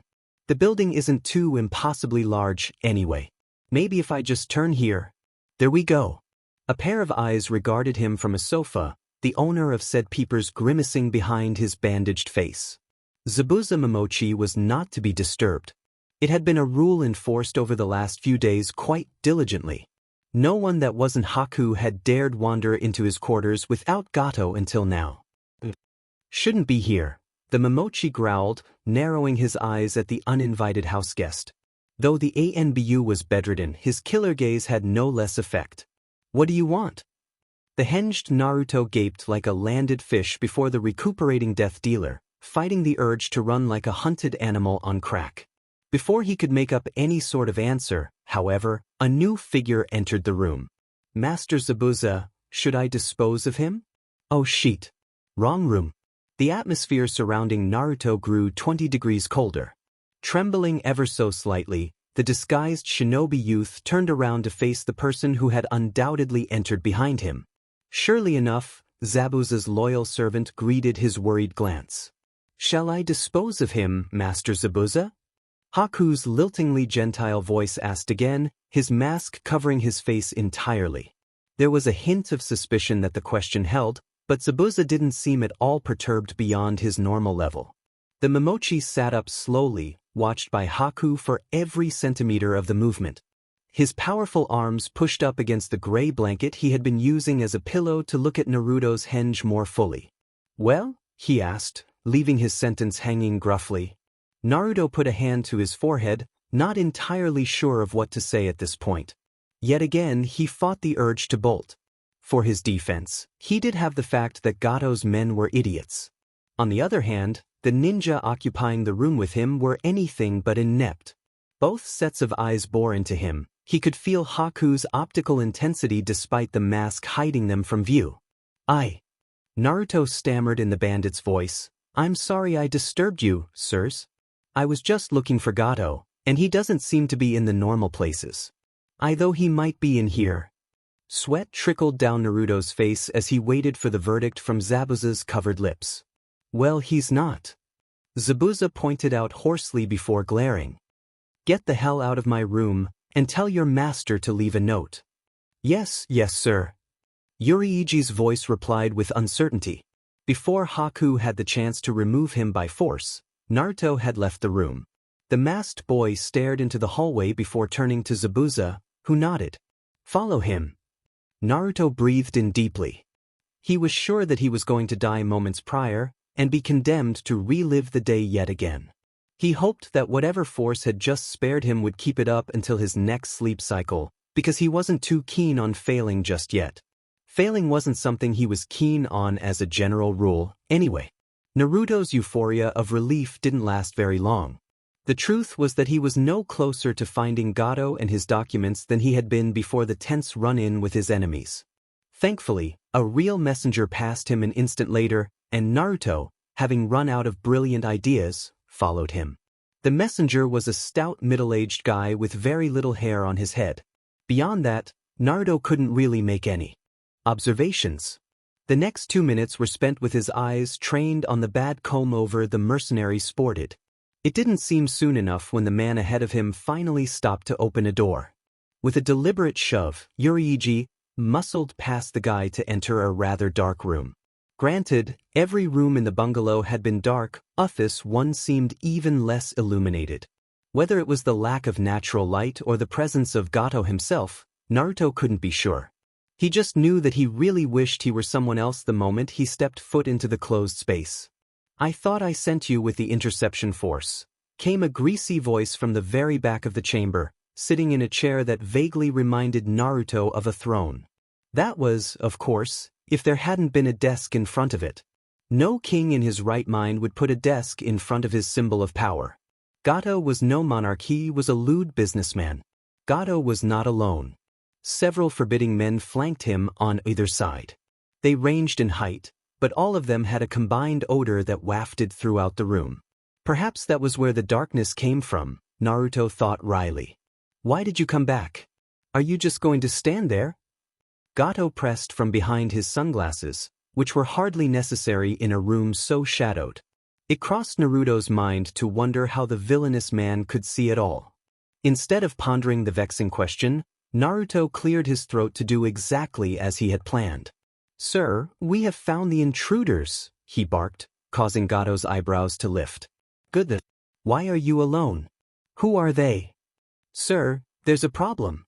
He tried to sound as insecure as a lackey would, and judging by the reactions of both Gato and the men in his posse, he pulled it off nicely.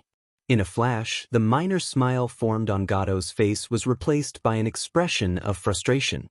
"What kind of problem?" the high roller asked dangerously, voice beginning to hiss. Naruto cleared his throat again to report nervously, "Well, sir, the intruders are ninja, and they seem to have gotten away. We've suffered heavy casualties." To believe I pay you lots so much?" Gato scoffed coldly. "I suppose you're going to ask for backup." Hi. Naruto nodded under his visad, only to have Gato slam his hand on the desk before him, scattering papers to the warped wooden floorboards. He couldn't help but look over a few of them, but in T-dark with the small text, he could make out nothing but useless lumps against a white blue. "Have your backup. Take 10 more men." Naruto felt his heart sink a little. He had been hoping he could get Gato to part with more than 10, which the rich scumbag had already picked and pointed at the exit. "10, sir? We could barely contain them with more than a dozen," he shouted, unsurprised to see Gato smirk at him. It's a good thing I didn't pay them in advance, then. In the seconds that followed, Naruto found himself twitching ever so slightly. When he was younger, there would have been no way he would have allowed the old man to get away with treating his own men like that. Even though the men were criminals, they were human, weren't they? Sure, he should have been grateful that there were less of them, but he began to wonder if he could rile the other mercenaries into a rebellion if nothing else worked. Leave Yoruichi. Gato boomed, pointing at the doorway, which was now occupied by the messenger he had shoved earlier. The balding man was just as homely in the front as he had been from behind, so Naruto couldn't tell if he was being given the evil eye or if the guy's face was naturally set in the expression. Whether it was the ugly mug boring into his face or Gato's words, Naruto whipped around and ran towards the desk. Haku had watched Gato deal with his own men in the past, but never in this particular predicament. Gato's men didn't often lose. Their numbers were high and their opponents were weak civilians. Watching the mercenaries be defeated and abandoned by Gato himself brought to life expectations he already had. Haku hadn't predicted any mercy from the man in the black suit. Then again, he hadn't predicted Yoruichi's response, either. "You be yesterday," the man who was now bent over Gato's papers growled. Gato grinned, excited to see such gusto. With a single sleight of the hand, his bodyguards had their various utensils of destruction pointed at the traitor's neck. "You would leave us to die like you would kill the demon of the mist when his task is complete? Is that how you reward us?" "We aren't animals," he snarled, drawing back his upper lips. From the shadows, Haku stopped breathing. That caught his attention quite well. "Really?" Gato asked, ping his head to the side. "Then what are you? No one else wants you. You kill, you take, you ravage and destroy without any second thoughts. You show no mercy to your targets, so why should I show mercy to you, who are without honor? At least we finish what we start, you selfish brat. We do our own dirty work." Yoruichi screamed again, getting spittle on his former boss's face. Gato grimaced and snapped his fingers. He'd had enough of this rebel's antics. He waited for the weapons of his guards to penetrate his prisoner. When they didn't come on command, Gato made a strange sound and looked up to find why the hell they hadn't. Haku's ice mirrors surrounded the entire group, and out of the various mirrors the hands grasped and pinned Gato's right-hand men in various ways. There were some loud cracks that followed as the men in question were debilitated or killed, but Yoruichi's body was left without harm or restraint. The evil taskmaster looked on in horror as the tables were turned with vicious efficiency. "The joke's on you, Gato." Yoruichi's lips curled into a grin, which slowly became smaller and far more mischievous, along with the body accompanying it. Naruto was himself again, and the blonde couldn't help but quip, "I'm not fired, I quit." Kakashi was getting fidgety, subtle as his state was. A twiddle here, a false cough there, and a few lost matches of checkers against Sasuke gave that away. Sasuke was amazed he had won to begin with, tense as he was. It wasn't that he cared, he assured himself. For him to become attached to anything was foolishness.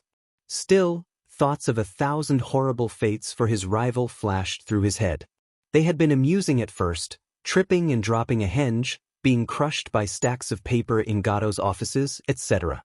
Soon enough, however, they took a darker turn, and the blood flooded out any comfort or balance the Uchiha was used to in his mind. "Your move, Sasuke." Kakashi broke into his thought patterns yet again with an insanely passive tone. It had seemed to have become even flatter in the past few hours, if that was possible. Sasuke could play at that game. Without thinking at all, the black-haired boy pushed a black piece diagonally to the left. "Done," the Uchiha announced in a voice that put his teacher's forced monotony to shame. Kakashi nodded and looked down at the board with an experienced eye. "You have repeated the same sequence of movements with that piece for 8 turns now." Sasuke smirked. He really couldn't help it.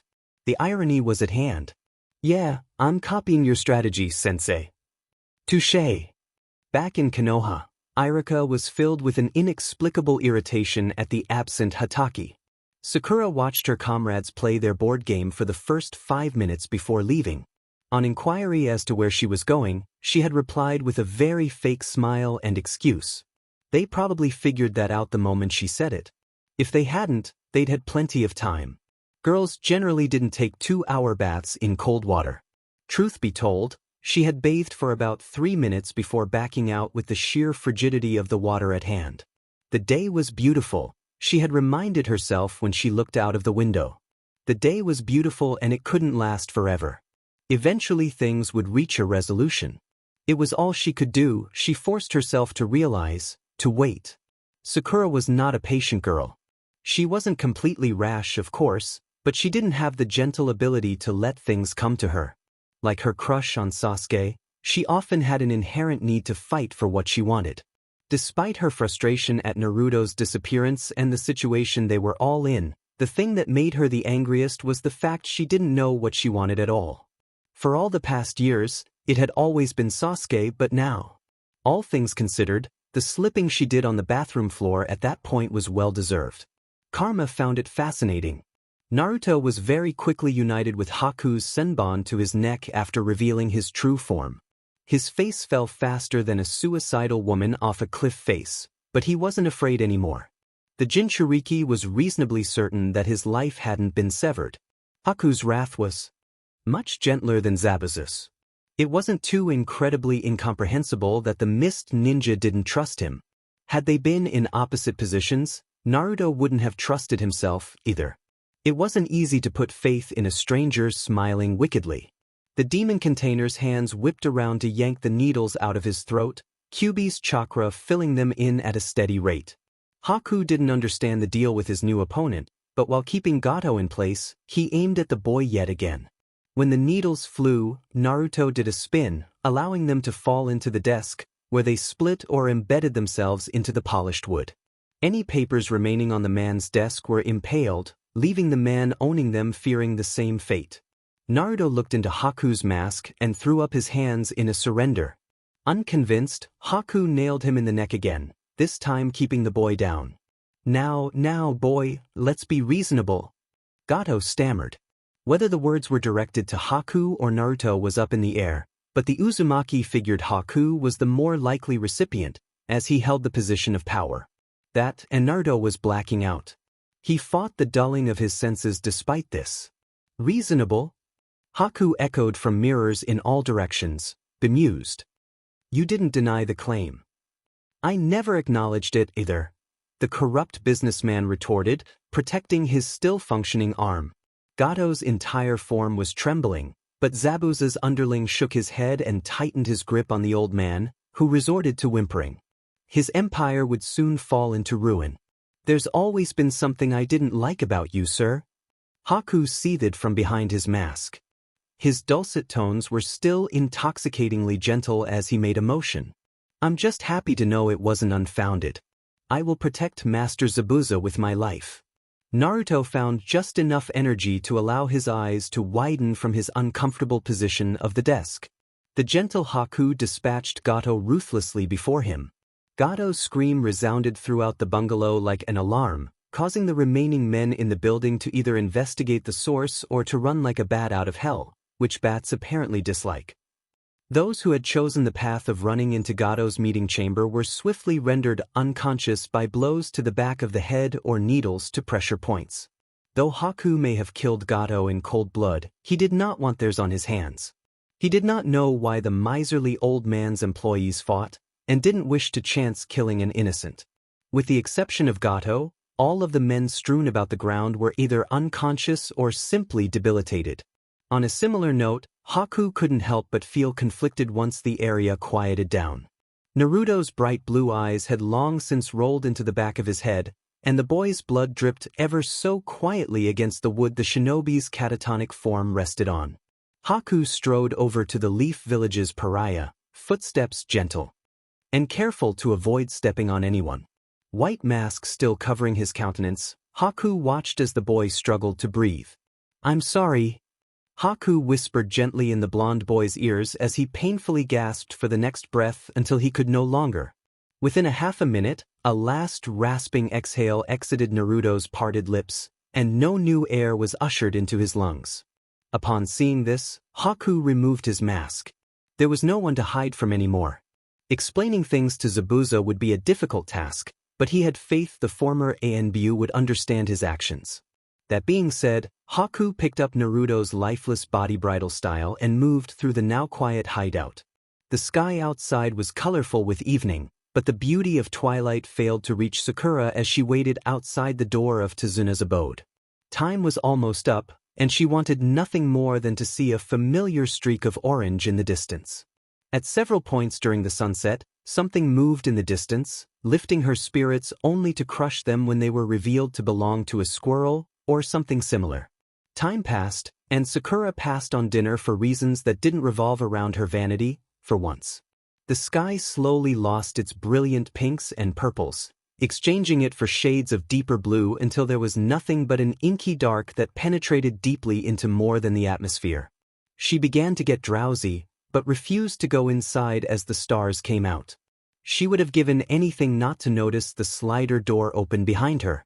"Sakura, come inside and go to sleep," Kakashi said quietly, his hand coming to rest on her shoulder. "No, I want to be here too," she muttered groggily, batting his hand off in a futile effort, as it just resumed its place after her outburst. "Sakura, I don't think Naruto's coming back," her teacher replied, preparing himself for any reaction she might give him. After a moment's silence, she shook her head, not even bothering to face her instructor. "I'm staying. He'll be here," he promised. It was with a heavy heart that Kakashi went back into the house. He shut the door behind him and waited. Surely enough, he could hear the sobs rack Sakura's lithe frame. Naruto opened his eyes in a far more comfortable world than the one he remembered closing them in. There were no jutting surfaces, and no one feared for their lives in the immediate vicinity.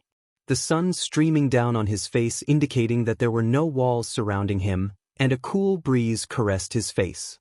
It was a mite chilly, and someone had taken the liberty of placing a blanket on his body. He was exhausted again, and the sod beneath him seemed as soft as any mattress. His senses were pleasantly dulled, and his brain wasn't too swift to recollect the events that had transpired directly before his impromptu nap. While most of his body was comfortable, his neck stung badly, and he felt weak and limp. Everything tingled, like circulation had been cut off, and was only just returning. Groggy as he was, he could only assume his brain was undergoing the same effect. Two voices caught his attention, but with his buzzing ears he couldn't make out a single word. This was all right by him. He didn't need to know if their conversation was something private, which he assumed it was. Those two had a weird bond, but a bond nonetheless. It was obvious to Naruto that he had been put into a death trance by an overly cautious Haku. He couldn't help but wonder what time it was, and if he'd been out for days. Sasuke, if he recollected correctly, had only been down for an hour or so before waking from his seemingly dead state. If he had been hit in the same place, it was entirely probable he'd still be able to make it back to his teammates in time to fulfill his promise. That was, of course, if Zabuza and his loyal ward allowed him to leave without explaining things to every last detail. Come to think of it, Naruto pondered, what do I tell them if they ask me those questions? I could lie, but even Konohamaru can tell when I do, and I doubt these two would buy most of what came out of my mouth. I can't tell them the truth, though, Databeo. This isn't easy. Sakura woke up late, having slept in after being carried into the house after falling asleep outside, insecure and devastated. Her eyes still felt raw, but it felt nothing like the curling of her insides at the thought of Naruto laying dead somewhere, alone and forgotten. Her dreams had been nightmarish, she deduced from the dampness of the rug beneath her with sweat and the manner of which she'd struggled in her blankets. It wasn't unusual for the Haruno to have nightmares, but she was reasonably sure the ones she had just been experiencing went far beyond homosexual Sasuke and Ino as Hokage. Shuddering, she pushed those images out of her head. The house was quiet, she noticed. There were a few pots being moved in the kitchen, and some stepping on the upper floor, but she didn't hear any of Tazuna's occasional hacking coughs or elderly rambles. She found it in her mind to be thankful her teammates had allowed her to sleep and headed to the bridge without her until she remembered that Zabuza was very likely still out there, casting his predatorily gaze on the builder and her precious Sasuke. It didn't help her state of mind that she envisioned the man's giant sword covered in Naruto's blood. Therefore, she left the builder's dwelling in a bit of a rush. She arrived at the site before too long, and was somewhat relieved to find a group of about 12 villagers working peacefully with Tazuna, who bore no sign of assault. The builder barked orders this way and that, and Sakura couldn't help but marvel at the efficiency with which the civilians worked.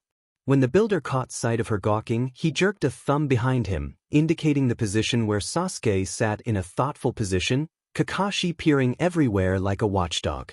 She approached her comrades. Slowly, every step taking her into territory she wasn't comfortable with. She wanted to be back at home, untainted by the responsibility of knowing death. For a girl her age, even the loss of a complete stranger would have hit home. As shinobi, they weren't immortal. Keep the mission in your heart, and never shed a tear. She remembered reading that in the academy, and she never once doubted her ability to do it. Her inability to do so was something that she was ashamed of. It was a basic principle of the shinobi code after all. For her actions last night, she was afraid of Kakashi's disappointment. When she stopped next to him, she was relieved to receive no such rebuke. Kakashi looked down at her for a minute. He had then paused his scan of the surrounding area. There had been no signs of an attack, obviously. He still had to be on guard, but the threat wasn't detectable.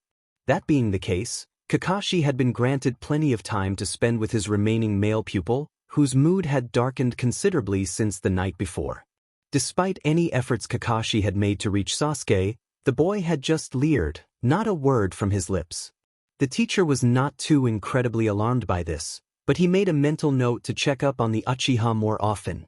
Sakura was an entirely different case. She had completely fallen apart when she thought no one was looking, but he had listened. He wasn't a family man. With his experience, the title was next to impossible to obtain. As a ninja, he was a prodigy and a wonder at his job, but as a human being, he just couldn't connect. As far as he was concerned, females were lucky for being able to cry without looking like a freak, or guy, who embodied the term. He remembered feeling the same way all those years ago with Rin, when Obito. Kakashi furrowed his eyebrows, but not against the sun, which wasn't in the direction he was looking, having averted his eyes from the shaken Sakura. I am Naruto Uzumaki, the one who will be Hokage. I will protect those who are important to me. It was Naruto's own decision to leave so recklessly. Kakashi wouldn't, he couldn't blame himself for that. You won't hurt Kakashi-sensei. Underneath his mask, he couldn't help but let out a small smile. There had still been no attack. Tazuna was safe. If only they hadn't left Naruto's staff on the road. He might have been able to send Pakken out to retrieve the fearless kid before he reached whatever fate prevented him from returning. No, that was a lie. He had trusted in his student. Naruto never gave his word without great conviction that he would do the task he set out to do. As far as Kakashi was concerned, if Naruto said he would be back in 12 hours, he would have been back in 12 hours or die trying. The Hatake did not look forward to returning to Konoha, even if there was no conflict in their remaining time. Between Sarutobi's passive aggression and the monster Irika would probably become, rabid tigers would probably be a less threatening welcoming committee. If and when old man Sarutobi learned of the blonde's fate, he just might force Kakashi to join a circus or something for an undercover mission. He knew Sarutobi. He wouldn't put it past the ancient Hokage. Sensei? Sakura asked. She winced slightly at the sheer volume her voice held. The elite ninja turned to face her again. Do you think they'll still attack the builder? Kakashi lazily regarded her from a strange angle and shrugged. The kunoichi wished she could see his face, but then she thought the better of it. All three of the present shinobi were stressed out and tense. She looked to Sasuke, who had the courtesy to not look away or roll his eyes for once. There was something empty in his gaze, more empty than usual. Once again, Sakura felt homesick. She wanted to be anywhere but where she was standing. The sun made lethargic, and it made sluggish progress across the southern sky, shining cheerfully down on the people on the bridge. For the builders, it was a blessing. At the rate they were going, the bridge would be done within the next 2 days. Sasuke and Sakura were unaware of the common sentiment they shared with the cheery weather. They just wished it would rain. Another day had passed for Team 7, and Yoriiji's beard was considerably longer than it was supposed to be when he stormed into town with the remainder of Gato's bitter entourage. Aside from his personal hatred for an orange-clad ninja, whom he had been denied the pleasure of killing thanks to a missed ninja, with their employer dead, some of them actually witnessing the event, they were now broke and not too keen on the classified ads. They had done some things to secure their immediate futures, such as looting the bungalow for all it was worth, but the verdict was still the same. Their payroll was on permanent hold, and they had to take it out on somebody. With a surprising slide of intelligence, the thugs had carefully marked out the area of the settlement they were going to ravage, ensuring it was reasonably far from the bridge and definitely out of earshot. Until they could be sure that the remaining Konoha ninja had left the area, they had to be very cautious. The villagers in the marketplace didn't hesitate to hide and bolt the doors when around 30 heavily armed men stormed down the lane. That didn't save the stores, however. Starting with the florist, and working down the street, various weapons smashed through wooden and glass entryways, eliciting shrieks of various pitches. The rampage quickly turned violent, people getting mugged and having their very clothes stolen from them until there was a reasonably noisy explosion in the center of their vicinity. Despite all the miscreants' careful planning, they forgot a rather important detail. Ninjas ate lunch too. Aside from that, they weren't very happy shinobi, and were more than happy to lay the smack down, which they did. The attack was silent at first, the three getting up from the luncheon counter and not reacting when a particular group of the marauders threatened them. As the social rejects approached them, however, they whipped around and felled the first group with reasonable ease. A blow to the face here and a jutsu there did wonders for the miracle of butt-kicking. Yoriiji's accomplices fell all around him, and when he was the only one left standing, he couldn't help but wonder why the children, if they could be called that as they were efficient combat machines, hadn't caused him grievous bodily damage yet. They simply stared at him with an unreadable expression. He found out the cause of their inaction shortly after the adult warrior came in, masked and formidable. There was no pity or emotion in his experienced grappling. 5 seconds with Kakashi saw Yoriiji sprawled on the floor with a knife uncomfortable close to his throat. "Why did you attack?" the questionnaire began, causing the thug's stomach to churn. Nobody in their right mind, or not in their right mind for that matter, wanted to be interrogated by a ninja. No one could go into the mercenary line of business without hearing the horror stories. Unsurprisingly, the next 20 minutes were not enjoyable to Yoriiji in any way. Every time he shut his mouth, the girl with pink hair was all too willing to hurt him. Honestly, though, he couldn't help but question what he had done to merit such special treatment. The information flowed out of the lowlife's mouth quite easily, so Sakura didn't get as much torment in as she would have liked. Gato was dead, and as far as they knew, Zabuza and his tagalong had long since departed. Gato's remaining forces had consisted of the people the ninja had already thrashed, and the chances of them attacking again were, at most, minimal. The man received an unearned bit of abuse, of course, upon disclosing their blonde comrade's fate. Dead? He had grunted at them, slightly amused to watch the pink-haired Beach's face contort. The masked kid nailed him like nothing else. Those words were the last he'd be able to speak for about 3 days, as the unreadable leader of the ragtag team delivered a blow to his skull that would leave a new scar for the collection already adorning the thug's body. Sakura didn't even dare breathe. She had done her crying. "We're going to find that masked kid, right?" Sasuke asked, outraged beneath his calm mask. Silence permeated throughout the room before Kakashi made a simple announcement, voice dangerously quiet. "We're going back to the bridge." Sasuke growled under his breath. "Why?" "Our informant just told us the danger's over." "This is still a C-rank mission, Sasuke. If there is a chance of even a wild animal attack, we have to cover the builder until the construction is over," came the apathetic reply. "Bull," Sasuke hissed, eyes flashing. "You think I'm going to sit back and play the good little ninja? Naruto is dead. Someone killed him, and you aren't going to do a demed thing about it? I thought you were a great man. What happened to the man of 1,000 jutsu?" Kakashi's back steeled, making him look like the scarecrow that was his namesake. "What would you have me do then?" Go out of my way to antagonize a ninja who shares my rank while still being responsible for you brats. Sasuke recoiled at this, causing the gray-haired teacher to continue. Has it ever occurred to you that I might be trying to keep you safe? We don't need your protection. Sasuke spat in retaliation. We aren't infants, Kakashi. Then stop acting like one, Uchiha Sasuke, the addressed adult bellowed, taking even himself by surprise. You aren't invincible. Sasuke bit his lower lip and bowed his head, humbled but unable to apologize. Sakura stood in his shadow, biting her pink hair. Kakashi had yet to turn around, and it didn't seem he was going to. Despite this, his tone became much gentler. Come on. We're burning daylight, the Jonin urged, causing Sakura to groan despite herself. The man had no right to talk. Haku leaned over the slowly rousing Naruto. Mask in place, he regarded the boy curiously. It had been 2 days since he knocked the boy into a death trance, and all things considered, he recovered quickly for a person his age. After all, Haku hadn't hit him in a spot where the effects were brief. He should have, now that he thought back on it, but he had been afraid. Had the black-haired mist ninja not been able to find the documents supporting the blue-eyed boy's nearly impossible claims, the death trance would have been the only thing to spare the genin from Zabuza's fatal wrath.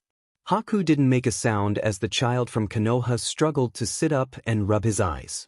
Like he had on many occasions, the Kekkei Genkai user just watched carefully.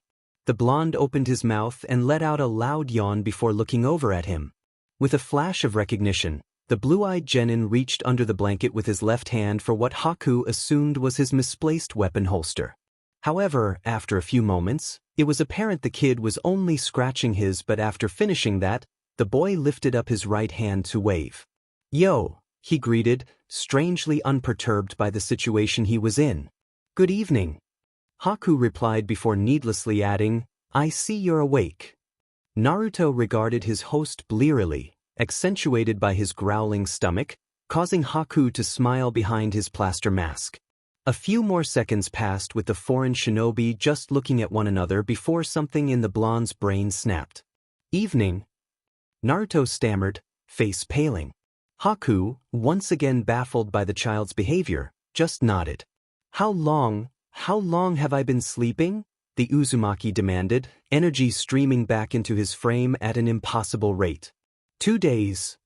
Haku informed him before turning to the fire behind him and plucking up a roasted fish and handing it to his guest. Eat. Naruto wolfishly devoured the meal provided, unable to ignore his belly's plea for satisfaction despite his discomfort with being late. After swallowing the last bit, he looked to Haku pleadingly. I gotta go, he sputtered, wiggling out of the blanket he was provided and staggering to his feet. Haku let him go about his frantic movements for a moment before shaking his head. You can't leave yet, Haku stated and was promptly ignored. Naruto quickly found his shirt and jacket and put them on before scouring the campsite for his other things. I said you can't go. Haku repeated, moving his head to watch the blonde's stamina return with bewilderment. Why not? Naruto asked, slightly frustrated. Zabuza told me to make you stay here until he comes back. The Uzumaki groaned. When will that be? Sakura's going to kill me. I am so freaking late. By this point, Naruto was gesticulating wildly. Calm down. Haku sighed, bringing a graceful hand to his face. Naruto carried on, however, ranting about the horrible fates that awaited him for about 2 minutes straight before he was interrupted by a man carrying a giant sword. Zabuza leered down at the noisy intruder of his peaceful camp, instantly quieting the outburst. Welcome back, Master Zabuza. Haku said cheerily, handing the older man the remaining fish from the campfire. There was no sound of gratitude before the demon sat down and ripped into his meal with his fang-like teeth, all the while watching Naruto fidget nervously. It took some time for Naruto to gather the courage to speak, but when the words finally came out, they were resolute. I don't want to go at home, he enunciated in Zabuza's direction, face drawn in a sulk.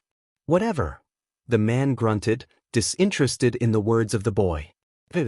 I'll just be on my way dash. Like hell. Zabuza interrupted, his sword suddenly barring the Kage's son from leaving the way he had intended. The movement also had the side effect of making the lad yelp, which was immensely satisfying. "What do you want from me?" the blonde youth demanded after recovering from the shock. "Nothing," the infamous criminal answered, sounding as if the answer was obvious. "Then it's easy. Just let me go." "No." Zabuza finished his meal and stood up, the difference in height causing a shadow from the campfire to cover Naruto's face, which was suddenly passive. "I don't like to be in debt," the man said, once again sounding like he had answered the questions that plagued mankind's existence. "So," Naruto deadpanned. "You aren't leaving until it's paid," he insisted, causing Naruto to become very confused. It wasn't a threat, but the words were still not soothing in any way. The former ANBU leader motioned to his underling and pointed to the clueless Uzumaki. Haku bowed his head, instantly understanding the request. "As you wish, sir." Without any further prompting, Haku seized Naruto and began to drag him backwards into the woods. "I'll let you know that if you are going to attempt to kill me again, I shall not hesitate to kick your butt."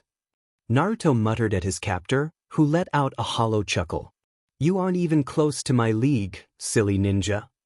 "Oh yeah?" Naruto asked. "On what basis do you say that?" "I beat you, didn't I?" "It didn't take much."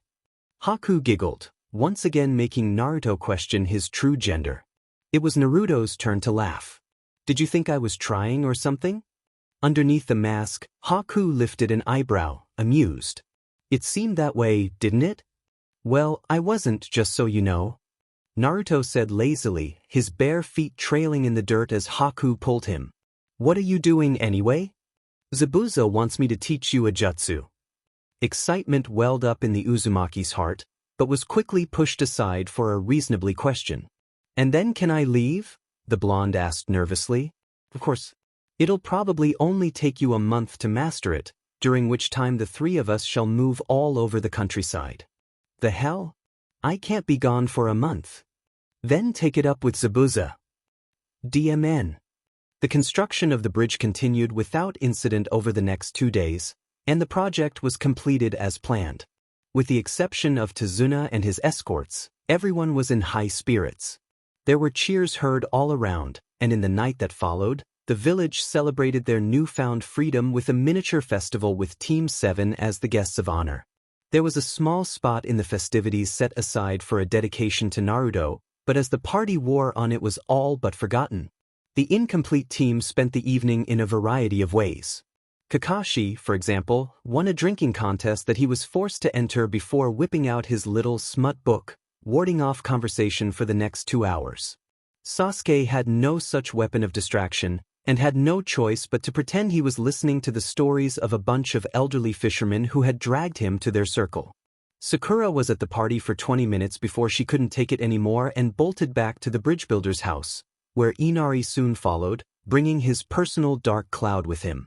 "Couldn't stand the party, huh?" the boy muttered as soon as he spotted the girl and sat down in a place that blocked her view out of the window before snorting. "I suppose our little village doesn't have the sort of foods that heroes like you are used to."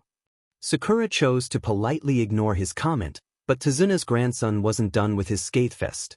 "You didn't even do anything," he stated, this time louder. "The person who did is dead. They don't even know his name." Fireworks went off in the distance, the sound of the distant celebration a dull roar. Orange light penetrated the night sky and vanished. "It's late, Inari. You should go to bed," Sakura chided with a strained smile. Inari immediately crossed his arms and pretended he didn't hear. Nobody even knew his name. Even now they don't. They just enjoy the effects he brought them, just like that, the child indicated, pointing at another firework that exploded in a fiery display of art. There was a cheer, but it died as soon as the sparks stopped emitting luminance in the horizon. Sakura watched the fireworks quietly, mulling over the concept of the broken child's words. That was a sad analogy of life, but it made sense.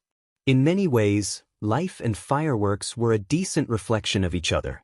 Like a firework, there was a point of ignition and a time of ending. The amount of time you have may be influenced by a few factors, but in the end, you only have that small window to do what you must to awe the crowd. If your performance was adequate, people will remember the show for a little while, but move on. That, Sakura mused with a smile, and Naruto would be honored to be compared to one of these flashy explosions. It's pointless. They'll remember Gato's name but not his. People listen to bad people, they make themselves matter. Sakura shifted her position to be closer to Inari. You say it like corruption's something to admire, she pointed out, causing the kid to look conflicted. A moral battle was obviously being fought in the boy's soul. I don't want to be forgotten, Inari whimpered after a time, surprised to feel Sakura's arms surround him with warmth. It takes courage to fight for what's right when people are anonymous to you. Naruto knew that. What made him brave was that he fought anyway, she whispered, watching the finale of the pyrotechnics display by the young boy's side. A barrage of blues mingled with the oranges and whites, occasionally dappled with a hint of purple. Why would he do that? Why would he die for it? Inari questioned, using the term "he" in a manner that encompassed both his father and Naruto in a single statement. Sakura shut her eyes and smiled serenely. Love, she replied, finally acknowledging something that had nagged at her mind for a very long time. Inari clenched his teeth and pulled his hat over his eyes. That's stupid, he argued, but his heart wasn't in it. Sakura closed her eyes while the last firework died away, her smile still in place as she nodded. You're right. It's incredibly stupid. Ah? Inari asked, once again startled by the girl's unusually profound words. I don't think I'd like a world without idiots, she said, taking the child's hat off to mess his hair. I hope you grow up to be one. Having said her piece, Sakura walked off to prepare for bed, leaving Inari by himself to look at the stars. For what would be the last time for years, Tezuna's grandson began crying. The next morning, Team 7 became the first travelers ever to step foot on the completed bridge. A group of the villagers followed to see them off. Tezuna stood at the fore, feeling guilt as he shook Kakashi's hand in thanks. There had to be something he could do, but what? Kakashi Hatake soon left to lead his students, but before they covered a full 10 meters, their former client called out to them. Show a little more. Spirit. You're walking on the Great Naruto Bridge. The three stopped briefly before continuing, during which time Kakashi turned back to the old man with a single phrase, devoid of any emotion whatsoever. Thanks. Zabuza Momochi sat contentedly on his branch, Haku hovering over the foreign kid and the riverbank below him. Every now and then, he'd bark some sort of criticism at the blonde, who nearly always startled at the sound. All things put into account, the kid was a fast learner. It had taken a week and a half for Haku to progress to where the kid was in his education of the technique. Actually, the blue-eyed streak of energy had the potential to become quite useful. Like this, came the blue-eyed boy's voice, full of drive and determination. Close, but more like this, Naruto-kun, Haku corrected him patiently, leaving Zabuza to smirk at how content his companion was. The missing ninja reclined, predicting that the temporary member of his troupe would have the jutsu mastered within the next 2 days. Oh, like this. Naruto laughed, jerking Zabuza out of his reverie with a shout. Water Dragon Jutsu. The riverbank roared to life, the once calm current molded by the chakra surrounding it into a screaming raised funnel. Haku watched in awe as the creature nearly reached completion before exploding on all of them, effectively soaking even the man in the tree. Watch it! Zabuza roared, shaking himself off like a wet dog. Naruto let out a nervous chuckle while the water dripped off of him. He's all but mastered it, Master Zabuza. Haku chimed, causing the address to snort derisively. Naruto's face brightened considerably. After 4 days of absence, he could finally go home. Teach him something else. Zabuza ordered, causing Naruto's hope to do a swan dive. Sure, he was happy for the added education, but Sakura really was going to eviscerate him at this rate. Can't we just call it even and let me go? The boy asked, immediately earning a chilling gaze from the infamous rogue ninja present before him. No. Can I please write a letter? Naruto pleaded for what must have been the 100th time. Seriously, I appreciate the help, but they're really going to kill me back home. Not if you kill them first, Zabuza pointed out, causing Naruto to fall flat on his face and writhe with the futility of the conflict. Zabuza just didn't get it. Why would I want to? They're unnecessary. What the heck is your problem? Haku sighed as the two bickered. He felt bad for Naruto, but he understood why their communications were so strict. It would be incredibly stupid to send a letter to Konoha for several reasons, most of them including being hunted down and apprehended and/or killed. Secretly, though, he was happy to have a friend his age and didn't much like the thought of Naruto departing anytime soon. Naruto stewed over the campfire with his body covered in mud. It had been a whole 2 weeks now, and he had been caught trying to escape from his two tutors for the 19th time, though his strategy varied with every attempt. This time the plan had included a hornet's nest, 30 shadow clones, and a CC no jutsu, though not necessarily in that order. At first, it had seemed like a success. His shadow clone had managed to pull Haku and Zabuza in the wrong direction. Well, it had seemed like it at the time. With gusto, Naruto had managed to cover a decent 11 kilometers and had nearly reached Izuna's village when he was grabbed by the back of his dirted collar by a mildly entertained Zabuza. "When are you going to let me go?" the young escapee had demanded, surprised by the enjoyment Zabuza was making of his misery. "I said a month, kid," Zabuza had replied, soon being joined by a masked Haku with his debilitating weapons at the ready. "But I'm tempted to say until you can actually escape from me without leaving a trail of your nervous energy. You can track that?" Naruto managed to choke out before being forcibly dragged out to the campsite he had ditched. "Do you mean it?" Naruto sulked, staring into the flames and fidgeting with his tied hands. Granted, he knew how to untie a knot, but it would take a lot more than the standard trick to get past his larger captor. If they kept him any longer than a month, there was more than his own life at stake. The Chunin exams, if he remembered correctly, would happen within 2, and if he didn't get back on time, he shuddered to think of the fates of his fellow villagers. He tried to explain his plight to Haku with the framework of a schedule, but the ninja laughed at what had seemed an improvised fabrication on the part of his new friend. "Why is it nobody listens to me, I wonder?" Zabuza's ward had undertaken a project those past few nights. Ironically, Naruto's little escape plan had coincided with a trip the orphaned Kekai Genkai user had intended to take anyway. Haku sensed the unhappiness surrounding Naruto and gave him a brief nudge, causing the boy to perk up a little. He had still managed to do something right. If it hadn't been for him, there would have been no Haku sitting to his right now, sewing something orange. Why was he sewing something orange anyway? Speaking of which, Naruto looked down at his clothes. He had washed them a few times, but there really wasn't much in the laundry opportunity department in the wilderness. They were stained with his blood, sweat, and the mud he had become so accustomed to. On that note, Naruto could feel his blonde hair growing shaggy, as some of his bangs now covered his eyes at all times. If it weren't for the bright colors that Naruto was associated with, he doubted very many people in Konoha would recognize him through the mess. "Do you like it?" Haku asked, sounding more feminine than usual. Naruto looked back to the orange cloth in the unmasked Haku's hand, surprised he didn't notice what it was supposed to be before.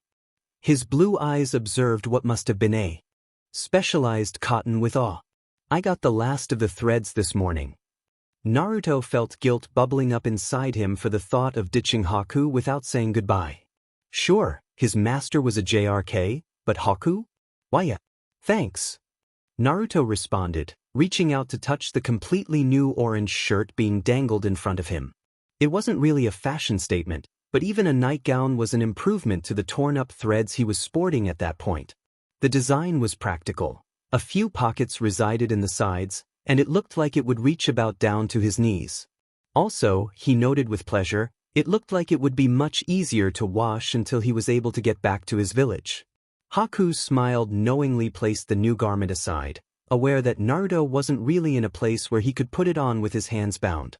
He knew something that would further lighten his captive's mood, however. "So, what do you want to learn tomorrow?" Haku asked brightly while picking up his materials. Naruto scrunched up his face for a second in thought, as he did every time he was asked. It was a hard decision, really. He always wanted to learn something useful, but at the same time, he often tried to learn something that would help him escape or communicate with those who were uninformed of his situation. Thus far, Naruto had mastered 2 jutsus, the water dragon and prison. He had also learned some basic drills used by the Hunter-nin policing force for flexibility and chakra control. After some deliberation, Naruto finally just asked for Haku to surprise him so he could plot some more.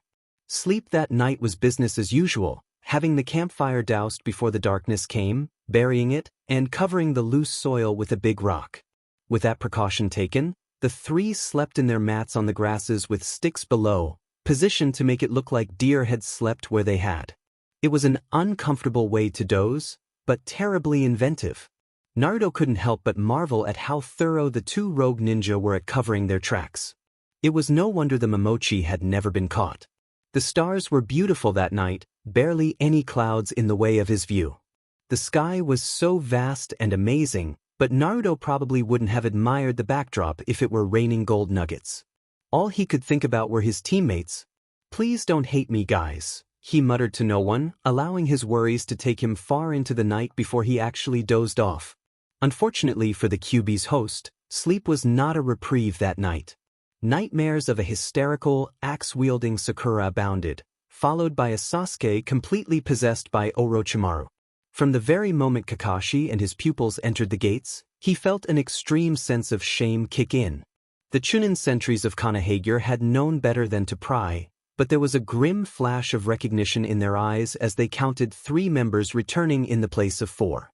The regular mission papers were handed to Kakashi alongside a very foreboding yellow slip. He hadn't seen that parchment in a long time, but he knew he was going to have to fill one out.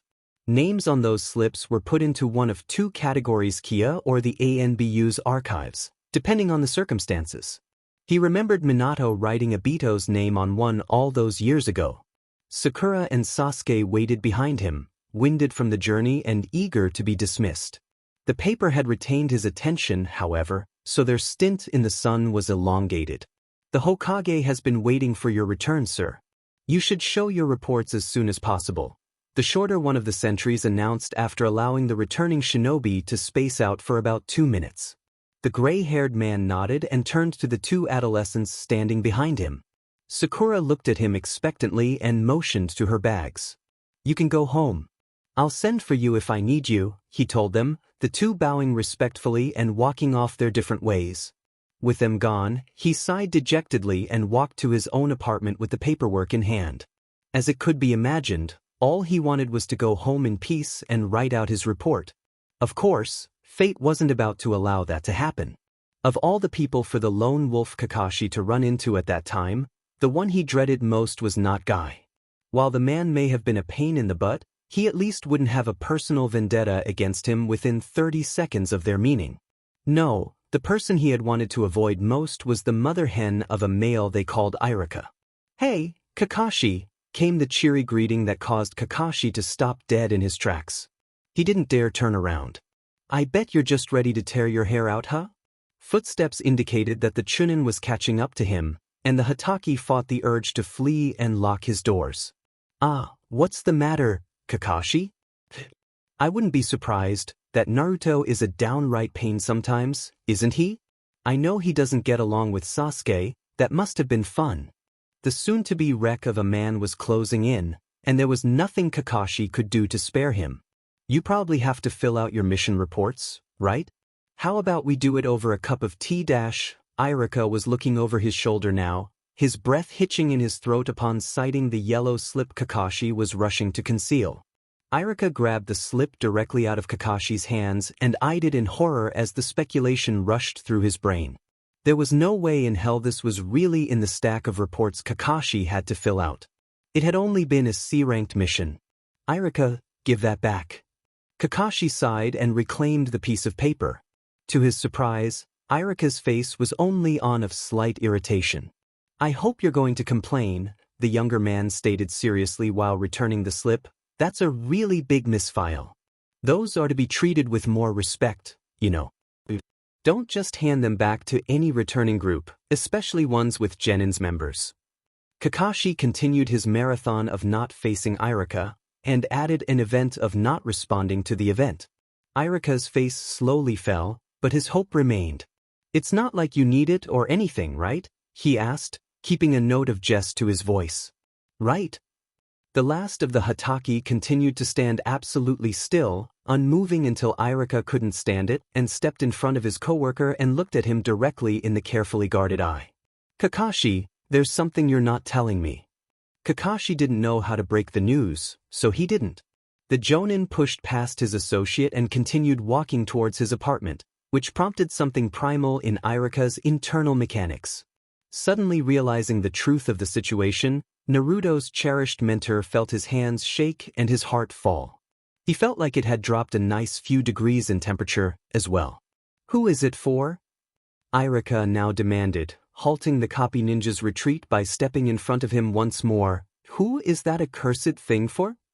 Kakashi felt like he was going to break, and his face showed it. Though he once again gave no verbal answer, Irika just knew. No. He muttered, eyes suddenly like an injured child's. Tell me this is a joke, Kakashi. Tell me this is another one of your sick, twisted jokes. Tell me that slip is just for show. Irika, I'm sorry. Kakashi began, voice hushed, but the damage was done, and Irika's face contorted quickly. Where before there had been a gentle-spirited teacher of elementary students, there now stood a wounded animal clenching its fists. You have to fill out those reports, Kakashi, he hissed through clenched teeth. I'll just wait for you in Hokage-sama's office. Kakashi watched as Irika stormed off, leaving him alone with the papers in the alleyway he had been walking in. Well, that could have gone better. Haku woke Naruto up in the early morning hours before dawn with a gentle set of nudges. All too happy to escape from his nightmares, the ramen-loving demon vessel opened his eyes and got up without so much as a single groan. Zabuza continued snoring as he generally woke about an hour after his cohorts. As a result of the older man's sleeping habits, Naruto got ready quietly after Haku removed his bonds to keep him from escaping in the night. Their breakfast consisted of a handful of nuts, but Naruto was used to the meager portions after 2 weeks. He ate it gratefully before Haku motioned for him to follow. The two ninja covered about 2 miles on foot before finding a place Haku was satisfied with. The clearing in question was different from the ones he'd worked in before, with the fact that most of the trees were dead and collapsing onto one another. Naruto's eyes flashed with curiosity. What did Haku have in mind? You said you wanted me to surprise you, didn't you, Naruto? Haku asked, rummaging through the bag he had placed in his garb. You've got me guessing, the blonde admitted while situating himself on a log to watch his temporary teacher pull out the object he was looking for and approach him. A senbon needle rested in the feminine boy's hand. Have you ever used one of these? He asked his blue-eyed hostage, who shook his head while perking up in interest. Haku couldn't help but admire Naruto's willingness to learn. They didn't really go over those at all in Konoha. We have kunai and shuriken, but those needle things aren't used much. Haku nodded knowingly and handed the needle to Naruto's outstretched hand. The Jinchuriki placed his fingers in various positions and rolled it. It wasn't that he wasn't familiar with the thing, but he had never been given one willingly. After he finished his inspection, he quirked an eyebrow at Haku.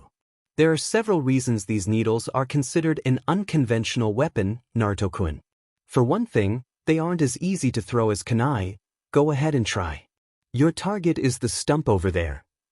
Haku instructed, pointing at a particularly sad piece of lumber. Soon enough, the needle flew from Naruto's hand in the direction of his mark, but it bounced off the stump on impact, wood meeting wood. The Uzumaki scowled at this before turning to his companion. It doesn't do that when you toss it, Naruto remarked, though his words were not needed at all. Haku chuckled. Of course it doesn't. While an acupuncture needle isn't very sharp, it can be altered by the manner of a toss. Like most attacks, there's a trick to it. Naruto scooped back up the needle and returned to his respective perch, where he waited for Haku's next words expectantly. While he had been hoping for another jutsu, being able to use his arm as a needle gatling was an appealing idea. When you toss a kunai, there is a very distinct center of gravity, right? Haku asked, Naruto giving him a quick nod. Needles have a much less notable one, so in order to gain velocity, you need to shoot at an angle where gravity helps you. Haku jumped up on the log beside Naruto and jumped high into the air before throwing another senbon downwards at the stump, where it stuck in the wood, making a neat little hole. Naruto mimicked him, but all that was accomplished was a dent in the wood before the needle clattered to the ground as before. "What, am I not throwing it hard enough?" Naruto asked, hurrying over to retrieve his practice weapon. "Well, in a sense. You're holding it wrong," Haku corrected, demonstrating how a sunban was supposed to be fingered. Accustomed to his kunai, Naruto spent a few minutes just working on his hold. When he had that down, the toss was a cinch. Haku stepped up his lesson after that point, showing Naruto the finer points of different types of tosses and used a mud-etch diagram to show the effective attack points on the human body. Naruto wasn't entirely surprised when the mist ninja made no less than 25 marks on the neck alone. But at the end of the day, Naruto was able to nail a twig dummy set up at about 12 meters away. Content with Naruto's progress, Haku ended the lesson with a few words of praise. They fell on deaf ears, however, since Naruto had lapsed back into scheming mode. While he wasn't going to attempt to escape today, as Zabuza would be ready and waiting for such an outburst, he would try to find some way of making contact with Konoha. How he was going to do that he wasn't sure, but when he was allowed his usual time-slot of downtime, the boy dwelt on the idea. At first, he thought of sending an etched leaf on a squirrel after tying on with a tough plant stem, but he deduced that would be a stupid idea. That didn't stop him from doing it. He was so desperate to get a hold of them anymore, he probably would have attempted the same thing on an aggressive bear. The leaf was etched with a little stick, and he hoped the writing was legible. The message simply read, "I'm still here, Naruto," but he didn't really have much more room than that. After he tethered the leaf to the unfortunate squirrel he had managed to nab, he set it free in a random direction, hoping it would reach someone who would recognize what it meant, and not some predator's belly. The carrier rodent was not devoured, thankfully. It scurried off into the distance, where it managed to defy all laws of probability and ended up on a peddler's wagon, where its tail ended up being pinned by a small lucky cat statue. Now, while that on its own was a bizarre set of circumstances, the ones to follow were even stranger. The peddler stopped at a small settlement between Konoha and the Land of Waves, where he ended up freeing the squirrel and selling the lucky cat that had fallen on top of it to an elderly woman with an irritable attitude. The woman took notice of the squirrel in the cart and mentioned how silly it was for him to have dressed it, but if that was where he was looking to unload, she had a granddaughter in Kanahagir that was looking for a pet. While the peddler had been unaware of the creature's presence until his customer had pointed it out, he was unable to turn down an opportunity to make money and caged it under a collector's edition calendar for the journey to his next stop, which was the ninja village in question. The accident-prone squirrel spent the next 2 days under the kitchen accessory on the bumpy path, with the peddler feeding and giving it water intermittently. Eventually, the wagon stopped in Konoha's market square, where the peddler quickly made himself a place. He set out his goods according to what they were, and kept the squirrel under the cage the colander served as. Oddly enough, Sakura Haruno's mother had a strange urge to go shopping that morning. It wasn't unlike her to leave the house from time to time, but she honestly could not explain her compulsion to even herself when she left the house with her purse in hand. The woman stepped through the market square, purchasing a few sweets and foodstuffs, but stopped dead in front of the peddler's blanket, which was being frequented by children who were trying to peek through a silver piece of kitchenware. "What's in there?" she asked the man, who had stroked his long chin and informed her of the squirrel he was selling as a pet, promising it to be disease-free. While normally a woman like Mrs. Haruno wouldn't even consider buying an animal, her daughter came to mind. Sakura had really been in the dumps lately, and a pet may have been just what the doctor ordered. So, Sakura's mother purchased the odd leaf-wearing squirrel and took it home in a cage she bought at another pet vendor who was stationed conveniently nearby and headed for home. Sakura was indeed in a dark mood as of late. While she still had comparably nothing on Sasuke, who had been reduced to a spiteful training recluse, she still could hardly look at her fellow villagers without feeling a wave of disgust. Her teammate had been decided dead by the council 2 days before some of the townspeople with less scruples raided her former comrade's apartment. There were those who refrained from such activities, of course, and several parties who even felt this was an injustice, but for whatever reason they allowed it to go on. Within the span of 2 hours, it was as if Naruto had never existed. It wasn't that she didn't have something to remember him by, of course. Between the memories and the fact that she had gone out of her way to retrieve the Uzumaki staff during their return trip, she couldn't really say she had needed anything from that room, but the whole spectacle had unnerved her greatly. The ending of the whole fiasco hadn't helped to undo the damage to her worldview. She had never seen Irika so angry.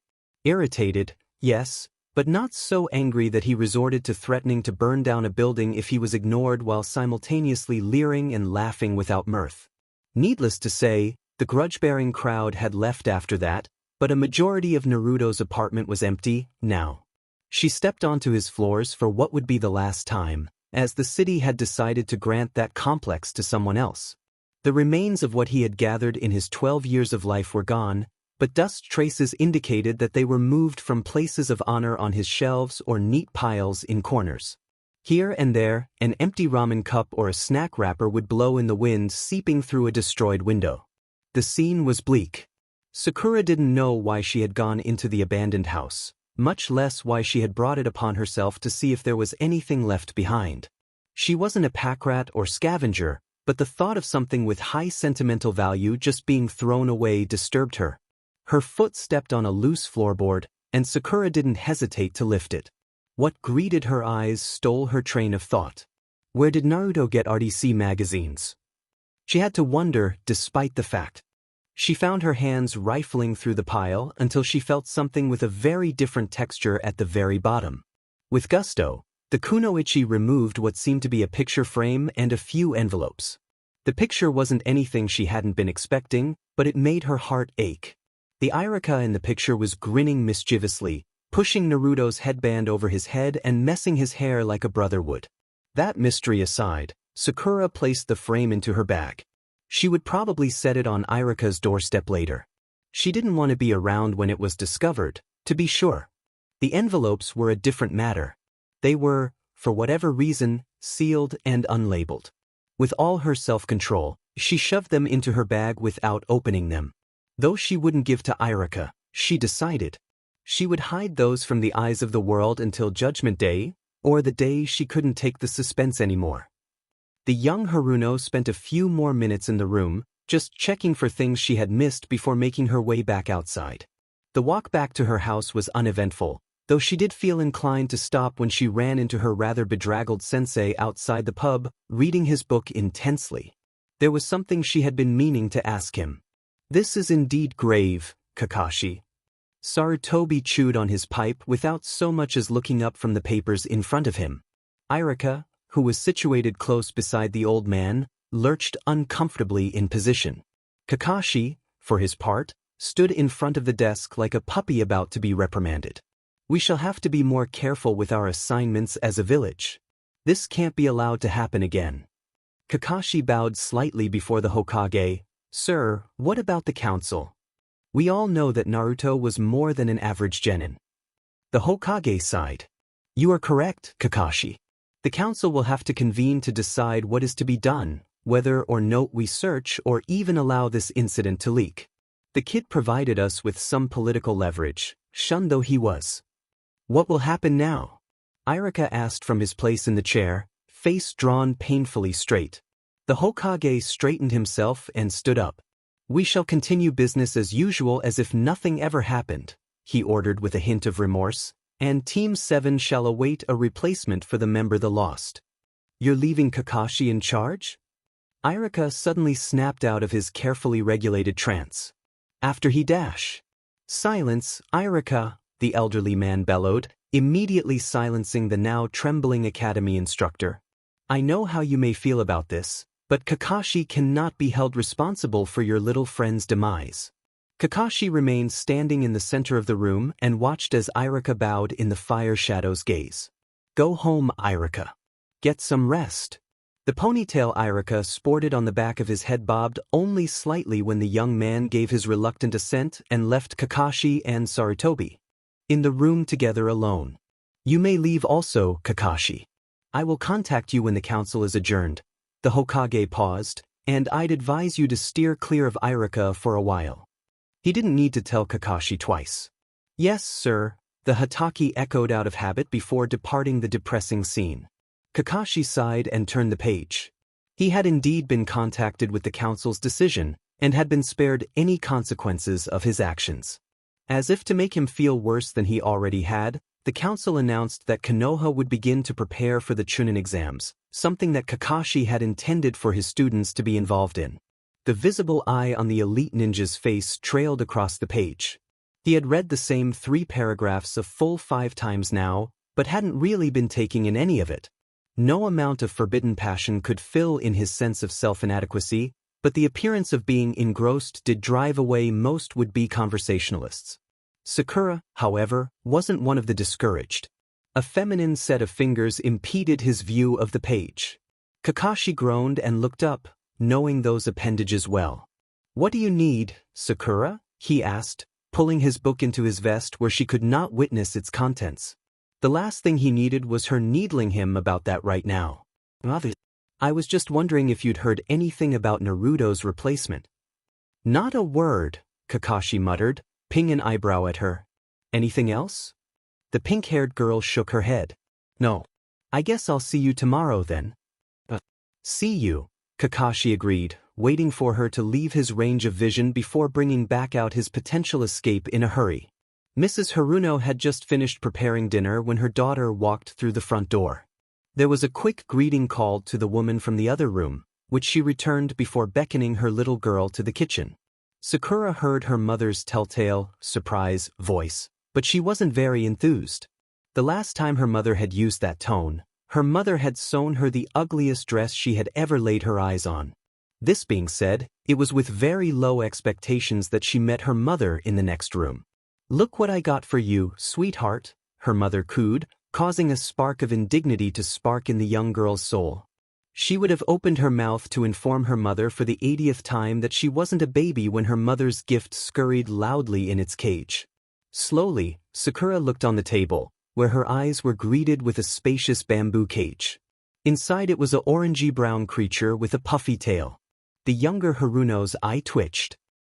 "Is squirrel?" she asked skeptically, approaching and inspecting the creature to see that it had some sort of plant-like attachment. On impulse, the girl reached into the cage to remove and look at it, pleasantly surprised that the rodent didn't flee from her touch. If anything, it seemed enamored with her. "Isn't it cute, Sakura?" her mother asked, unaware of the scene that was about to unfold with the leaf in her daughter's hands. At first, Sakura didn't believe her eyes at all. The leaf had begun to decompose, and some of the symbols had smeared, but she could still make out the message. Bewildered, she stifled a scream with her hand. "I'm still here, Naruto." Sakura's mother had watched as her daughter's eyes widened in terror upon looking at the seemingly harmless leaf. Her face went white as a sheet in the Hyuga mansion as she scrunched it up in her hand, little bits of the edges drifting out of her grip. While at once both baffled and alarmed, the older woman also managed to catch her daughter during the fainting spell that followed.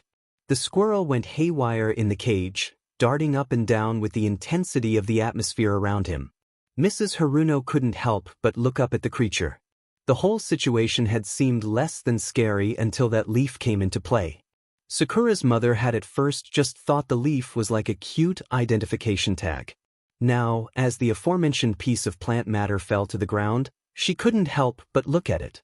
At first, the words didn't faze the woman at all. She had heard about Naruto's death, of course, but as she had never really been a staunch hater or supporter of the Jinchuriki's existence, she really hadn't reacted much at all.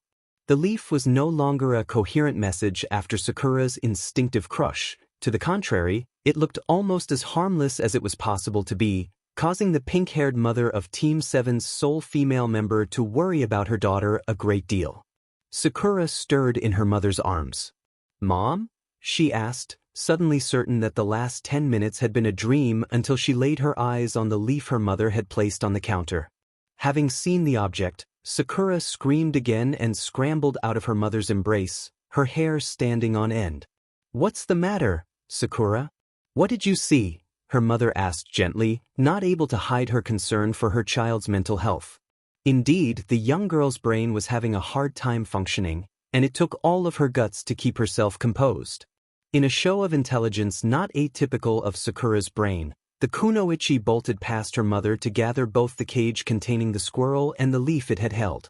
She had no idea what was going on, to be sure, But she did have some evidence on her person right then, and there were several people she knew could help her get to the bottom of what was at hand. "Mom, I'm going to visit Ino," she announced, at first looking like she had eaten something unpleasant. She might have been at odds with the blonde female, but with the situation as it was, she needed her childhood friend's help. Sakura didn't even bother putting her shoes back on when she left her house, despite her mother's bewildered protests. The squirrel bounced within the cage, which she had unceremoniously tossed over her back. Dusk was a busy time in Konoha. Many villagers came home from their various farms and businesses to make last-minute stops in the marketplace. The ANBU even wandered into town to partake of their evening meals in various street shops and vendors. There was a healthy amount of noise and laughter flying through the air, and friends basked in groups by the street with their suppers, reminiscing. The early summer evening was a mundane thing, really. Of course, that was until the barefooted Haruna bolted through the streets like a woman possessed with a squirrel in a cage on her back. The stares were inevitable, but after she had left the main dinner crowd's field of vision, most of them just shook their heads and attributed the strange actions of the girl on ninja behavior. They couldn't really be blamed for that assessment, however. A lot of the more powerful ninja in the village had their signature quirks, such as public reading of pawn or insane gusto for the stupidest things. Ino had been kept busy with her new schedule as a ninja, which she had balanced with her job at the flower shop. All in all, every night saw her exhausted and antisocial. Her father had promised her that this was a normal trend of genin life, and that it would get easier soon, but she missed having the energy to do her favorite recreational activities outside her home. Her thoughts rarely ever had the time to dwell on Sakura anymore, but when Ino had heard about Naruto, she had felt a quick stir of pity. That, however, faded when she continued her spree of hard working. On that night in particular, Ino was gratefully drinking stew at her parents' table, her body finally recovering from Asuma's drills earlier that day. Her mother had briefly started a conversation that she had contributed to, but all in all, the evenings were all the same anymore. The pattern of her nightlife changed abruptly the moment there was a loud series of pounds on the door. Ino startled and choked on her stew while her mother went to fetch the door. After a few pounds on her own throat, the fish came loose from Ino's airway. "I need to see Ino." Sakura's voice carried through the dwelling, causing the poor Ino to nearly choke a second time. "We're eating dinner right now, Sakura," Mrs. Yamanaka informed the uninvited guest politely, choosing not to comment on Sakura's bedraggled appearance. Ino listened carefully, unsure of whether or not she should leave her meal just yet. A part of her brain screamed with arrogance, condemning Sakura for being so rude, but somewhere else, Ino's maternal instincts were stirring. There was something in Sakura's voice that sounded desperate. "Ma'am, please," Sakura countered, huffing from the effort of her sprint. "It's an emergency." Those words had Ino at the door within fractions of a second, barely containing her compassion with a sneer. She had heard that Sakura hadn't been doing well, but she hadn't expected to see her look so, well, unfabulous. Sakura's pink hair flew in every which direction, the hayate on her head having slipped to an angle. That wasn't what caught Ino's attention. There was a squirrel on her former best friend's back, and the girl's eyes were wild. "Ino!" Sakura greeted pleadingly, and Ino nodded to her mother, who left to return to her meal. I mean Sakura," Ino corrected herself before insulting the obviously vulnerable Kunoichi standing before her. "What is this emergency that would cause you to run barefooted with an animal on your back?" Sakura grabbed her rival's hand and shoved the abused leaf onto it, causing the young Yamanaka to reward her with a dubious expression. "Dying leaf?" she asked patiently, sure there was more of an explanation, but not entirely sure she wanted to hear it. "What kind of leaf is it, Ino?" Sakura asked, obviously intent on this detail. Ino just stared for a minute before asking, "Are you sure this couldn't wait until after dinner?" Sakura shook her head and pressed onto the foliage now in Ino's outstretched palm. "Just look at it, please," she begged. In response to Sakura's plea, Ino turned the leaf over and studied it carefully. It had seen a lot of action crumbling here and there, but what caught her attention most were the scribbles adorning the center.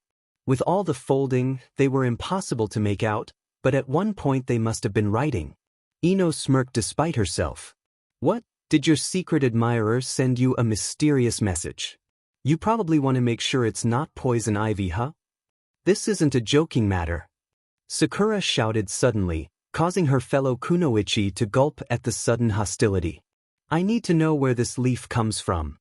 Ino rounded on the pink-haired girl in a flash. I won't tell you until you tell me why this is such an emergency. It's a message from Naruto. Sakura snapped, allowing the puzzled brain of her current companion to piece together. Where did you get this, Sakura? Ino asked with a hint of pity, now, causing even more of a rise out of Sakura, who was turning red and pointed at the squirrel she was holding over her back with her free hand. So, let me get this straight, your dead teammate sent you a messenger squirrel with a leaf? Ino asked, careful not to let her face or voice waver in any way as she repeated the information she'd received back to its source. Sakura put her free hand to her face now, aware of how stupid she sounded. Please tell me you don't think that squirrel is Naruto, Ino implored, a little worried when Sakura just shrugged with a rapidly slouching posture. The squirrel, on the other hand, looked at Ino expectantly. Ino, for her part, felt a stirring of pity.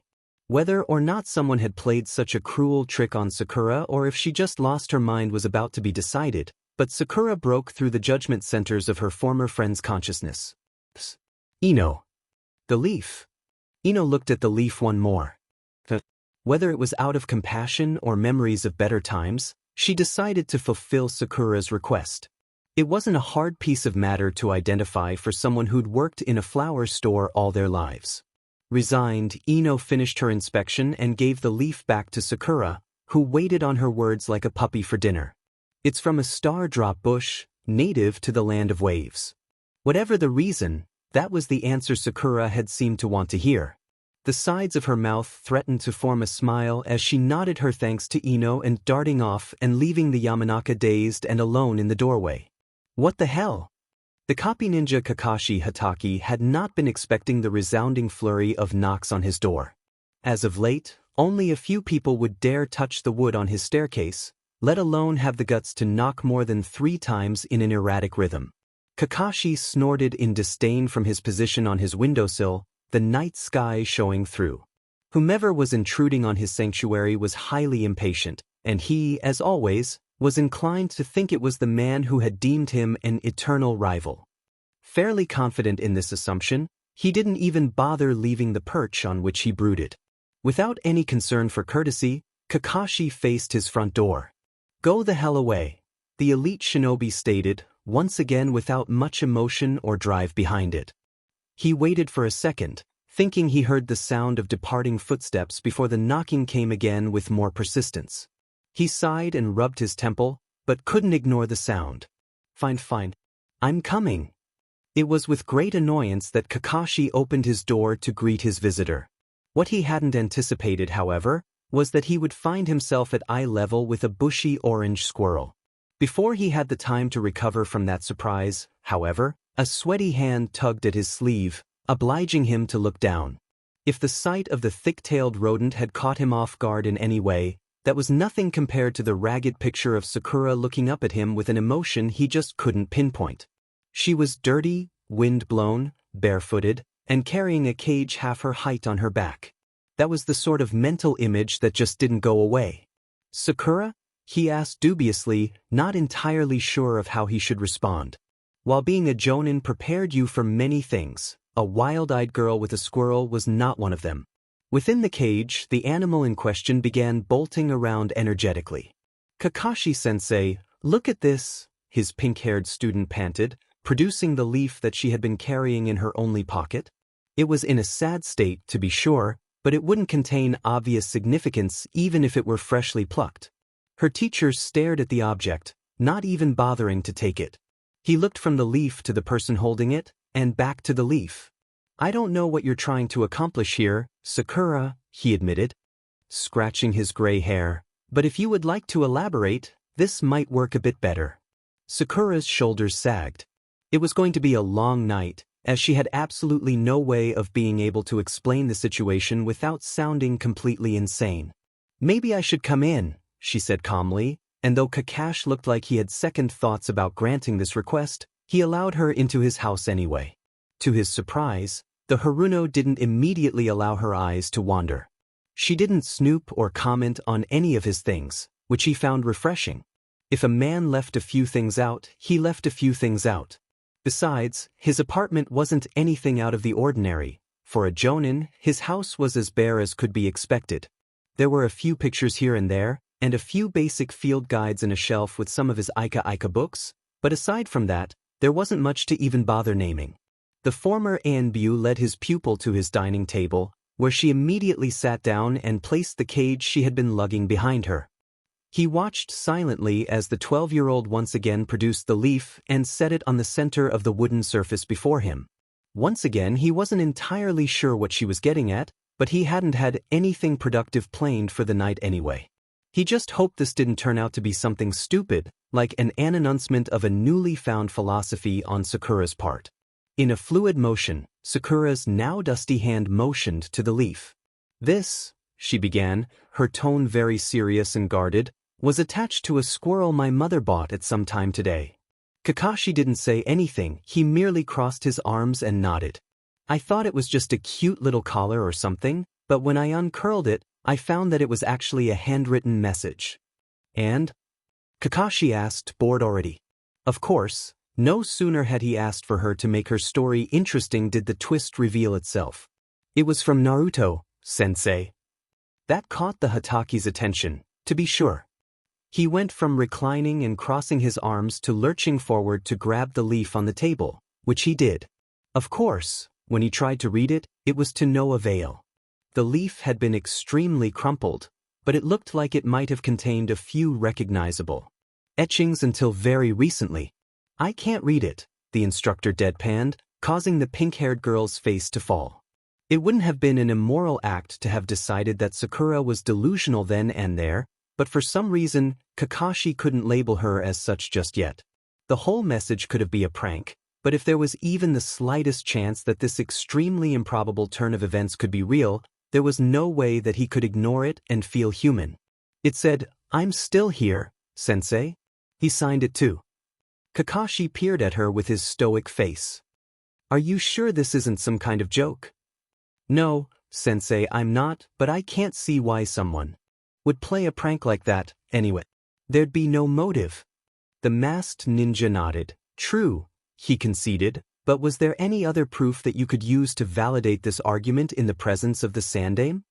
Sakura pointed at the leaf again with conviction. "This comes from a plant found in the land of waves, and by the stage of its decomposition, I can deduce that it is under a week old." "Are you absolutely sure of this?" Kakashi urged her gently, his eye not visible from the new angle he had chosen. "No, but that's why I came to see you. You were a hunter ninja once, weren't you?" she asked, her voice now quiet, a precursor to the silence that permeated through Kakashi's apartment for a whole few minutes while Kakashi prodded the leaf and pretty much wallowed in though. Sometimes, Sakura felt he was scrutinizing her, but quickly dismissed the sensation as paranoia. Kakashi was having issues of doubt within his own mind. The chances of Naruto being alive, let alone being able to send his teammates a message on a squirrel, were so astronomical that disbelief could be very easily relied on to show the error of his ways.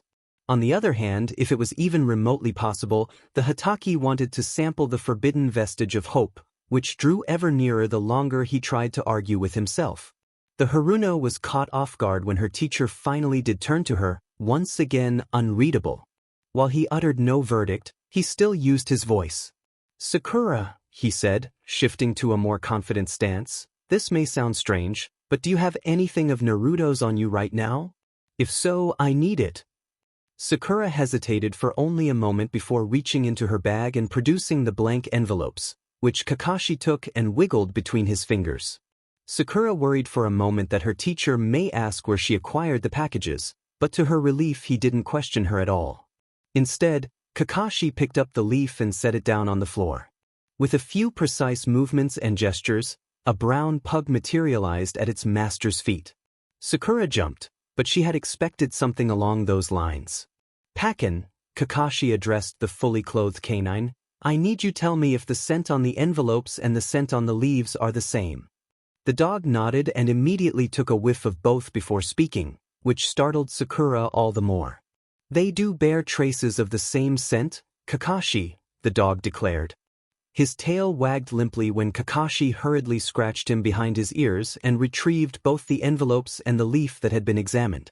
While Sakura mulled over what the dog's words meant, a change took over Kakashi's mood and attitude in general. The Jonin practically charged around the room to look for a clean vest while still holding Sakura's evidence, knocking a few carefully organized piles of weapons and the occasional picture frame to the side. "Sakura, I suggest you go home and clean yourself up. I'll meet you in front of the Hokage's mansion in about 2 hours, Kakashi instructed, causing the hope that had until that moment been guarded within Sakura's chest to explode. "And I suggest you leave the squirrel at home this time." Sakura beamed and left without a word. 2 hours. The kunoichi was so pleased that she forgot one important detail. Kakashi was always late. Sakura carefully avoided alerting her mother to her presence upon her return home that evening, something her ninja training helped her with immensely, and she immediately got to work grooming herself. The squirrel's cage was placed neatly on her bed, and for whatever reason, she gave it a few sunflower seeds she had been saving for a rainy day in one of her less desirable dresser drawers. It ate happily, but as Sakura started to back away from the cage, her hair caught on the latch. It had done so several times that evening, but the kunoichi had been in far too much of a rush before to be distracted by it. Now, however, was a different story entirely. While untangling the pink cascades from the slats, she couldn't help but think of the trouble her mane had caused her thus far. In the last month alone, her hairstyle had caused her to be apprehended by bandits, caught no less than 12 times in forest boughs, chewed on by livestock, and waste a great deal of time in the mornings teasing it into position. In that instant, Sakura Haruno made a life-changing decision, for a 12-year-old girl, anyway. After musing through her vanity for a pair of scissors, Sakura bent her head over her waste bin and proceeded to give herself a haircut. The locks fell in pieces, and Sakura steeled herself against any emotional attachment to the inorganic material spawned of his scalp. They had once contained her hopes of romance and marriage, those things that she had thought she wanted. Now they were just dead cells being removed from her life in clumps. That's all hair was really. While girls had always argued the matter was one of beauty, when Sakura thought of the issue from a practical perspective, the mass on her head wasn't very useful in large quantities. She wasn't a flower, she didn't need to attract insects, which her pink hair did from time to time, and she wasn't even old enough to be married if she wished to. On a similar note, the rumor that Sasuke liked long hair was probably just speculation. In all of 2.5 months, she had yet to see him give a second glance at anyone, let alone those females that melted at the sight of him. Her mother had mentioned this fact. Men like a challenge, her mother had always told her, though Sakura hadn't been very attentive at the time.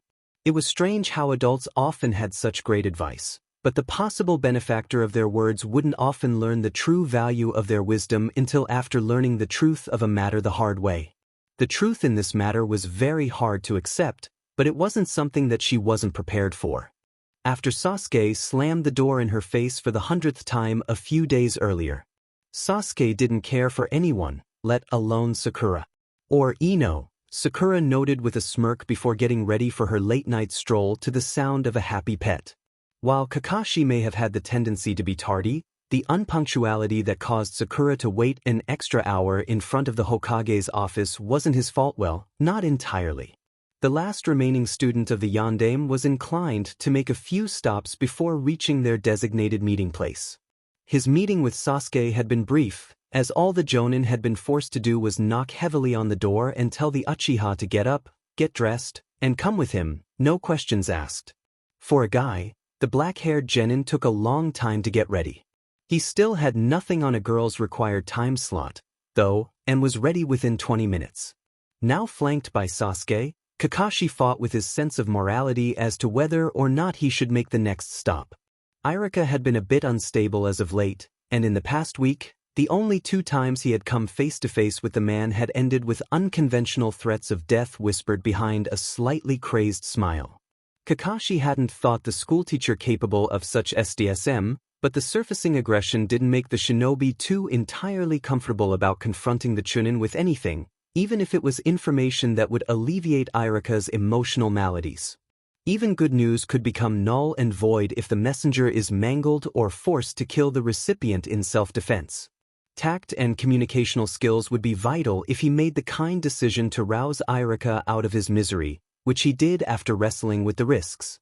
Irika wouldn't pose any danger to Kakashi. The man was only an elementary teacher, after all. Having decided this, Kakashi pulled out a slip of paper and immediately scrawled out a note. "Sensei, I don't see why you can't just go and give Irika this message yourself." Sasuke grumbled to the bush where his teacher was squatting, pulling the Dmed orange book out again. How he read it was a detail the Uchiha didn't know. It was pitch black out. "Just do it. As a ninja, you'll be performing these sorts of tasks a lot. Consider it training," came the voice from the bush. Sasuke's sour expression took extreme measures and curdled. He knew better than to argue with the older man, but he wasn't happy about the task with which he was charged. It was a menial errand, and Sasuke wasn't even permitted to read the Dmed note. "Fine."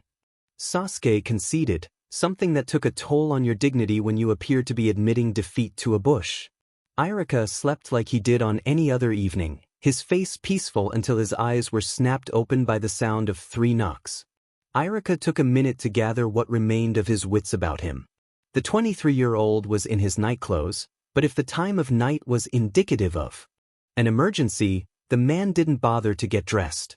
He did put on his sandals though, something that was only logical when the sounds of crushed glass, the pieces had once been a lamp, accompanied his footsteps to the door. Irika cracked his door open to assess the situation and identify his visitor, who turned out to be a former student who looked less than thrilled about something. "Sasuke, why are you here?" the teacher stammered, having expected a messenger from the Hokage or something of the like. The addressed student spared Irika a glance and held up the parchment he was supposed to deliver, prompting Irika to open his door fully. "Come in then," the Chunin sighed, motioning into his dark abode. Sasuke took a furtive first step inside before Irika's voice sounded out again. "And watch your step. I've been redecorating." The moment the lights came on, Sasuke was left with a vision of destruction that went far beyond even the furthest reached of the concept of redecoration. With the exception of a few fixtures built into the walls and the bed Irika slept on, the entire apartment was a wreck. From what must have once been a curtain rod to the ripped remains of scrolls and books, the carnage was something that until very recently seemed beyond Irika's scope of ability. Sasuke could barely constrain himself, and he suddenly became painfully aware of why Kakashi had sent him in his stead. That BSRD. Irika cleared a place on the floor beside a table that had been ripped cleanly in half and motioned for Sasuke to sit down, which he did. The teacher didn't offer him a glass of water for obvious reasons and sat down. "What's this about then?" Irika asked, extending his arm to retrieve the piece of paper from Sasuke, who was looking very longingly at the door. Irika looked at the paper trough his adjusting eyes. He looked at the paper long and hard. After the first bout of reading, he rubbed his eyes and looked at the paper again. Following this, Irika pinched himself and scrutinized Sasuke, who felt himself prepare to flee if the need arose. A very eerie smile crossed Irika's face while he crumpled the note in his right hand. "Is your sensei outside hiding by any chance, Sasuke?" Sasuke needed no buttering up to betray the man that sent him into Irika's stronghold of terror and nodded. "Yeah. He's in the bushes to the left when you exit. I think I need to have a word with him. Did you read this by any chance?" Irika inquired, tossing the rumpled heap and catching it. Sasuke quickly shook his head, hoping that was the reply Irika had wanted. Fortunately, it was, and Sasuke was spared. "Ah, well, let's just say he has some explaining to do." It was the explaining to Irika that took over 2 hours, because Irika first had to demand answers. He demanded them violently, sometimes with the help of a stick or two. While none of the blows were strong enough to seriously injure the oldest of the 3 ninja present, though not for lack of trying, he did arrive at the gate of the Hokage's manor with a significant amount of bruises and scrapes. Sakura was irate by his tardiness, but decided he had suffered enough when she saw the swelling and the now-dressed Irika smirking behind him. To his credit, Sasuke showed very little signs of trauma from what he had witnessed. The Uchiha still didn't know what was going on either, but at least he took it like a man. After a quick exchange, the four entered the premises of their leader's fortress.